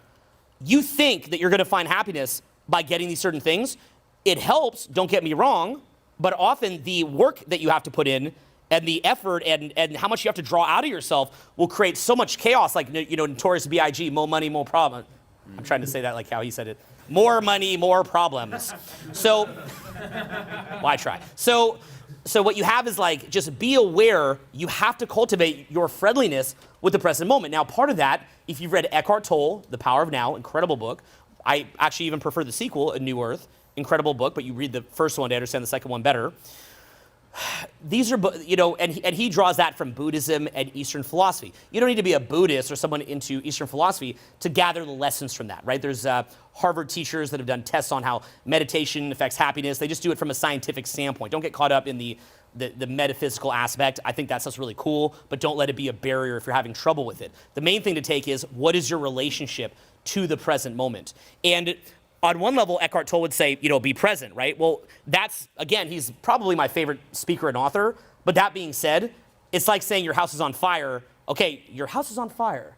And when you put out the fire, you will love life, right? And you're like, got it, Eckhart. And then you're like, okay, so how do I put the fucking house out, right? And I think he does talk about it, and he has a lot of what he says about it, and I love that, and that's why he'll always be like, Eckhart to me is just a living legend, and I would probably cry like a girl at a NSYNC concert if I hung out with him. But the point being is, like, what Julien is showing you here is he's showing you a lot of ideas on how to let go, okay? He's showing you, wait a minute, there's a lot of negativity and trauma. You're stuffing it, running from it, medicating it, doing anything to get away from it, and that is burning up huge amounts of energy. Then you somehow power through that and go make money or meet a cool partner or whatever the heck it is, and you think it's going to work, doesn't work, actually adds more complexities, makes you more miserable. And so what he's showing you how to do here is instead let go of a lot of that heavy negative energy. Just take chunks out of it and wake up. And then when you've woken up, ironically, you're like a car that has more power to go to your goals anyway. And you begin to resonate with better situations for you, rather than going after something that resonated with your negativity, resonated with your trauma, picking jobs or businesses or friends or relationships or lifestyles that stimulate your trauma energy and then furiously going to that. A lot of the time when you let this stuff go, did anybody here have an experience today where, it's maybe just one or two people, could be all, I don't know, it just depends on the crowd. Did anybody here have an experience today where you feel like you woke up and realized that a lot of things in your lifestyle now you couldn't go back to? Did anybody here have a feeling like that? Okay, it's quite intense, isn't it? It's pretty crazy. I had that experience as well with this, where I was like, what am I doing? Like, do I even want to do this anymore? I still kept with what I'm doing, but I reprioritized and realigned and put my focus into things that if I got, hit by a car on the way out of here and I'm just lying there, think I'm going to die, I'd be like, you know what? I like what I did this year. This was good. As opposed to, by the way, the first time I ever got hit by a car and thought I was going to die many years ago, and I was like, that was bad. So, so that was a very eye-opening thing, okay? It's about it's about enjoying life, getting results faster, and getting the right result, okay? You're digging down a cave. If you're digging down some cave and you realize it's the wrong cave, you don't just get to go this way, right? You got to go all the way back up. You got to walk back now, take a break, and then go down the new cave. So we want to kind of pull you out of any cave. If it's not the right cave for you, we want to make you aware of that and tune to that, and then get you going down a cave that works for you. Yeah, that's what's funny with the whole hustle or like discipline, work ethic. It's like, one, you're never really happy because you're using misery as your main drive. And two, when you get the results, you don't even enjoy those results. If you're not enjoying your results, those are not results. On top of that, do an audit on your life. Like, how much of your life are you spending working? Just actually look at it. Like, write it down every day. Like, okay, I work Monday to Friday from this time to this time. Boom. How much is that in a month, a year? How many years of your life are you working? And then you're like, holy shit, that's most of my life just spent in misery. As I talk about in Transformation Mastery, like that's the first step for like anyone and the hardest thing to do. It's like having that willingness to face what it is you keep stuffing down, face what it is you're running away from with the intention of letting it go. Because what'll happen is you'll either keep stuffing it down and ignoring it. That's the whole like, just focus on positive things, positive thinking, reframe everything, and it just stays there. And what you have to realize is that by keeping it there, by ignoring it, it's not going to go anywhere, and it keeps fueling everything that you do. Stop running away from this. Like, you have to choose to go into it. As long as you keep running away from it, it won't go anywhere because it's what's fueling everything that you do. By you, for example, not being happy, trying to be happy, it's still fueling that you not being happy to begin with. By you not being fulfilled, trying to be fulfilled, by doing something, for example, it's still keeping that you that's not fulfilled alive. So that's how most people go about it. And the other thing that'll happen is people will start diving into it, but then their intention is not to let it go, it's to hang on to it. And that's where you have like victim cases where it's like, I'm such a victim, look at all these problems about me. But it's not about self-acceptance, it's about fueling your ego that way. Self-attack. Exactly. Because, you come into this world, you come into a society, and this is huge, by the way. You come into a society, there are certain rules, there are certain guidelines, you need to be socialized. That's good, because without these guidelines, rules, we would all, we wouldn't thrive, we wouldn't survive together, shit would be just chaos. However, due to the way that we're raised, which is, if you're good, you're rewarded. If you're bad, you're punished, you're shamed, so on and so forth. And due to the fact that as children, we have a very limited perspective on things, and we depend on our parents in order to survive. If they abandon you, you'll die. Here's what happens. Let's just say you're at a restaurant and you're loud. Just random example. You're loud at a restaurant and your parents tell you, hey, don't be so fucking loud. And you get punished, they withdraw their affection, they shame you for it. Instead of just viewing it like we'd view it now, like, oh, here's a restaurant, maybe due to the context, I'll start maybe not being so loud or, interfering with other people's conversations. Totally fine. There's a certain guideline. We interpret it as, oh my God, me being loud right now could risk me being abandoned because when I'm loud, my parents withdrew their affection and I could die. Okay, due to, again, the way that we're raised, our limited perspective as children, and it's extremely traumatic because it becomes a question of life and death. And what happens is we start disowning, if you will, that aspect of us that is loud. We start suppressing it and saying, this is not me, and we shove it in the back shadows of our subconscious mind. Now, we think it's gone, but in reality it stays there, and the more we ignore it, the more the charge behind it builds. You know, it's like, say you avoid cleaning your room as a kid. It's not that big of a deal to clean your room, but if you don't do it for like a month, there's so much dread that it just amplified. And that's what happens. You start disowning that, and that's the birth of 1, the ego, and 2, self-hate. Because that's what the ego is. It's like you tell yourself this is what's acceptable, and again, it's completely subjective due to your perspective in the environments you were in. For one person, let's just say being loud, they'll be shamed for it. For another person, it's not being loud. They'll be shamed for that. So it really depends on you. But because of that, you're like, this is okay, this is not okay. And you start trying to perfect and fuel this ego, which is what's acceptable, and you start trying to distance yourself from what's not acceptable. So there's this enemy inside of you because it won't go anywhere. It's all the stuff that's unacceptable, and because of that, you just hate yourself nonstop, and you just walk around with this ball of angst that just builds and builds and builds. And because most people just don't want to face it, and this is how crazy it gets, your body will literally start showing like physical symptoms until you just can't stop ignoring it. And not just that, but it'll basically, as we said, it's like you're going to start seeking out, and again, it gets pretty crazy here, but you're going to start seeking out different situations for you to re-experience what like you refused to experience back then. For you to finally accept, for example, those aspects of you that you started suppressing and disowning. So the gift in the trauma is that it's a chance to let it go. Exactly. It's like the trauma, that's the stuff you have to let go of. And until you do, you're going to keep reliving it, and it's going to keep running you, and you will ultimately never be at peace. And it doesn't matter how much you work on amplifying your ego or compensating for the stuff you hate, because that's what we do. I hate this about myself, but I will compensate by getting more money, more girls, more success, you know, et cetera, trying to inflate the ego. But guess what? It doesn't matter how much you compensate, you're still compensating. There's no reason for you to not feel fucking amazing right now. Like, there's no reason at all. In this moment, right here, right now, sitting here in this room, you're all alive. You're all here in this room. No one's cutting your fucking arm. So why is that relationship to the now kind of, Okay. Now you hear, be present. And it's a great first approach, but you know what's better? Identify everything that's pulling you away from presence and let go of it. So by default, you realize presence. You can't pursue presence. You can only attract presence. And that's by focusing on all the uncomfortable shit.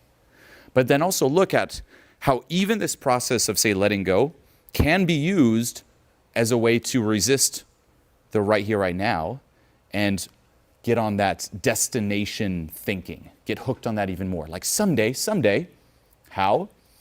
Someday I'll have all the money and I'll finally be happy. Someday, when I will have let go completely, I'll be happy. Someday, when I will have, healed all my trauma, I will be complete, and then things will be different in the future. What did we say at the beginning of today? It's not about the future. It's not about going from here to up there. Okay? On one hand, it's endless, because you're just telling yourself and addicting yourself to in the future, in the future, in the future. And not just that, but then it's endless, because you're assuming that right here, right now, you're incomplete. You can only realize it. It's more so, say this is presence, what am I hanging on to that's pulling me away from it? What's pulling me away from feeling amazing right now? You have to realize you've already passed the finish line. Stop projecting it in the future. This is why you hear those cheesy sayings when people ask, like, when will I have let go completely? When you stop asking the question. Don't you just hate that? You're like, God damn it, that's fine. Like, you can't really say anything. You're just like, whatever. But why do people say that, including myself? Because the more you let go, the less resistance there is to being you, the less resistance there is to being you right here, right now. And what's that question? When will I have let go completely? It's once more that destination thinking. When will I have made it? Trying to escape where you are now, hating and resisting where you are now. If you feel okay with where you are now, there's no longer that need to escape, and that question doesn't arise anymore. So it's identifying what's in the way. What's all this bullshit? Can I let go of it? Asking yourself, or that part of you, why don't I deserve to be happy right now? Why? Why don't I deserve success? Why do I deserve to be punished? Why does my life have to be hard? Why do I deserve to suffer? ask yourself, write it down, identify it, and then once more, let go of it. Let's look at some practical steps, okay? When you're out with your buddies and you're talking about something heavy, can you make little jokes to lighten it up? That's a simple step. Can you make little jokes to lighten it up? I actually view it that if I'm not having fun when I'm doing regular mundane things, I am being robbed. I'm not getting the chance to cash in. Like, I'm sitting here, I'm 39, as of talking right now. When's that future? For you guys that are younger, it's like 39, that's when life is. I promise you, as much as like my life that I built is like right now, if I don't maintain these habits of releasing and of maintaining a healthy relationship with the present moment, my life will be as miserable as it was subjectively and emotionally as when I was 19 or 21 or whatever else, right? What I got from getting older, even more so than any material things that I got, was the relationship to the present moment. And I could have had that from a younger age. Also, my negative energy growing up caused me to slow down the growth of my business, my goals. All of that was slowed down. If I could have learned this kind of stuff at age 19 or 21, now it's debatable whether or not I would even resonate with it or zone out. So for that reason, you could argue that you do have to go through it. But if you can trigger someone and kind of smear it in their face, the way that we're doing a little bit here, and get you to have that epiphany sooner, because the cool thing with human beings, you can learn from others. You can learn from the experience of other people, okay? Remember Jay-Z? Hove did that. Hopefully you don't have to go through that, right?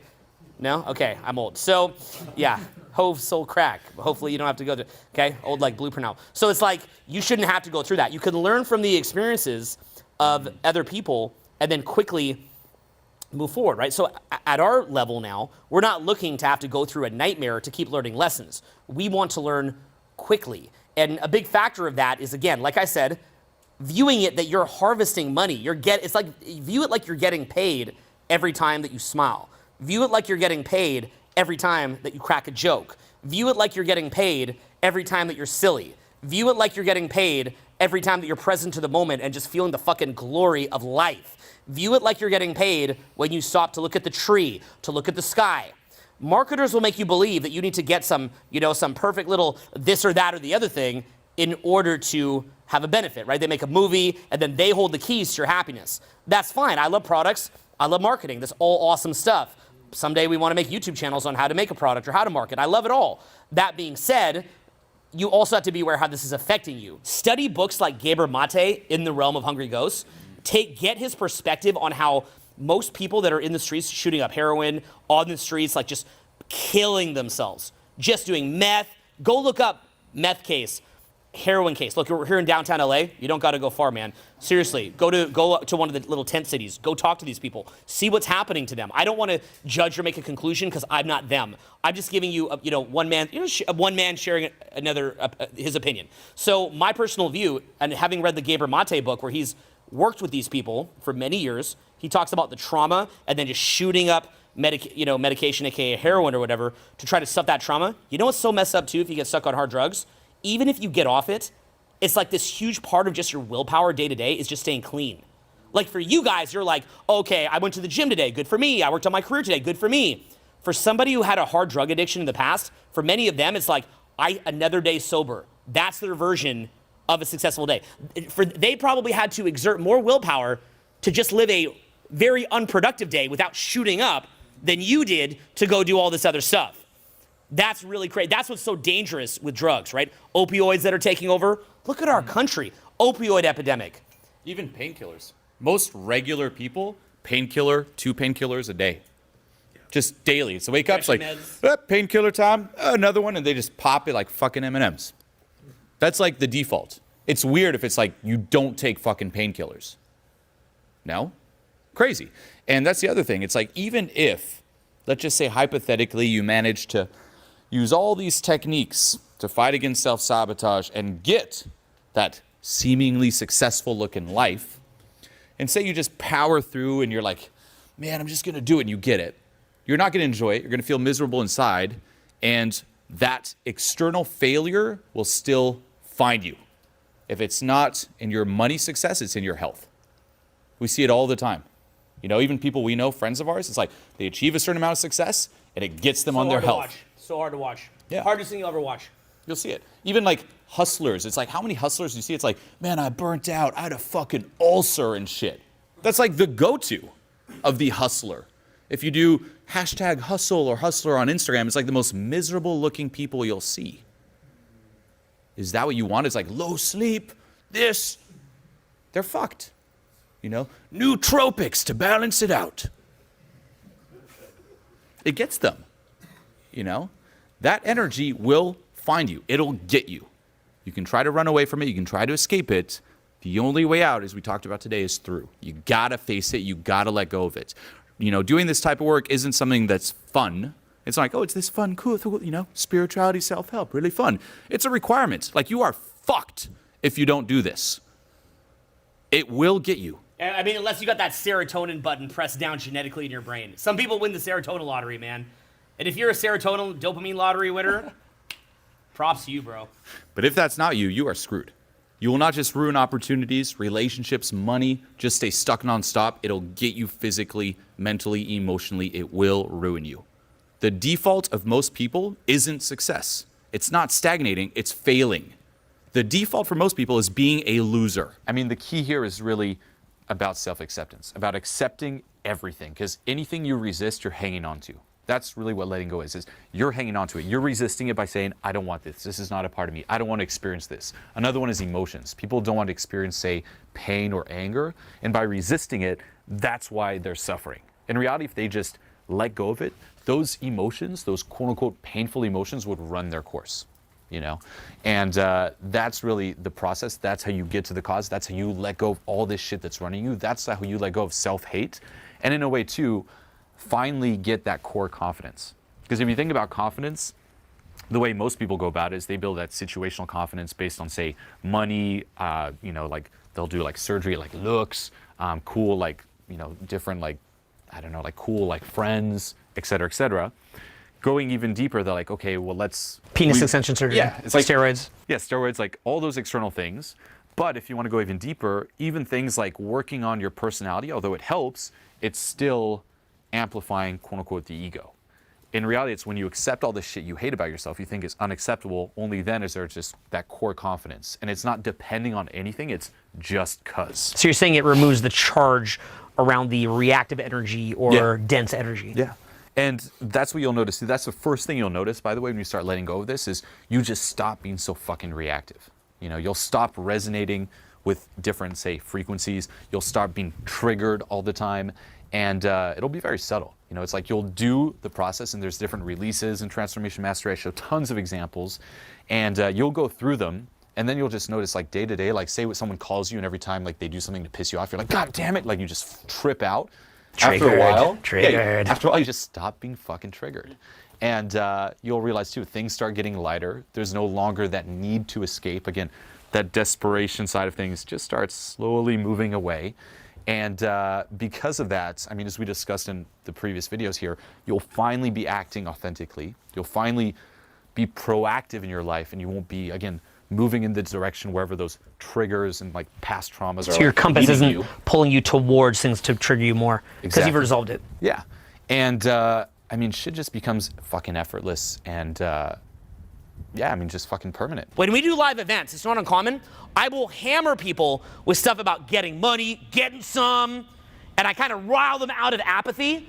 And then later, I transcend even that. Integrate and transcend. Integrate and transcend. So we can move through that desire to get that money, and we get fueled by that, and then we can even have like it's like that, and then it even expands out, and the next thing comes out. Like a flower, it's like the little leaves come out, and then the next shoot. The leaves come out, and then the next shoot. But those leaves are still there, so we integrate and transcend like Russian dolls. Okay, remember, you know those little dolls, layers to it? You're a complex person. You're very complex. That's why we're trying to teach you here what is running you. We want to show you the driver's manual for your mind, your spirit, your soul, your body, and how to live life, right? Because ultimately, life is quite complex. And it's very complex because we don't even know why we're here, technically speaking. And you got to kind of create your own reason. And oftentimes, we're looking for somebody else to give us the reason. The challenge is there is so much running you. There is so much influencing you. It's hard to even know what is you. And if you think about it, about 99% of your thoughts and actions are probably consumed with, number one, fulfillment of biological drive. Say that. fulfillment of biological drives. I'm horny, I'm hungry, I'm hot, I'm cold, I'm tired. Just fulfilling that. The other is ego gratification. Say that with me. Ego gratification. And the other is spewing out social conditioned beliefs. Say that. Spewing out social conditioning beliefs. Have you ever heard it where they'll call it an NPC, a non-player character, for people who kind of spew out things they just heard somewhere, but they themselves don't live it? A lot of people will be like, I believe in peace. I'm like, no, wake up, you don't. They're like, I said peace. Like, no. That's virtue signaling. You're saying that to look good, but your behavior doesn't reflect it. You've got to live it. That peace has to reside in you and has to be something that emanates from you. You have to live it and demonstrate it through your actions. It's not about saying it so that other people can see your virtue and virtue signaling. My favorite with that, by the way, is like, everyone says, like, if you had one wish, what would it be? Peace on earth. Bullshit. Bullshit. Everyone says that because it's the first thing and you don't want to be shamed. I'm like, me too, peace. But there's all those selfish fucking desires that come up like, one wish, a magical wish? Fuck peace on earth. Me. Could we give you guys some harsh feedback too? Could I be a little mean? It's hard enough in a room of higher level thinking people like this. It's hard enough to get you to move a row forward. And yet every one of you will say, peace on earth. Every one of you will say, raise the human consciousness, but it's hard enough to get you even to maybe sign up for a cheap event that would help yourself. We've got to go above and beyond to push that. It's hard enough to get you to move forward. It's sometimes guys will come to the front, literally, in a room of higher thinking people, guys will fight over who gets the closer seat. And they're like ready to throw down. And we literally diffuse it. We're like, no, it's okay. Yeah, running a seminars company, we have to be prepared for those possibilities and contingencies. And we have to actually be able to communicate with people at a level of where they're at. You've got to meet people where they're at. But by the way, if somebody's in a lower level and you want to learn to speak their language, recognize because I wake up tired sometimes, feeling like crap. And so what I do is I audit how I feel. And if I was tired and feeling like crap and someone was like, move forward a row, and I'm like, fuck off. You know, right? Because I get like that too. And then I say to myself, what would I say to me when I'm saying fuck off? And then I try to speak in that language. So all of us as teachers, whether it's making a clickbait or a thumbnail or giving initial sort of things to bait your interest in a particular topic, we're good at speaking, we want to be good at least, and strive to be at speaking your language. And then as we speak your language, we want to show you maybe how to get a small goal. And then as we get you a small goal, we want to show you there's a bigger goal, right? Because for a lot of you guys, maybe you're a little short on cash. If we can show you how to make more cash, you're like, hey, thanks for speaking my language, man. All this higher level thinking or higher paradigms is great, but I kind of need to make a bit of cash right now. I'm kind of in pain. But if we can show you that, now you start to trust us a little bit more that we have your interest leading in a better direction. If we show you some dating advice, because the big feedback that I get all the time on the street when people stop me is like, man, you know, you started me with dating advice, and now it's gotten to be so much more. Well, why do we show the dating advice stuff? Because if we can show you how to solve that, that's a very relevant problem at a certain paradigm. Now, for us to think of a guy who's scared to go to a nightclub and talk to some people, it's hard for us to even remember what that's like. But we can go back into our minds to remember when that was scary and say, you know what, there was a point where that was really freaking scary. And you can talk like you're above it, but when you're in that club, it's actually hard and you need some help. And so what happens is that the news, the mainstream news, it infects you and feeds that. It's feeding it, but the problem with the mainstream news is they don't lead you past it. They just keep feeding it. And then here's where this seminar here starts to get really interesting. You ready for it to get really interesting? Yeah. Are you ready for it to get really interesting? Yeah. Okay. Notice even there, if I say ready to get interesting, this has been a long night. You're tired. It's like, fuck off, right? But notice it in yourself so that you can begin to, I mean, maybe I could be screaming more, right? But maybe it's because it's been a long night. So be aware of that. Notice that long night effect in yourself, okay? So where this gets interesting is this. That energy that fuels, in some cases, the mainstream news also has its own momentum. Now, before I pick them apart, I want to say a couple things. I truly believe in being measured and balanced. What are some good things that the mainstream news does? Let's not just tear them apart. What is the original envisionment of, say, a mainstream news source? And they do it to an extent. I want to give them credit. What do they do that's good? Because they have value. Yell some things out. They bring awareness. What's that? Education. Democracy dies in darkness is what the press would tell you. What else? What else do they do? Tell me. A check and balance on the government. What else?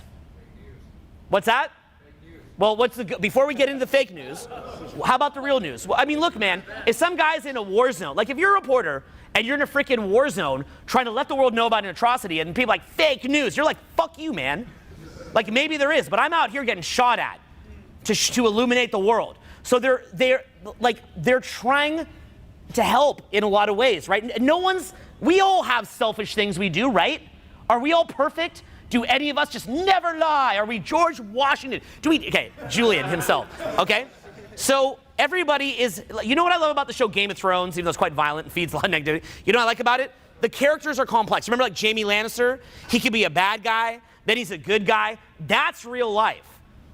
Real people are complex. The news is complex. So what begins to happen though, is that we now see independent media and alternate media and people that are talking about raising the vibration, raising consciousness, doing better.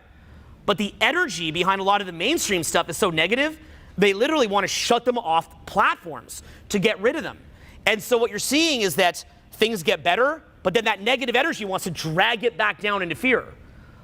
And then what'll start happening? Well, in 10 or 15 years, you're going to see new platforms that come, maybe through things like the blockchain, where the blockchain is decentralized. And there's a ray of light in the darkness, because there's a lot of darkness around this topic right now, but there's little rays of light, because we can try to suppress the truth or people seeking betterment, and evil dark forces of that negative energy can come in and try to lower that. But as things become more and more decentralized, yeah, maybe someone will accumulate a lot of power, take advantage of it.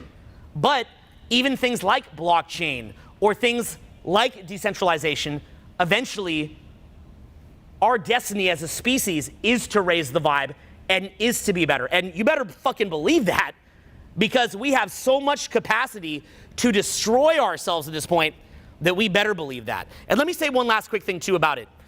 Whenever somebody has a different way of thinking and is a very different type of thinker, they often think so differently that 80% of what they say could be outlandish, but there's this 20% that is so spot on. And that 80% could even be a bit offensive to some people, because something's always offensive to everybody. Have a nice day could be offensive to the right person who's in a negative state. It's condescending.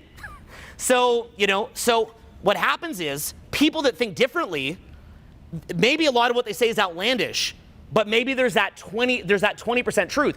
When we suppress freedom of speech, we're going to focus on that 80% that someone said that maybe bothered somebody, but we're not getting that 20%, and we're stopping dialogue. And so what we're seeing now is there was the mainstream, and then bigger social media platforms came out, and suddenly consciousness is going up. But then what happens is, again, no, anything that raises consciousness is going to be reframed and nitpicked as bad. And how are they going to do that? Well, if somebody releases thousands of hours of content and they happen to make a little joke, they're not a professional politician, they make a little joke that can be cut out of context, you take that, cut it out of context, spam it everywhere, and the average person in apathy doesn't have enough time to really look into what that person really said. And then when they don't look at what was really said, what happens? They want to go with the herd, because remember, if a lot of us don't even want to move a roll forward, you think the average person is looking to dig in deep and see what someone really is all about? And so we're seeing that. But I believe in our future, because things like the blockchain and other things that'll come out, who knows what it'll be, will decentralize things, and we're going to see, I think this movement towards betterment is a slow-moving but consistently moving train. And that's why I stay, even though there is darkness, I stay optimistic that there is that ember of light that we can see. But remember, that negative energy, and that's why I said here's where the seminar gets interesting, it has, that energy itself has its own momentum. Have you ever felt that energy, that negative energy, was running you in a time that you're upset, that you had lost conscious power and that energy was running you? Put your hand up if you ever felt that way. Have you ever felt that you're laughing so hard, in so much joy, maybe at a stand-up comedy presentation or whatever, that you couldn't stop laughing? Have you ever felt that way? Put your hand up. So notice that the energy has its own momentum. And Remember we talked earlier about your energy palette, your emotional palette? We have to bring to awareness what negative energy is, so that when you see that fear in mainstream broadcasts, you can recognize what that is and say, maybe I don't let that in. Maybe I have a little ozone layer, and when energy is coming at me, I go, wait a minute, stay present, vibe it out, and choose to let it in or not. And we have to recognize this in yourself, what your energy you're carrying, but often if we see it in other people, it's a little bit easier because it's really hard to see it ourselves. I have it, Julien has it, Sarah has it, we all have it. This is our heritage as life on this planet. We have some of this. That's okay. We didn't transcend into Eckhart Tolle mist of glory yet, because we're not enlightened yet, because we are on a journey together, right? But what we can do is show you the secrets of this, show you things that the most aware people have, and we can get you to see it in others and see the signs of it, and then get you to see it in yourself. And what can happen is, in the same way that someone gets kind of scooped up by almost this pendulum, this sort of wave, this jet stream, say the word a jet stream, this jet stream of negativity is running them. They don't even know it. You remember what Jesus says? What's the exact quote? Forgive them, Lord, for they do not know that which they do. Is that the quote? Yeah. Okay. What is it? Forgive them for they know not what they do, right? They're in a jet stream of negativity. They're unconscious. They don't know what they're doing, okay? When I ask you guys to come a row forward, and you don't, I say, forgive them.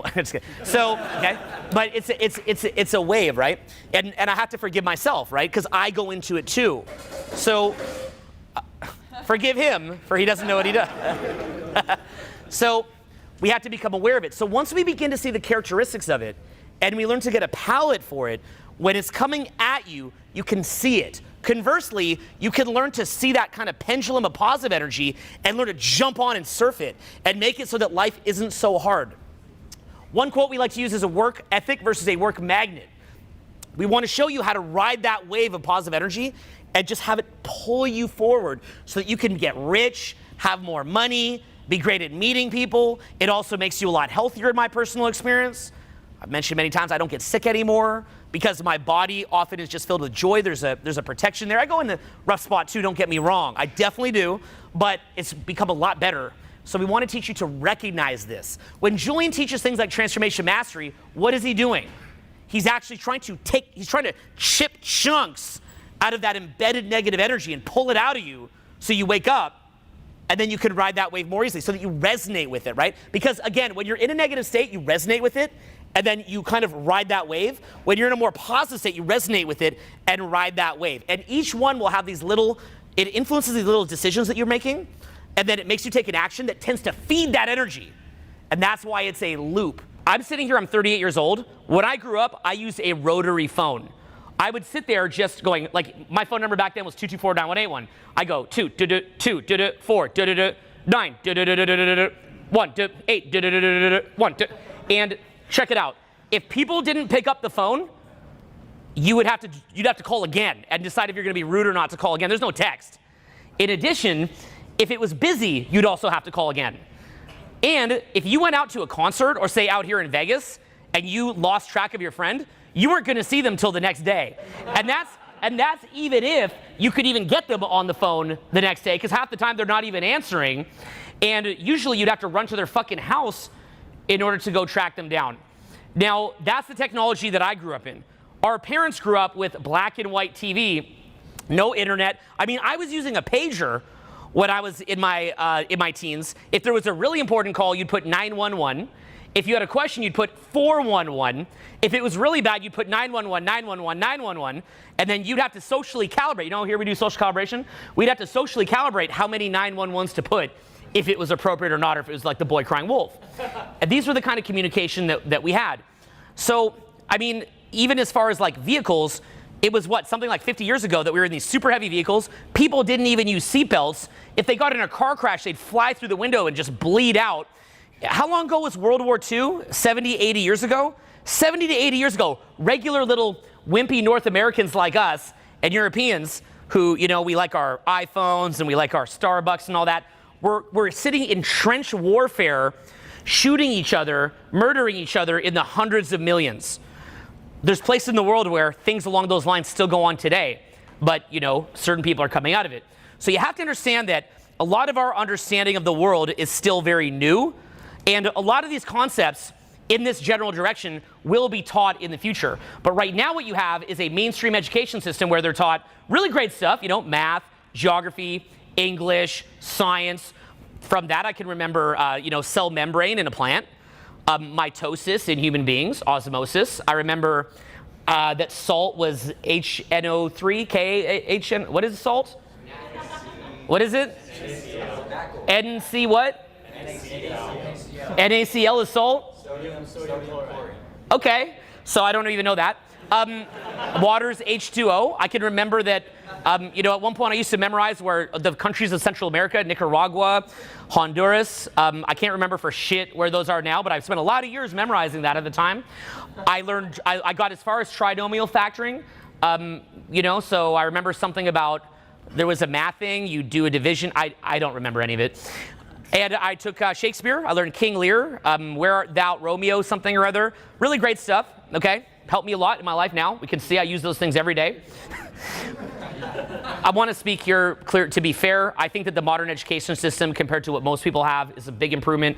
A lot of people, look, no system's perfect, right? A lot of people who created the education system busted their fucking ass, spent their life to create the education system that I'm now mocking.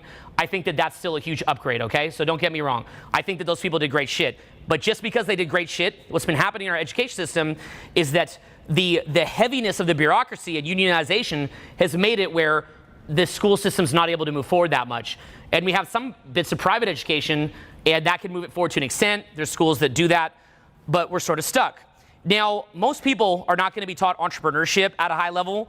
Most people don't know what a basic sales funnel is. They don't even understand really what offering value is. The average person thinks that most rich people are living in a conspiracy, sacrificing goats and doing crazy shit, and that's why they're rich.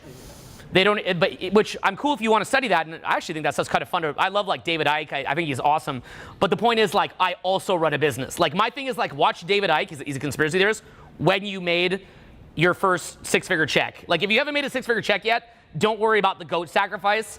That's not why you're not making money. Like, even in the goat sacrificing conspiracy world, you can get a six-figure check. But a lot of guys will study that stuff as a way to justify why they can't make money because they're being held back by a goat. So what we have is, we have a modern education system that doesn't teach you a lot of this stuff. Now, don't take at face value anything that any teacher teaches you. Look at it with your own eyes. So when you go out today and in days after, look at what you're learning here with your own eyes and ask yourself, is this something that I can see?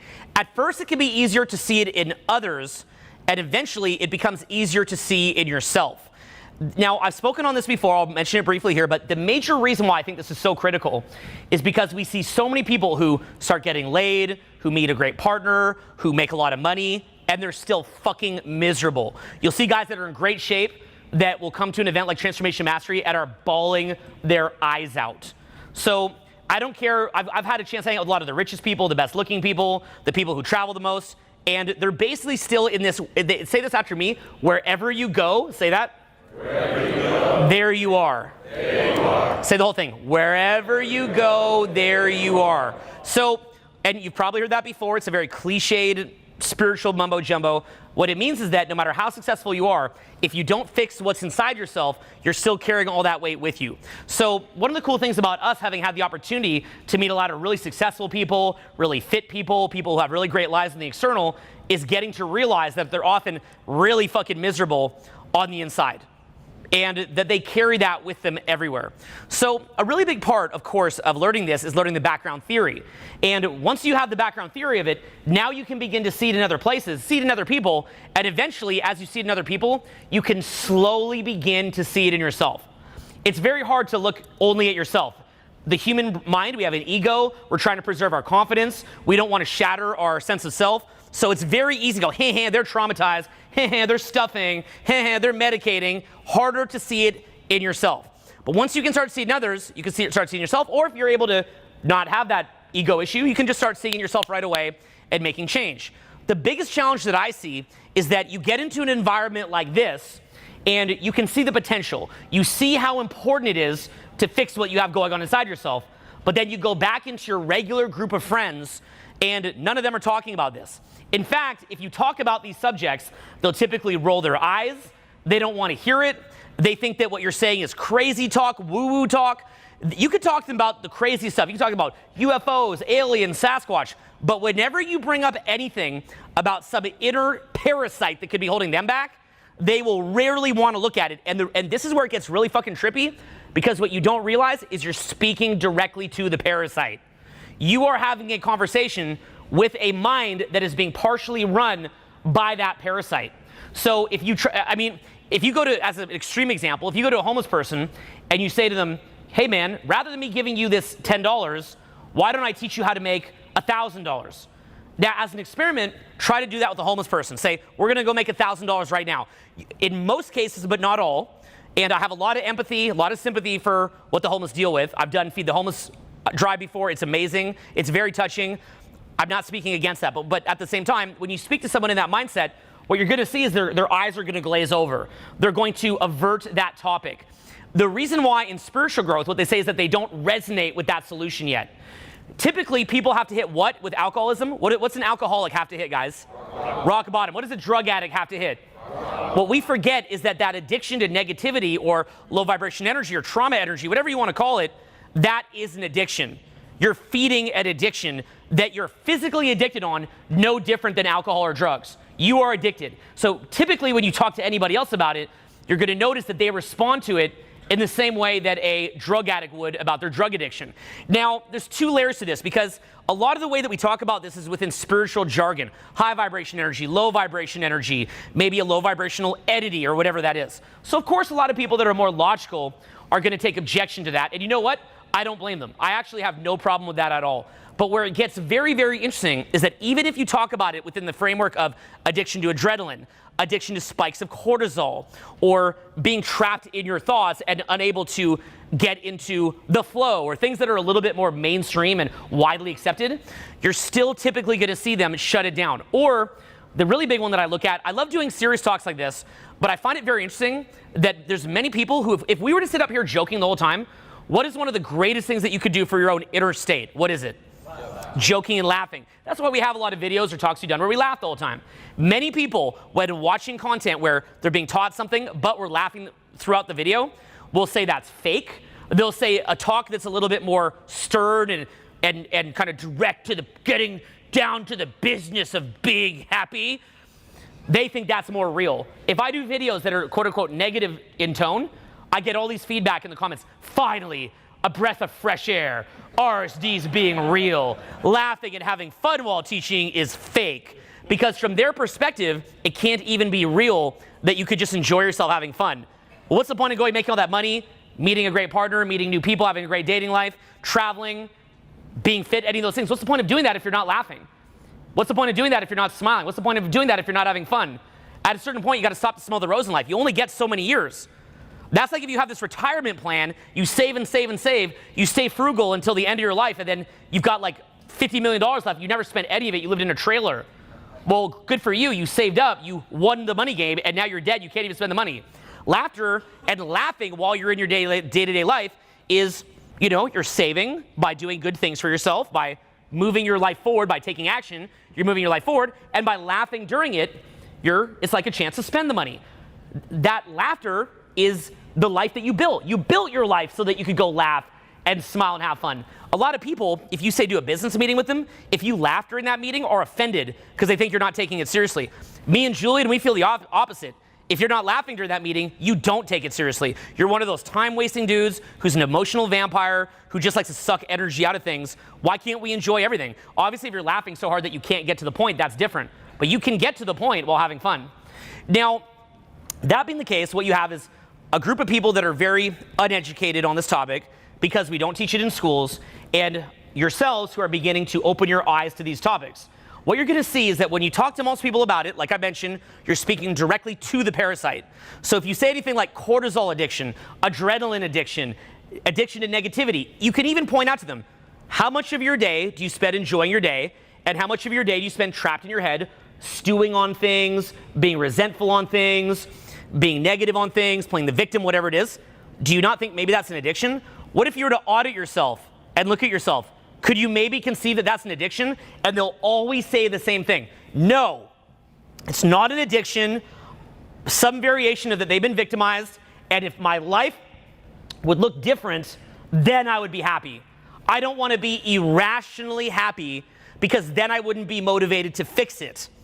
What they're not understanding is that what they're saying is true. There is a healthy place for all human emotion. But what they're not realizing is that that addiction to negativity is physically closing off their perception of the world. It's coloring their perception of the world to where anything positive that can happen, they can't see it. They're blind to it. If you want to learn more about this, Google Reticular Activation System, RAS. It's called selective focus. When you're in a positive, fun mood, you're in a resourceful state and you see and resonate with things that would move your life up. When you're in a negative mood, most of what you're going to see is going to be a problem. I believe there is a place for, there's a healthy version of depression. That's that version where you take a pause, you think about your life, it forces you to get introspective. You don't want to be bullish all the time. Sometimes you want to be in that bear mode, you know, like in the stock market, bull bear market. I've had a lot of events in my life where I've been having so much fun, I feel a bit depressed for a minute. It's almost like taking like a ayahuasca journey or something. We've never done that, but the point is like, actually haven't, but like it's almost like taking an ayahuasca journey. You get depressed, it kind of cycles your mind on what's going wrong, it kind of draws your attention to problems in your life. And there's a space for that for a minute. We evolved that for a minute. But then there's the point where that has to end. But what happens with most people, what are we taught in our society? Control, control, control. We're not taught to release. And so that energy becomes bunched on itself, right? Similar to cancer. You know, when cells are reproducing, that's a good thing. But a cancerous cell doesn't stop and it starts feeding on itself. It's unhealthy. And what we get in our psychology is a cancerous version of depression that starts feeding on itself. And now it's like, just like a cancer cell, it's sucking energy, coloring our perception, and there's a parasite running your fucking brain. When you do this work for an extended period of time, you see people and you see them being held down in their potential, and you feel so sad. For us, the first kind of taste that we got was learning social skills, learning dating advice type content. And we'd be out, and you kind of just slip into state, and you're like, this is weird. I'm funny. My voice is projecting. People are attracted to me, even though they're a lot more physically attractive than I am. Everybody wants my attention. I don't feel sad anymore. I don't feel traumatized anymore. And you kind of spike up. You get a taste for it, what your potential is. I'd have that in public speaking. I'd go in front of a crowd. It would just flow out. It was weird. I'd ride the wave. This is weird. And as I was doing it, I'm like, something weird's happening to me. What is this? What is this that I'm seeing right now? And as I saw that, I began, you know, at first I would just use it to try to like, you know, socialize better. And that's fun. I love that. And I love showing that to people. We love it so much. That being said, we also saw other applications of it. Then we started to think, well, why can you slip into that maybe when you go out? Why can't we be like that a little more often? Maybe not all the time. I'm not. He's not. But why not more often? Why can't you default to that? And then if you had a bad day, that was just a bad day instead of bad being the default or average. And that's where we began to realize, wait a minute, there's a lot of trauma energy holding you down. And it's just bleeding into you all the time. Like the sound of this, the little hum, but you don't notice it unless you clue in. Listen to how loud this silly little projector is. It's kind of fucking weird, isn't it? Can I turn it off? Like, it's freaking me out. So it's like, right? That's trauma release. Oh. It's gone. Okay? It's gone. So that's what we want to be doing. We have to be letting go. We have to take chunks out, let it go, and snap into alertness. And again, if you're riding off the right fuel, ideally, you want to be feeding off of work. You want to be gaining energy from work because it gets you out of your head. It gets you more into real life. And then, of course, you do need a break and to do proactive recovery because you kind of fired up your immune system. Don't get me wrong. But in general, you want to be feeding off it. I don't want to be up here like, oh, this sucks and I got to fucking do my fucking sucky talk and do these fucker, you know, right? That's horrible. Oh, my God. You would never succeed at a high level doing that, in my view. Or some people do, but what outcome do you really get? So just that awareness alone and moving on that track is the difference between looking at you in 10 years and seeing you with the big bright eyes, energy flowing through you, creativity, intuition, energy, health, wealth, alignment, versus seeing you in 10 years, a fucking train wreck like the majority of people you meet, the floating turds. When we say like, start cultivating a healthier relationship with the present moment. Accept who you are. Let go of all that resistance to you right here, right now. That does not mean stagnate and do nothing. By default, things change. Nothing is permanent. You don't have to make them change, they will change. So you do have a certain intention in terms of where you're going. But one of my favorite sayings in terms of, self-acceptance and growth is from a book called The Presence Process, which I highly recommend reading. And what he says is, it's a state of continued ripening. That's like the best way of putting it. A state of continued ripening. You're here, you're feeling fucking amazing in this moment. There's no rush or need to be anywhere else. And you're like, how could it possibly get better than this? And every second you're surprised how you just get riper and it just gets better and better and better and better. And it feels effortless and you just get fueled. And once more, it's like, how are you going to live your life so that when you die, because you will die, you'll look back and be like, damn, I milked this experience that is being alive. I took it in, every fucking bit of it. I took it in. And remind yourself of this, like you will die, take it in. Even what it feels like to be alive. I always joke, like, why do people like going to swimming pools? Really? You ever think about that? Like, why do you like going to a fucking pool? It's just water. The only reason is we're not used to it. Here we're like, air. So you're underwater, you're like, whoa, slow motion. Like that's the only reason you like going to a pool. People will pay and spend hours hanging on in this liquid, like just hanging out in there. Because you're not used to it. You're used to being alive. You're used to breathing. Imagine this is the fucking pool. Like, whoa, air, aliveness. Milk it. And start now. Don't wait. Remember, you've passed the finish line. You have the tools. Start now. Most of the people you talk to, it's not like in this room here. Most people you talk to, in fact, the mentality that they're in is that they're being run by negative energy, and in their ideal, not consciously, but 100% unconscious, that energy wants to spread, and that energy wants to pull you back into it. Where you could be here today and studying this and be completely committed and bought in, and by next week you've forgotten about this, and like 6 months later you're thinking, man, I was really making some commitments back then, and I didn't follow through.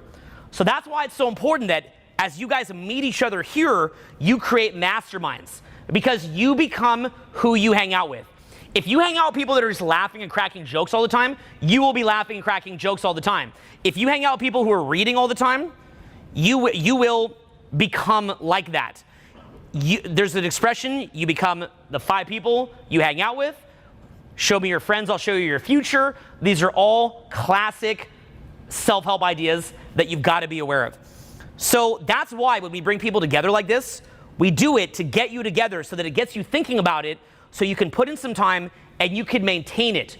You will become who you hang out with. What you're gonna find is when you fail to do that, you're gonna keep hitting the wall, because you're digging and digging and digging. You think you're going down this tunnel, right?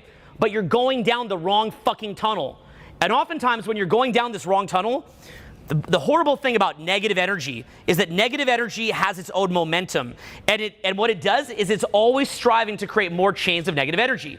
So when you're in negative energy, in most cases, you're going to get a girlfriend who's in negative energy. You're going to be fighting with her. You're going to be attracted to business partners and work with people that are in negative energy. Frankly, here's what I've observed. If you're a positive person and somebody else is negative, they will eject you out of their fucking life, because they're not getting their hits of negativity from you. And what they'll often do, at first they'll just try to annoy you. Then they'll pester you. Then they'll yell at you. Then they'll fucking explode on you. Eventually, if you say pause to that, they'll burn your fucking house down. Now you mad? They'll literally they will do whatever it takes. And it's essentially a pendulum. Pendulum goes here, they charge it up, shoot it back. Now you want to have what? Personal boundaries, right? You're not going to let anyone mess with your reputation. You're not going to let anyone treat you like that. So you charge it up and send it back. But you don't realize that's exactly what they want. And I grew up around that. The area that I grew up in, we'd all get in fights. One guy would fight another guy. That guy would round up his posse, fight the guy back. And it was ongoing. You saw that recently with Conor McGregor. That guy, Khabib, I think he was fighting with Conor's boy Artem. That pisses off Conor. The negative energy in him. Doesn't matter that he's making hundreds of millions of dollars or whatever it is. Shitloads of money. Conor McGregor at the top of his fucking game. So much. How much does Conor McGregor have to lose, you think, at this point? So much to lose. This guy, he has all that. This dude comes from like a background where my understanding is that like Irish gangsters are wanting to like fuck him up. He fights his way through that. He fights his way through every obstacle. He had a loss at one point, comes back and beats that guy, pushes himself to the absolute limit in his outer world. And he finds happiness through things like designer clothes, having a Ferrari, and fixing things in the outer world. But guess what? Wherever you go, there you are. So Connor is used to this gangster kind of mentality, whatever you'd call it. I don't want to piss him off because that guy will fuck me up. So, you know, I'm chill. But I'm speaking because this guy's amazing and we can all recognize that. So Connor, he comes in and he's back there in Ireland. He hears about Artem or whatever, got in a confrontation with Khabib. Connor flies back to New York, throws a dolly at the window of the bus. And you know what? That's really good dramatic flair for the buildup of a fight. But here's the problem. Connor's making millions and millions, maybe even hundreds of millions of dollars, whatever it is. Some guy who he throws that dolly at, for all we know, is making like a really low amount of money as a fighter and is just trying his best. That'd be like me and Julien, who are being successful in our industry, go to some like 21-year-old new coach who's barely making his bills and we smash his eyes up with glass shards because we're trying to make a drama for our YouTube following. And that's kind of what happened. And it's not appropriate that somebody that successful went and messed with the life of that little dude on the back. Now, of course, I love Connor, so I'm like, fuck it, fuck that guy, Connor all the way, right? Because that's human nature, that's how we are. But if we're being more objective about it, it's a pretty serious situation that happened there. And then Connor's not on probation. What if he were to lose his ability to go do his next fight in the States? What if he were to get sued? What if he loses his endorsements? What if people who don't, all these people are lining up to endorse this guy. He's gone and fought Floyd fucking Mayweather in a boxing match. It's not even his sport. I get it, Floyd's older, but like it takes some balls, bro. I mean, this guy's got balls. He's done far more than maybe all of us combined to make his life amazing. But there he goes, and it's like he's hitting in the success ceiling, and right as things are just getting too good, mess it up. Now, look, he's a smart guy. I think he'll come back from this. I think we all rooting for him to come back. At the same time, you've got to realize wherever you go, there you are. What's the mentality and environment that he's in? Got to fuck people up, and it's that charged pendulum that's going back and forth. What you got to do is audit your own life and see where you're charging the pendulum. Where are you creating these webs for yourself? Where is it to the point that anytime that you see something that could truly help your life, you zone out? It goes in one ear and out the other. The shift that we make here, really, I want to kind of describe it to you a little bit, okay? I'd like to get a little bit descriptive with you. Most people live in a very contracted reality. It's a very competitive reality. It's always me versus them all the time. And what happens as you expand is you realize I'm a part of the universe. Everybody's a part of the universe. I am not in a competitive frame. I am in a collaborative frame. Say the word collaborative frame. Collaborative frame. Okay? That same higher consciousness that is in you, which will be the part of you that goes on when you die, that same consciousness is in them. So in many ways, you are them. And so you don't need to compete against them or win at their expense. We can win together. There's a new paradigm where we can win together. And what begins to happen is that things are not as big of a deal anymore. They're not as big of a deal. But see, rather than requiring reaction to do everything, you're kind of miserable, and you're just being kind of prodded forward on this sort of caveman misery of when something bad happens, you need to burn your hand on the stove again and again and again. Instead, what happens is that we want to make shifts from a space of joy. We want to make shifts because we want to contribute to the world. We're making shifts because that's what makes sense. You can even see this growth of paradigms in books like Spiral Dynamics, where we might go into a very entrepreneurial phase.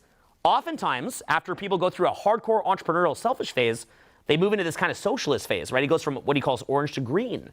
And in the green paradigm, we realize, wait a minute, I don't want to win if everybody isn't winning. That's why if you look at cities like, say, San Francisco, it's a very green city, right? A lot of wealthy liberal coastal cities have this, where it's a lot of people that are doing very well, and then they suddenly realize, well, if I'm going to do well, I want everybody to do well. But then what happens is that they bring in a lot of, there's a lot of homelessness issues there, and it can get a little bit out of control. Because even though we want everybody to do well, we have to put them in a position to win. We can't just, because if you just keep giving them free stuff, it actually doesn't motivate them to fix it. It makes it worse. Your compassion makes things worse. So then we move into the yellow paradigm in spiral dynamics, where we can be entrepreneurial. At the same time, we can have compassion for others. But ultimately, we want to be systems building oriented and create systems so that whatever level paradigm somebody's at, they can win and move through that paradigm. So somebody at the yellow paradigm, they're basically what they call the spiral wizard in the book Spiral Dynamics. And they can have respect for wherever somebody's at and try to craft systems where everybody at whatever level they're in can kind of move through their phase. There's a great respect for where people are at, as opposed to in the green, which is more socialistic. It's kind of more idealistic, right? It's like, oh, help them. But in the process of helping them, you're hurting them. You're hurting them, right? In the orange entrepreneurial phase, you're like, fuck everybody. You want other people to lose for you to win. But that gets lonely after a while, so you move into a more socialist phase.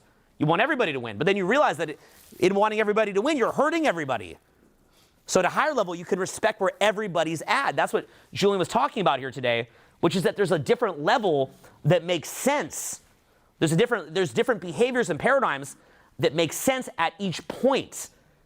And at each level, we can graduate and move into another paradigm. Put your hand up if you think that over 80% of your life, you've just been in a very joyous, ideal state for over 80% of your life. Put your hands up. Okay. How about 70%? 60%? 50%? 40%? Hands way up. 30%? 20%? 10%? 5%? Okay. Probably being hard on yourself. We'll work on releasing that. Now, put your hand up if for over half of your life you spent being in a state that was pointlessly negative. Like you thought it was helping you, but it really wasn't helping anything. If you spent over half your life in a pointlessly negative state, put your hands up. Okay. For the rest of you that didn't put your hands up, I'm going to be honest. I think most of you are not realistic, but you could be being realistic because some people don't struggle with this, but most people do. And even for those of you that don't struggle, you can still go higher. So knowing that, we have to realize that our friends are bringing us into this. Our peers are bringing us into this. TV, the media, the food that we eat, the lifestyles that we have, the job that we have. And modern society has a lot of benefits, but we have to make a decision to say, no, no, no, I am going to take action on this and get the knowledge and tools that I need and surround myself with people in this mindset. That was the main payoff I got from having a mastermind group, was that people continually put me back into that mindset, okay? This is something that Julien has been emphasizing. Julien came to me, he said, you know what? We've got to do the academy.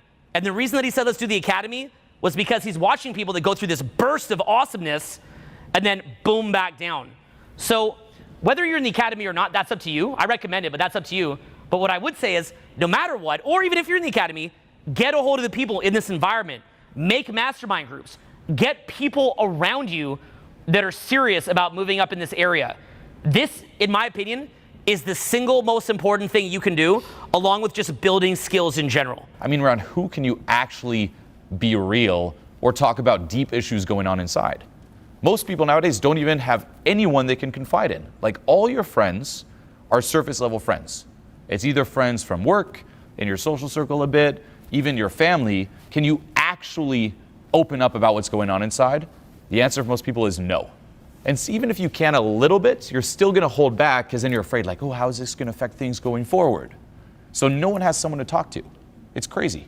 And I would see this nonstop at the different live events where at the end there was such a bonding experience. And people kept saying, like, this was amazing, like literally the most amazing day of my life. I could finally be real. People would hear me. They'd be present for me. They would listen to me. Like, I can actually be heard and acknowledged for who I truly am. It was amazing. I need more of this.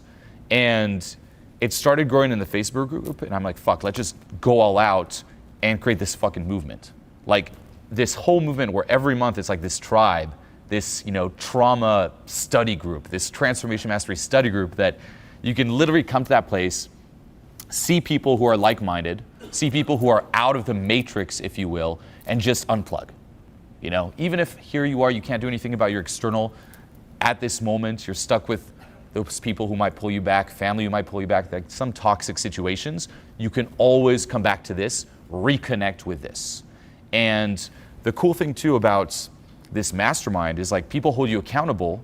There's that reality that's there, and it helps with the commitment of not just doing the work once. just doing like a burst and then just letting these concepts, these ideas, videos, or even courses, gather dust on the virtual shelf of your website, your desktop, you actually take action. And you're seeing everyone else take action. You want to be going in the right direction. Otherwise, you're moving away. You're literally putting in time and energy to move away from your ultimate goal. And an example of this could be you're getting deeper and deeper into a toxic relationship, and you're putting all this time and energy into getting a toxic relationship to work. What you don't realize is when you win, you lose. Maybe you're trying to get some kind of occupation that you're in that's giving you all these hits of negative energy. And you're thinking if you could just get it to a certain point. But when you win, you lose. And there's so much of this. I mean, it could be like, you're trying to grow food in your backyard and you're growing something that's just going to straight poison you. And you're putting all this time in. When you win, you lose. And life is going to make you surrender to reality eventually. Life has a funny thing about doing that. As you get older, you either get bitter or you get better. And so it took me until my mid-30s where I could look at any of this. It took Julien going through a global media fiasco before he could look through any of this. Julien, I had a hard time letting it land, and then I would try to push on Julien. He's like, you know when I'll be happy? When I get my next girl off Tinder. And he would just go through that. But everybody will hit their breaking point eventually where they realize what this is. And a way to look at it is that most people, if you were to think of yourself as an entity, most people are an entity that wants to take. But because they're always trying to take, everything's always just a little bit out of their grasp. You ever feel like you're always trying to get, but things are just a little bit eluding your grasp? Well, ironically, when you start to heal yourself and you have good energy to give, it becomes a flow where people naturally want to give to you. So if Julien's walking down the street, it wouldn't be uncommon where people just walk up, they start telling him how awesome he is, they empty their wallets and just hand it to him because they're so grateful. It sounds crazy. And women who have maybe watched his stuff are throwing themselves at him, and he's just sitting there and he's like, well, look at this. I start to give, all of a sudden, women are throwing themselves at me. People are physically throwing money at me, and everyone's telling me I'm great. Funny how that works, right? You're giving, and then all of a sudden, all those things that you wanted just get handed back to you with not as much effort. Now, of course, you have to make an effort, don't get me wrong, but in many ways, in many instances, it'll be without effort, right? Meanwhile, somebody who desperately wants a partner, desperately wants money, desperately wants approval, you ever had it where you go into, say, a bar or club and you wish that everybody would like you, and you're trying so hard to make them like you that the more that you try to make them like you, the more they run away? You ever had it where you want money so bad that you make these critical judgment errors because you're frenetic and you're not thinking clearly about it, and then it just gets away from you? You ever had it where you want to be happy and you're just doing something and it winds up making you unhappy? A lot of the time, it's not about control muscles, it's about release muscles. And ultimately, it's a balance, right? Some people, they're releasing too much. Maybe call it, say, the homeless guy. He's just kind of sitting there on a street corner. Could be mental illness, but you get the idea. Then you have other guys who go through what I just went through here. You want to move it more towards the middle. How much would you say, if you were to go out and meet people tonight, what's holding you back is you don't know enough about how to meet people? Or versus, how much of it do you think is just that you're too uptight, you want it too much, and because you want it too much, it makes you nervous, and because you're nervous, you can't think of what to say, and because you can't think of what to say, you stammer on yourself, and because you stammer on yourself, you break eye contact, can't speak that well, not in a flow, and then you wind up pushing away the very people that you're trying desperately to bring into your life. Meanwhile, when you don't care because you just let it go, yeah, you still got to go talk to people, initiate, but you just be yourself, do your thing, and they're throwing themselves at you, and you're almost forgetting to say, hey, let's go to this next place. You're like, yeah, you can come too, let's go. And they're like, yes, let's go. That's a microcosm for the stuff that Julien's working on here. But let me ask you a question. How many of the people who you're around are even thinking in those parameters? So few people. And yet, when you're in this reality that you're in now, it feels so real, and it's so hard to conceptualize of another reality that it almost sounds like fucking voodoo. When in fact, when you're in that better reality, the lower reality looks insane. When you say, again, extreme example, and I have a lot of empathy for them, but when you say, look at like a homeless person fighting over some meth, a cardboard box, a street corner, and someone diss them, does that look weird to you? How weird does it look when you see two homeless people fighting over a cardboard box? Would that qualify as making your life hard by any chance? What do you think? Yeah. Okay. Could you conceptualize, perhaps, that you yourself look that way to people who are doing better than you? Did that ever occur to you? Did you ever pause and say, wait a minute, you know those crazy looking homeless people? I look like that, and my friends look like that to people that are operating at a higher level. Do you think that's the case or no? What do you think? Yes. It's 1,000% the case. You have no idea what your limitations are. You typically have no idea what's running you. And unless you make a proactive effort to get out of that, you're fucked. I remember when I was 22 years old, I got into college and they said, you've got to write a 4-page essay on why Telemachus from the book The Odyssey went to search for his dad. This is a book called The Odyssey of Homer. You ever see the movie Troy? Brad Pitt? It's kind of like the books where that originated. That book was called The Iliad. And the sequel, potentially, because they don't know who wrote it, is called The Odyssey of Homer. And the first 4 chapters, or books they say, is Telemachus going to look for his dad. I remember my teacher says to me, Owen, write 4 pages on why Telemachus is looking for his dad. I'm like, because he wants to find his fucking dad? Why do you need 4 pages on this? That would seem impossible. I thought it's impossible that that could happen. But I realized that a PhD student could probably write those 4 pages in their fucking sleep. Now, having gone through college, I could write probably 100 pages on why Telemachus is looking for his dad. I could do it in a couple days. But at the time, it seemed hard. It seemed impossible. Well, what I did was I went out and I got tutors. I got what's called a TA, teaching assistants. I got master's students. I go to PhD colloquiums where they're talking about this stuff, and I taught myself. And eventually, suddenly, I could write the 4 pages in 2 seconds. Instead of what would take me a week, I could write it in 20 minutes. You give me 20 minutes to write about that, I could type it out. I could probably make something up. I barely remember it decades later because I know how to do it. But when you don't have those people that are there to help you to move through it, what's happening is you're in the dark. Michael Jordan, they say he had like 10 coaches. Most people have 0 coaches. Must mean they're better than Jordan, right? Typically, the best people go and get help, and they get around people. So our journey has not only been doing masterminds with each other, but also bringing in people. It's not uncommon that Julie and I would pay $30,000 to get in somebody who will spend 2 days with us to help us in the team. We don't think twice about it. Now, that being said, you know, if you're not as far along your journey, I'm not telling you that the missing key is to go about 30 grand on a corporate consultant. You'd have to be an idiot. But as you move through your life, when you're new, you want to gangster it out and create small mastermind groups for free with you and your friends.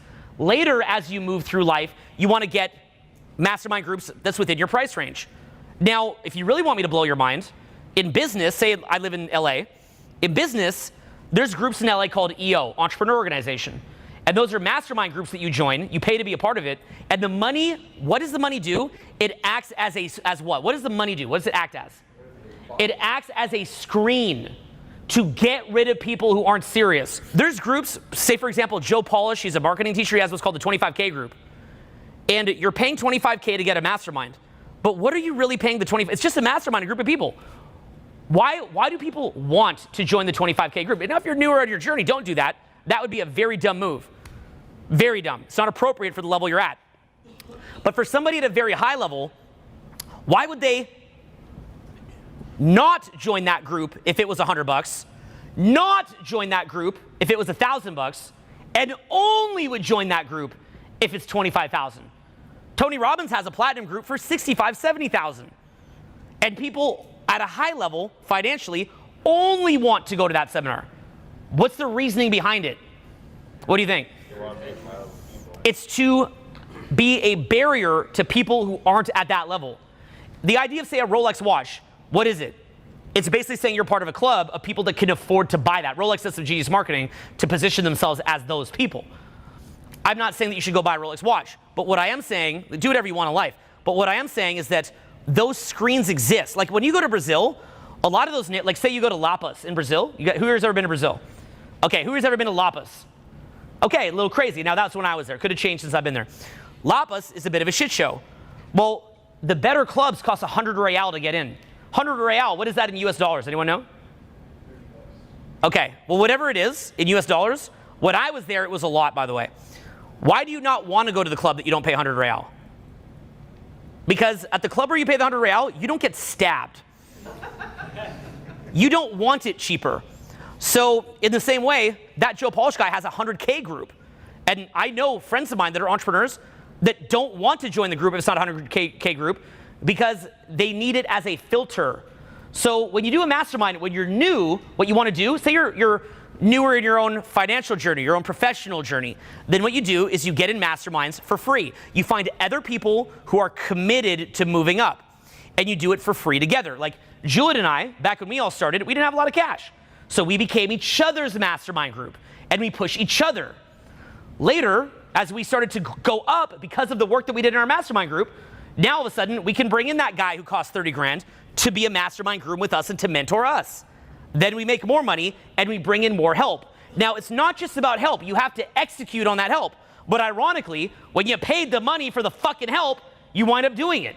And this is what most people do who are successful. You want to talk Illuminati?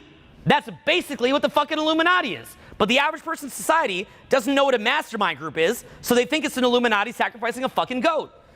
Now, to be fair, I've never been to that mastermind, so maybe they are. Maybe that's the step we're missing.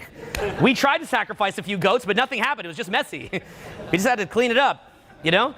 Maybe the next goat's the charm. I don't know. You know? Do a little pentagram around it and a goat and like, you know? We're going to be joining the 100K group next week once we get that goat. But to the average person who doesn't know what a mastermind group is, they think it's an Illuminati with a goat because they don't know what a mastermind group is. So understand that you've got to be creating these groups amongst yourself and do it for free at first, and then later, money's simply a screen. As you're moving up, you don't care about the money anymore because you're in abundance, and now the money's just a screen to keep out the people you don't want. It's not viewed as you're spending money. It's not viewed. The money isn't the thing. The money is the wall. The money is the thing that says, okay, this makes sure that when I spend 5 hours talking to these people, it's not the wrong influences. What percentage of you guys flew in here? Put your hands up. That's an amazing mastermind group you have right here. You know why? Because you flew in. The comments on a YouTube video is going to be like 50% just stupid because those people aren't committed. So because they're not committed, they have nothing better to do than be like, let's nitpick the fucking thing. I think I saw a silhouette of Julian's dick in the video and in his green pants. And it's so much larger and magnificent than I ever imagined, right? Well, there's nothing wrong with that. In fact, that probably sounds a bit more entertaining than actually being serious. But the point is, like, when you do that, it's not the problem of speculating on it. It's that when you're operating at that level all the time, now it's funny to do as a joke, you know, if you're into it. But it's also what's called what? Opportunity cost. Say that with me. Opportunity cost. So it's the time that you're burning down, focusing, say this word, focusing on the wrong shit. Say that. Focusing on the wrong shit. Most people, they have what's called a misweighting bias. Say a misweighting bias. Misweighting bias. They're sitting there derping around, focusing on the wrong shit, and they're specifically focusing on things that will lock them deadlocked right into place. A mastermind group is people that are saying, we're going to create walls outside of anybody. We got to get rid of the people that are focusing on the wrong shit, not because we don't like them, not because we don't respect them, not because they're not awesome people or hilarious. You know, later today, I want to have a look at that silhouette of Julian's dick. But for now, I want to carve out a little bit of time not to look at the silhouette, and I want to actually get paid money and be happier and reach my goals. And then once you reach your goals, you can go look at silhouettes all day. You can look at camel toes, you can talk shit, you can be mad at the world, you can be a victim, you can look at the goats, you can do whatever you want. You can speculate all day on the conspiracies and all the way you're being taken advantage of while you're rich. Okay? Get rich, then come back and be a troll, okay? You could be like Brian Colangelo from the 76ers, you know? He's trolling people on Twitter while he's like a multimillionaire running the 76ers. He got fired, but at least he did it while he's rich. I really got nothing to say about it. I mean, he got fired, probably not a smart move, but you know my point, right? Like, at least he's rich while he's doing it. But if you're not where you want to be in life, you've got to cordon off time and get around people that are going to push you to that standard because you don't become who you want. Or sorry, what is it? You don't attract what you want, you attract what you are. You need to deliberately get around people who are moving the direction that you want to move up. In life, you want to get around people who are about a third. Ty Lopez talks a lot about this, my friend. A third above you, a third around the level that you're at, and a third below you. You never know how dumb you are. You never know what you don't know. When you look at all those other dumb people, you know all the other dumb people who you see? Did it ever occur to you you could be one of the dumb people? It never does, right? Everybody thinks everybody else is dumb. How many people in the world do you think are like, I'm the dumb one? Very rare. Well, something's wrong here, right? There's something clearly going on here if no one's the dumb one, but everyone thinks most people are dumb. Wait a minute. What if you're dumb? I'm not calling you dumb, but I'm kind of calling you dumb. And what I mean by dumb is just as a joke, but what I'm saying is that you don't know what you don't know. When I was going through, say 20 to 30 as an example, and I'm in the paradigm that I'm stuck in, I don't know there's another paradigm. I've never experienced anything else than that. I don't know any better. So how did I get around it? I got around incredible mentors, I got around incredible peers, and I taught. And by making a process of doing that, I was able to improve the quality of my life a huge amount. That doesn't mean that I'm there yet. There are so many things in our business that we need to work on and improve that are really bad. There's a lot of areas in even my dating life that I've got to get way better at. There's clearly areas of my health I got to improve. I'm not a perfect guy. I'm on my journey like any of you. I'm on my journey. No different. I've got so many areas that I've got to do better. That's not called false humble. That's called a brutal reality check. That's probably called not humble enough. What's cool though is that in this environment, I'm playing the teacher role, right? In this environment, I'm the teacher. So I'm going to show you the stuff that I am pretty sure about, the areas that I am doing well. Then with Julien in our personal mastermind, we're going to talk to each other on a peer-to-peer level. Then when we go to the people who we're learning from, they're going to just hammer us. So when Julien creates a group, for example, the academy that he's created, Julien's there hammering you, his coaches are there hammering you, and their peers are there hitting you up, and you're helping other people. That's why he took that approach. You want to take any opportunity like that you can. I would urge you to do the TM Academy. But in addition to that, I would also say you got to be setting up these groups on your own all the time. I only did our team to get that group. I only did it. When I was first teaching, let's say that I had 3 students paying me, let's call it $10. 3 students, just to make an easy number. When I would bring in other teachers, it wasn't like I had enough demand to get $20 and take part of their check. Usually I would give up my students. I would teach less and just run around promoting to help them. Why did I do that? Because I needed a mastermind.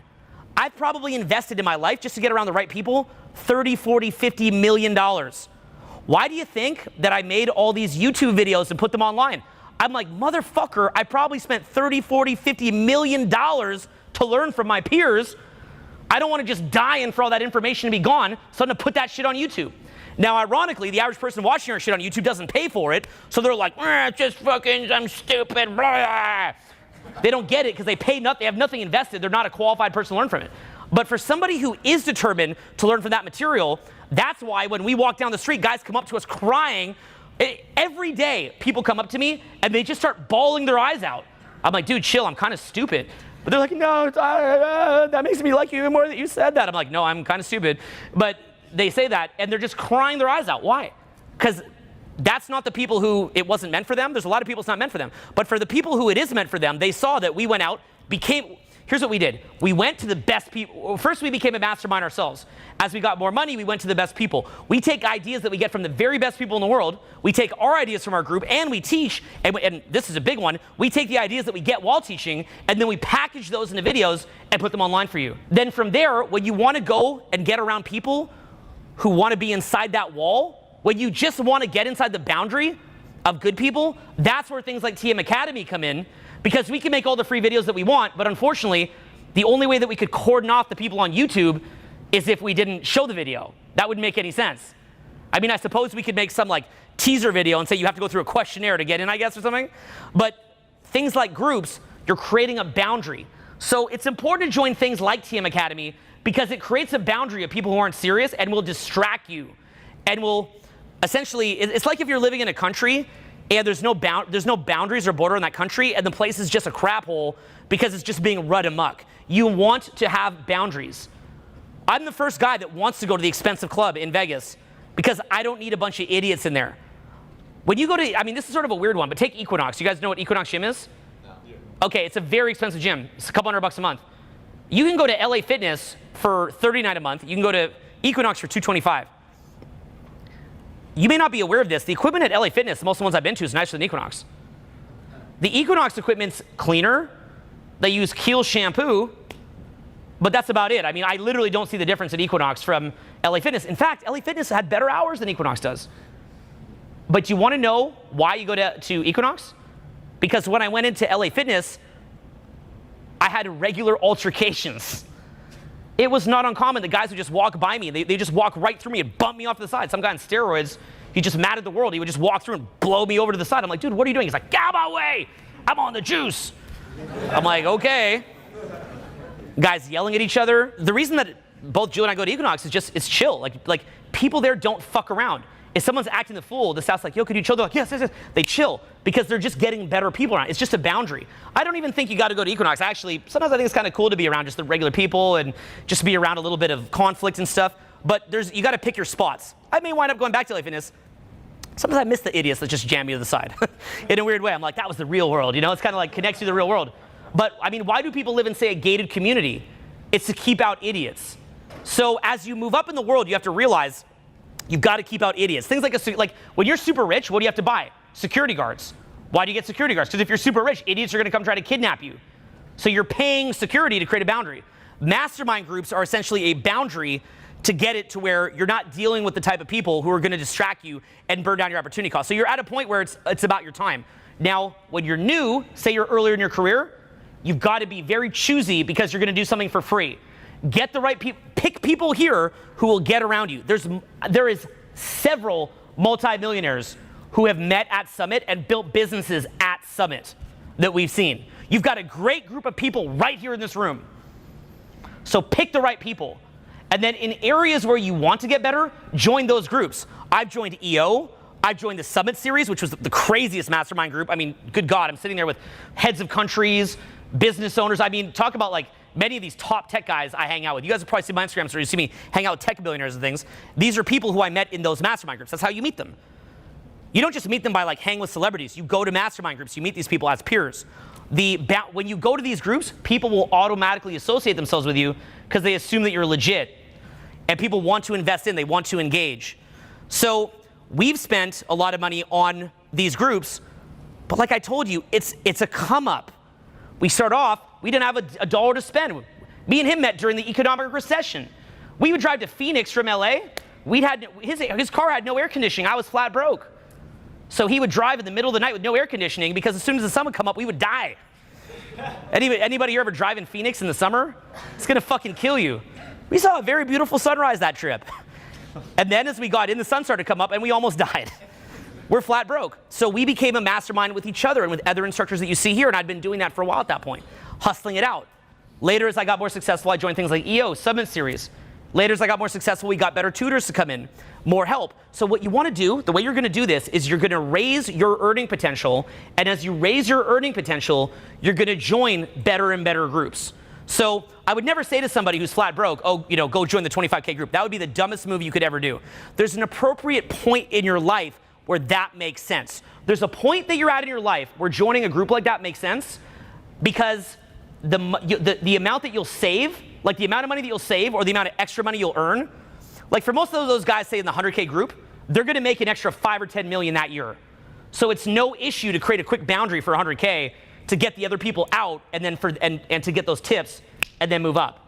When you're new, you're younger, or whatever age you're at, when you're on your come up, that's where you got to find the right peers. People will come to me all the time. They're like, "How do I get in your mastermind group with with Julien and with Derek and with all your homies?" I'm like, "You don't." Yeah, but I want to roll with you guys. I'm like, "You don't." No, but I want to roll with you guys. How do I just roll with you? You don't. Well, why not? Because we didn't. The way that we did it was we came together as a group. We had our come up, and now as we've had our come up, all those high status people that we couldn't get at before as we're coming up are like, wait a minute, I want to hang, not all of them, but a lot of them are like, we want to hang out with you now. Now we want to link up with you guys. So it's a process of getting around those right mental frequencies, to get around people that are focused on the right things, people that aren't wasting opportunity costs, people that aren't derping around, people that are more positive, people that are focused on what actually matters, people that are focused on impact. And as you get around that, it becomes your general way of being. Now, if you want to get around a guy like Julien, well, join the academy, do that. Later, as you're on your come up, someday he's going to be chasing you to hang out with you. And that shit actually happens to us. We can't get Alex Castro to call us back. You know, right? I mean, we can, but he does it out of sympathy. So, right? Because Alex is a guy who we mentored. Now, Alex, he's fucking killing it. We gotta go chase him for his time. That's how it works. Max came up at RSD. Back in the days, like little dorky Max. Now, Max is fucking crushing it. We're like, hey, Max, can we get a tip on the latest clickbait or whatever it is, right? Oh, how the times have changed. So, you know, as you move up, the dynamic shifts to where people are chasing you now. And it's all about hustling, all about shifting your inner game, and all about getting around the right people. And again, people who you look up to, people who you're peers with, and people who you're teaching. If it's just you and yourself, it's so easy to slack off and not do it. Like, say you have a commitment, it's like, I'm gonna go to the gym tomorrow. In the moment, you're all psyched, but then tomorrow comes, you're like, I could go, I could not go, and no one would find out, except for me. It's fine. But if someone's on the line, even if it's like your ego running you, it's like someone knows about it, your ego will be like, I cannot look like a fucking idiot in front of that person. I gotta go now. So you have to involve other people. If it's just you, it's so easy to just stay stuck. For me before, a typical day would often revolve in massive overthinking, overanalyzing, over-worrying, and over-self-attacking, where, 90% of my day, those were the thoughts I had. And I'd ask you right now, are those the thoughts you have? Do you spend most of your day just worrying, for example, about the future? Am I gonna be okay? Financial worry? Am I gonna have enough money? What about this? Am I gonna be able to support for myself? Am I gonna find the answers, find the solutions? Just nonstop worry. What do people think of me? Walking down the street, oh my God, did the strangers think negatively of me? What do my friends think of me every day? What does my partner think of me? What does my family think of me? What does my boss think of me? What about my colleagues? What do they think of me? Am I good enough? Oh my God. What if they think negatively of me? Oh my God, just nonstop on repeat. Self-attack. Why did I do that? Why am I like this? Why am I not smart enough? Why am I not good enough? Why do I keep fucking up? God damn it, you piece of shit, non-stop. Why do I look like this? Why is my life this way? Why am I so stuck? Why am I not living up to my full potential? Why do people keep leaving me? Why do people keep betraying me? That was most of the mental energy going on. And then, of course, I had nothing left to focus on opportunities because everything was just going there. I would get triggered all the time. Something would happen and I would just be gone. Like, God damn it, just something would run me. Triggered when it comes to anxiety. Couldn't say hi to people, couldn't put myself out there. I wanted to speak up. I wanted to express myself, but I just couldn't, and I just couldn't explain it. I was constantly living in a reaction. I had no idea what I wanted to do in life, who I wanted to be. Just lost.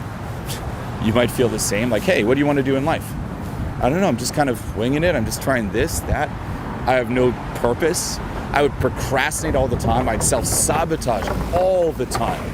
Anything that was thrown at me, I would just find a way to lose it, whether it was friendships, relationships, money, health. I mean, it was absolutely insane. And I would just stay stuck. And as the years would go by, you could try to like crawl out, but that stuckness would remain until I started getting into this type of work. And as soon as I did, I mean, the first big notice is just that self-sabotage. We try so hard to make success happen, but if you just remove pushing it away and allowing it to land, things change in ways you cannot imagine, whether it's in terms of your income, your health, your relationships. The example I like to use is the compliment. Most people, when they get complimented, they don't even notice it as a compliment. They take it as a sarcastic insult. Or if they start moving up, they'll take the compliment, but then deflect it like, oh, whatever, it's nothing. They can't let it land. If that's you, go beyond a compliment. How many opportunities are you not even seeing? How many opportunities are right there in front of you? I'm sure you've heard this before, like, the world is filled with opportunities. You're like, well, where are they? Where is it? Self-sabotage. Past trauma running you, getting triggered, unable to put yourself out there at all. You let go of that. Instead of trying to find techniques to fight against it, you just don't have it. So much more energy as opposed to just being run, self-attacking, worrying, trying to cope with yourself. Just allowing yourself to experience more joy and you start resonating with things that start pulling you up as opposed to pulling you down.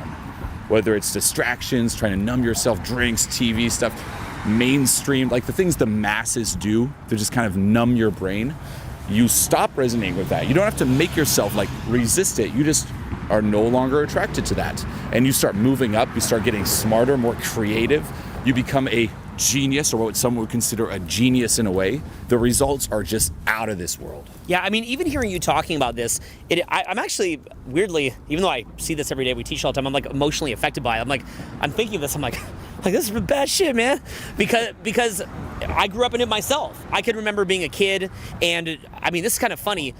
I would try to learn how to drink beer because I wanted to fit in with other people who were drinking beer. I wasn't never a big drinker, but I had my little phase where I tried to learn how to drink alcohol. And I just remember thinking, this tastes like gasoline. Or, I mean, this is some kind of yeah, like some kind of weird random examples. But I remember seeing these Garfield toys at McDonald's, and there was a cartoon for these Garfield toys. There was these 4 different Garfield toys, with like skateboard and a surfboard or something. And I remember thinking, like, I want to get this little plastic 5-cent Garfield toy and play with it and think it's cool. I want to get drunk in high school and think it's cool. I want to laugh at the dumb jokes that my kids have in my classes and think it's cool. And I remember even asking my father, like, Dad, do you like work? And he's like, no, I hate work. I'm like, well, is it better than school? He's like, no, it's not even better than school. And I really wasn't that into school, the stuff that I was learning in the education system. And then hearing my father say that work wasn't really much better, and he had a good job. I didn't even anticipate to make as much of an income as my dad had. So I'm looking at that and I'm thinking, man, life is not good. These are the best years of your life. Yeah. Yeah.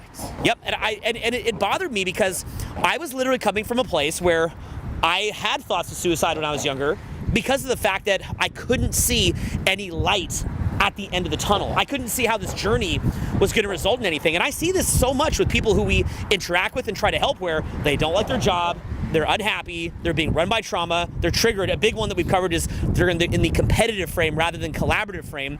You can see how stifled they are, how their mind isn't working properly, and what we see as coaches is infinite potential. We see every single client that we've ever worked with making the kind of money they want to make, meeting the kind of people they want to make, being an attractive person, and being able to attract a partner in a very, very, very effective way. We see them smiling, we see them laughing, we see that potential. But of course, when the person's starting, they're often don't laugh that much, don't smile that much, and their mind is suppressing them. Now, the major key here is that when you're in this kind of lowered state, that the monotony of the boring commute to work, the uninspiring job, the lack of direction, when you're in that kind of derp state, you've got to get it off of yourself. You've got to shake this off, and you've got to make this a major, major priority. Now, I'm just going to give you a very simple example, but maybe if you've watched videos from Julien, myself, or other people who we work with, you might find it strange that we always have a lot of new content, which we we just come up with it off the dome. We don't even have to prepare it in many cases, and we're able to have an incredible output.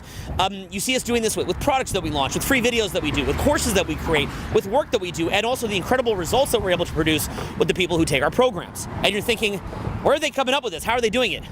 When you begin to wake up, you won't find your work as tiring. You won't find it exhausting to go and meet people and socialize. You'll find it fun. You'll find it enlivening. You'll find it exciting to go work a 12-hour day. You won't get sick as frequently because you don't have as much cortisol and adrenaline bogging you down and frustrations. And most important, your short life experience on this earth becomes more fun.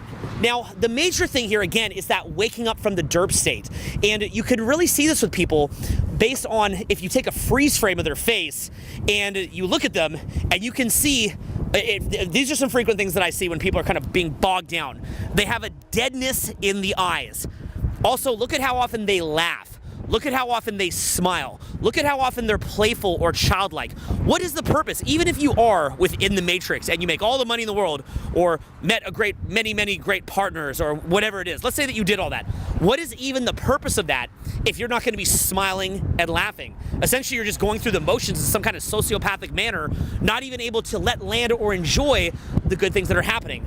So much of being in the matrix is an illusion. It is not satisfying.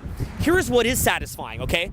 you think that just getting a car or getting some kind of physical pleasure or something is satisfying. It's satisfying for a minute, and then it gets old quick. You ever had it where you got a new TV that was a lot bigger than your old TV? You used to have a 14-inch TV, you got a 60-inch TV, and for the first 5 minutes, you're like, look at this, look at this amazing TV. And then later, it just becomes normal. You've lost the excitement for the television. If you get a new partner, you're completely in bliss with them for the first few months. Later, you can't stand each other because you've both gone back into that derp state that you're used to being in. Maybe you get a new job and then you adjust your income and then now you just have bigger bills. This is all too common. Real satisfaction, waking up for the Matrix, means a couple of different things. First of all, it means that you are more present to the moment and alert. So therefore, you're able to see opportunities that are in front of you. Maybe you have an incredible money-making opportunity or incredible opportunity to meet somebody. You're more likely to resonate with going after it and getting that done, having some kind of benefit from it. Maybe you're more able to be healthy because of the fact that you're not attacking yourself psychologically. They've proven that even placebo pills can get rid of illness in around half of cases. Well, why is that? It's because just the feeling that you're getting healed alone off in a placebo winds up fixing somebody, which is pretty messed up to think about. Well, ask yourself, are you giving yourself like a fake poison pill in your body every day? Or you're giving yourself that kind of like feeling of happiness every day? How's that going to affect your physical health, your mental health? Also, it's who you become in the process. It's when you think about who you are that you're proud of that person. That alone is perhaps worth more than any of this stuff. Simply being proud of who you are as a human being. When you look in the mirror, do you smile and feel proud of it? Or do you feel like you never really achieve your potential and that you're just kind of messed up? So that is a big aspect. But from there, and this is really, really big, is that as you let go of trauma energy, of denseness, of derpiness, as you let go of that, the extra energy that you have to get more done winds up making your life better. But of course, because you've woken up, you're also able to enjoy it more. So not only are you making more money, you're enjoying it more. How about as far as socializing? Look, let's say that you're at a bar or club and there's 1 million people there. Well, when you've woken up, you're not in this fear state of competition. You're in a collaborative state where it feels like everybody's your friend. It becomes easier to go about meeting people. You wind up getting better results. So not only is it easier to meet people, but then you're happier because you met cooler people and brought them into your life, and you can have more pleasure and experiences with that. Likewise, maybe you look, should I eat something that has nutritional density to it, or should I eat something that's gonna mess me up? And all of a sudden, when you start to resonate with self-respect, maybe you wanna take those weird Eastern herbs or eat the kale that day, rather than doing something to harm yourself like drugs and alcohol, because of the fact that you have that self-respect. You don't even have to try to do that. It's something that you naturally resonate with. And most of all, it's that you don't start sabotaging yourself, because most of what people are doing is just continual, utter self-sabotage. And when you can wake up from that, oftentimes success just comes to you. So you want to be about raising yourself and waking up, and you also want to be results-oriented. Here's what's funny. Being results-oriented and waking up are the same thing.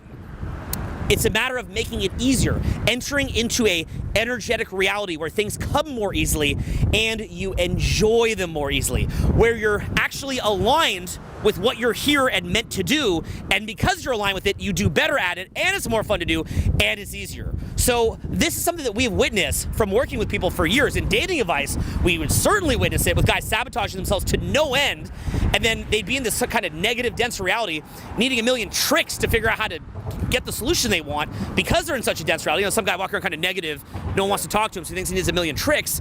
But then we also have seen this in the fields of money making, health, wealth, relationship, higher purpose, all of it. And this is where the solution of waking up begins to come in. Yeah, I mean, self-sabotage is definitely one of the biggest, let's just say, factors or even motivators to get into this. I mean, when you see it, it's easier to see it in others at first, but then you turn around and you're like, where am I doing this? Like, start noticing, like, where am I pushing things away? Where am I making things harder than they need be? You know, it's like just coming up with problems you don't have to have, and then needing tricks and solutions and more hustle and work and effort, trying to kid yourself that it's making progress when you're just making things harder. You know, not only that, but you're not enjoying your life. Like, how often do you smile? How often do you laugh? Those are some questions to ask yourself. Like, if you didn't laugh today, you're fucking up. Is that success? Being all serious, all, You know, there was a quote somewhere I remember reading where it's like, you can hustle all you want, but you know what's even better and gets you more results than just putting your head down and hustling and becoming a negative fuck? Being friendly. And like you said, it's not just about sitting there and just being happy. It's about coming at it from this foundation of you being happy and no longer just self-attacking, wasting energy, and then from there, fucking thriving. And the cool thing is you get the results and you enjoy them. As you said, if you're not enjoying the results, those are not results. If you're just getting the thing to get the thing, and then you're like, ugh, I'm still the same shitty person, I guess but I heard it's good, maybe more of it. That's not results. You're chasing phantoms. You're wasting your life away.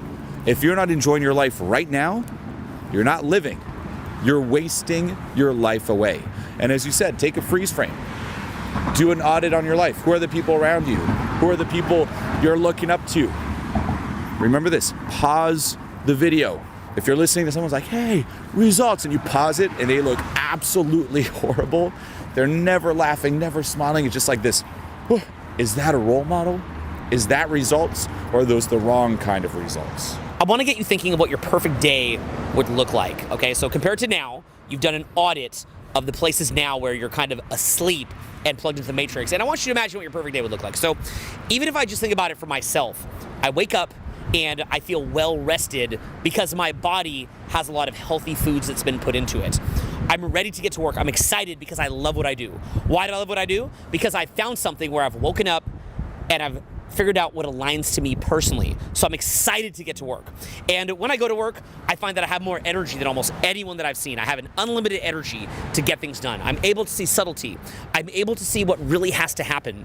And I'm really able to just smash out task after task without really worrying about it too much. And this doesn't mean that I'm like this every day of my life. It doesn't mean that I don't have problems, but at least this is the default where it's the case most of the time. I'm also laughing through my work a lot of the time. I'm enjoying it. I'm seeing the childlike humor in what it is that I'm doing. Maybe I go out that day and I go do something that I really enjoy. Maybe I have a partner who I go meet up with and I have a really, really incredible, intimate experience with them, and it is good, okay? It's very good. From there, maybe I go out that night and I go do something that really resonates with me personally, a hobby that I have that I absolutely love and I have a great time doing it. At the end of the day, maybe I go out to a bar or a club or somewhere where there's a lot of people, wherever that is, and I wind up talking to everybody. And I have a great time with people. It doesn't cause me nervousness, but I truly enjoy it. All the while, I've been reading books, doing meditation, growing, getting smarter, getting a stronger immune system, making more distinctions, growing in my personal power, and getting more present to the moment by the day. Everything is getting easier for me, even though I'm accomplishing more. I'm clearer in my intent and who I am and how to manifest and push through that power out into the world. Rather than just being hammered with influences, I am the influence. And from that, I'm pre-planning many long-term goals that will give me true satisfaction, making me laugh, making me have more fun. And the really big part here is that it's synergistic. So the fun feeds in the work feeds in the fun, the food feeds into you being able to do more work, the intimacy that you have with people feeds into your desire to continue to move forward, to be more social. Being more social helps you to meet people who could help you with work, and you're expanding and expanding. And from there, you're also learning to let go of it all because someday you're gonna have to die. And for that reason, you're also on an inward journey where you are finding out who you really are, even beyond all of this. You're results oriented, but you're also waking up internally as you achieve the results. So that's just a simple example of what waking up can mean to me. You're not running off of somebody else's script. You're not being fooled. You're not having a life where at the end of it, you're like, man, I really wish I would have had that. You've woken up from the trance of being pulled around like a puppet, and you are living a life that is true to you. You have the power to do this. And there's many tools out there to help you get to that point in your destination. But of course, it's a journey because for Julien, for myself, as much as we've been on the journey, it gets better and better every year. If anybody tells you they've come enlightened or anything like that, I don't really know about that, but if they say they're on the journey and they're improving, they want to show you how you could walk along that journey, and maybe they're a little further up the road and kind of provide you with tools, blueprints, maps, methods to get there faster, to wake you up and to really show you what's possible. I think that's a beautiful thing. We've been trying to show you here in this video. Hope that you enjoyed it very, very much. We want you to wake up, wake up, wake up! What you waiting for? What are you waiting for? Because the whole world is out there for you to enjoy. And we'll see you soon. Peace. This is Julien, and welcome to Transformation Mastery. It was fucking amazing. This was huge for me. This was so important. This gave me by far the greatest epiphanies I've ever. And we got like real deep, and I found some issues within myself. One of the best things I've seen so far in my life. What you're about to experience going through this program is what completely changed my life on every single level.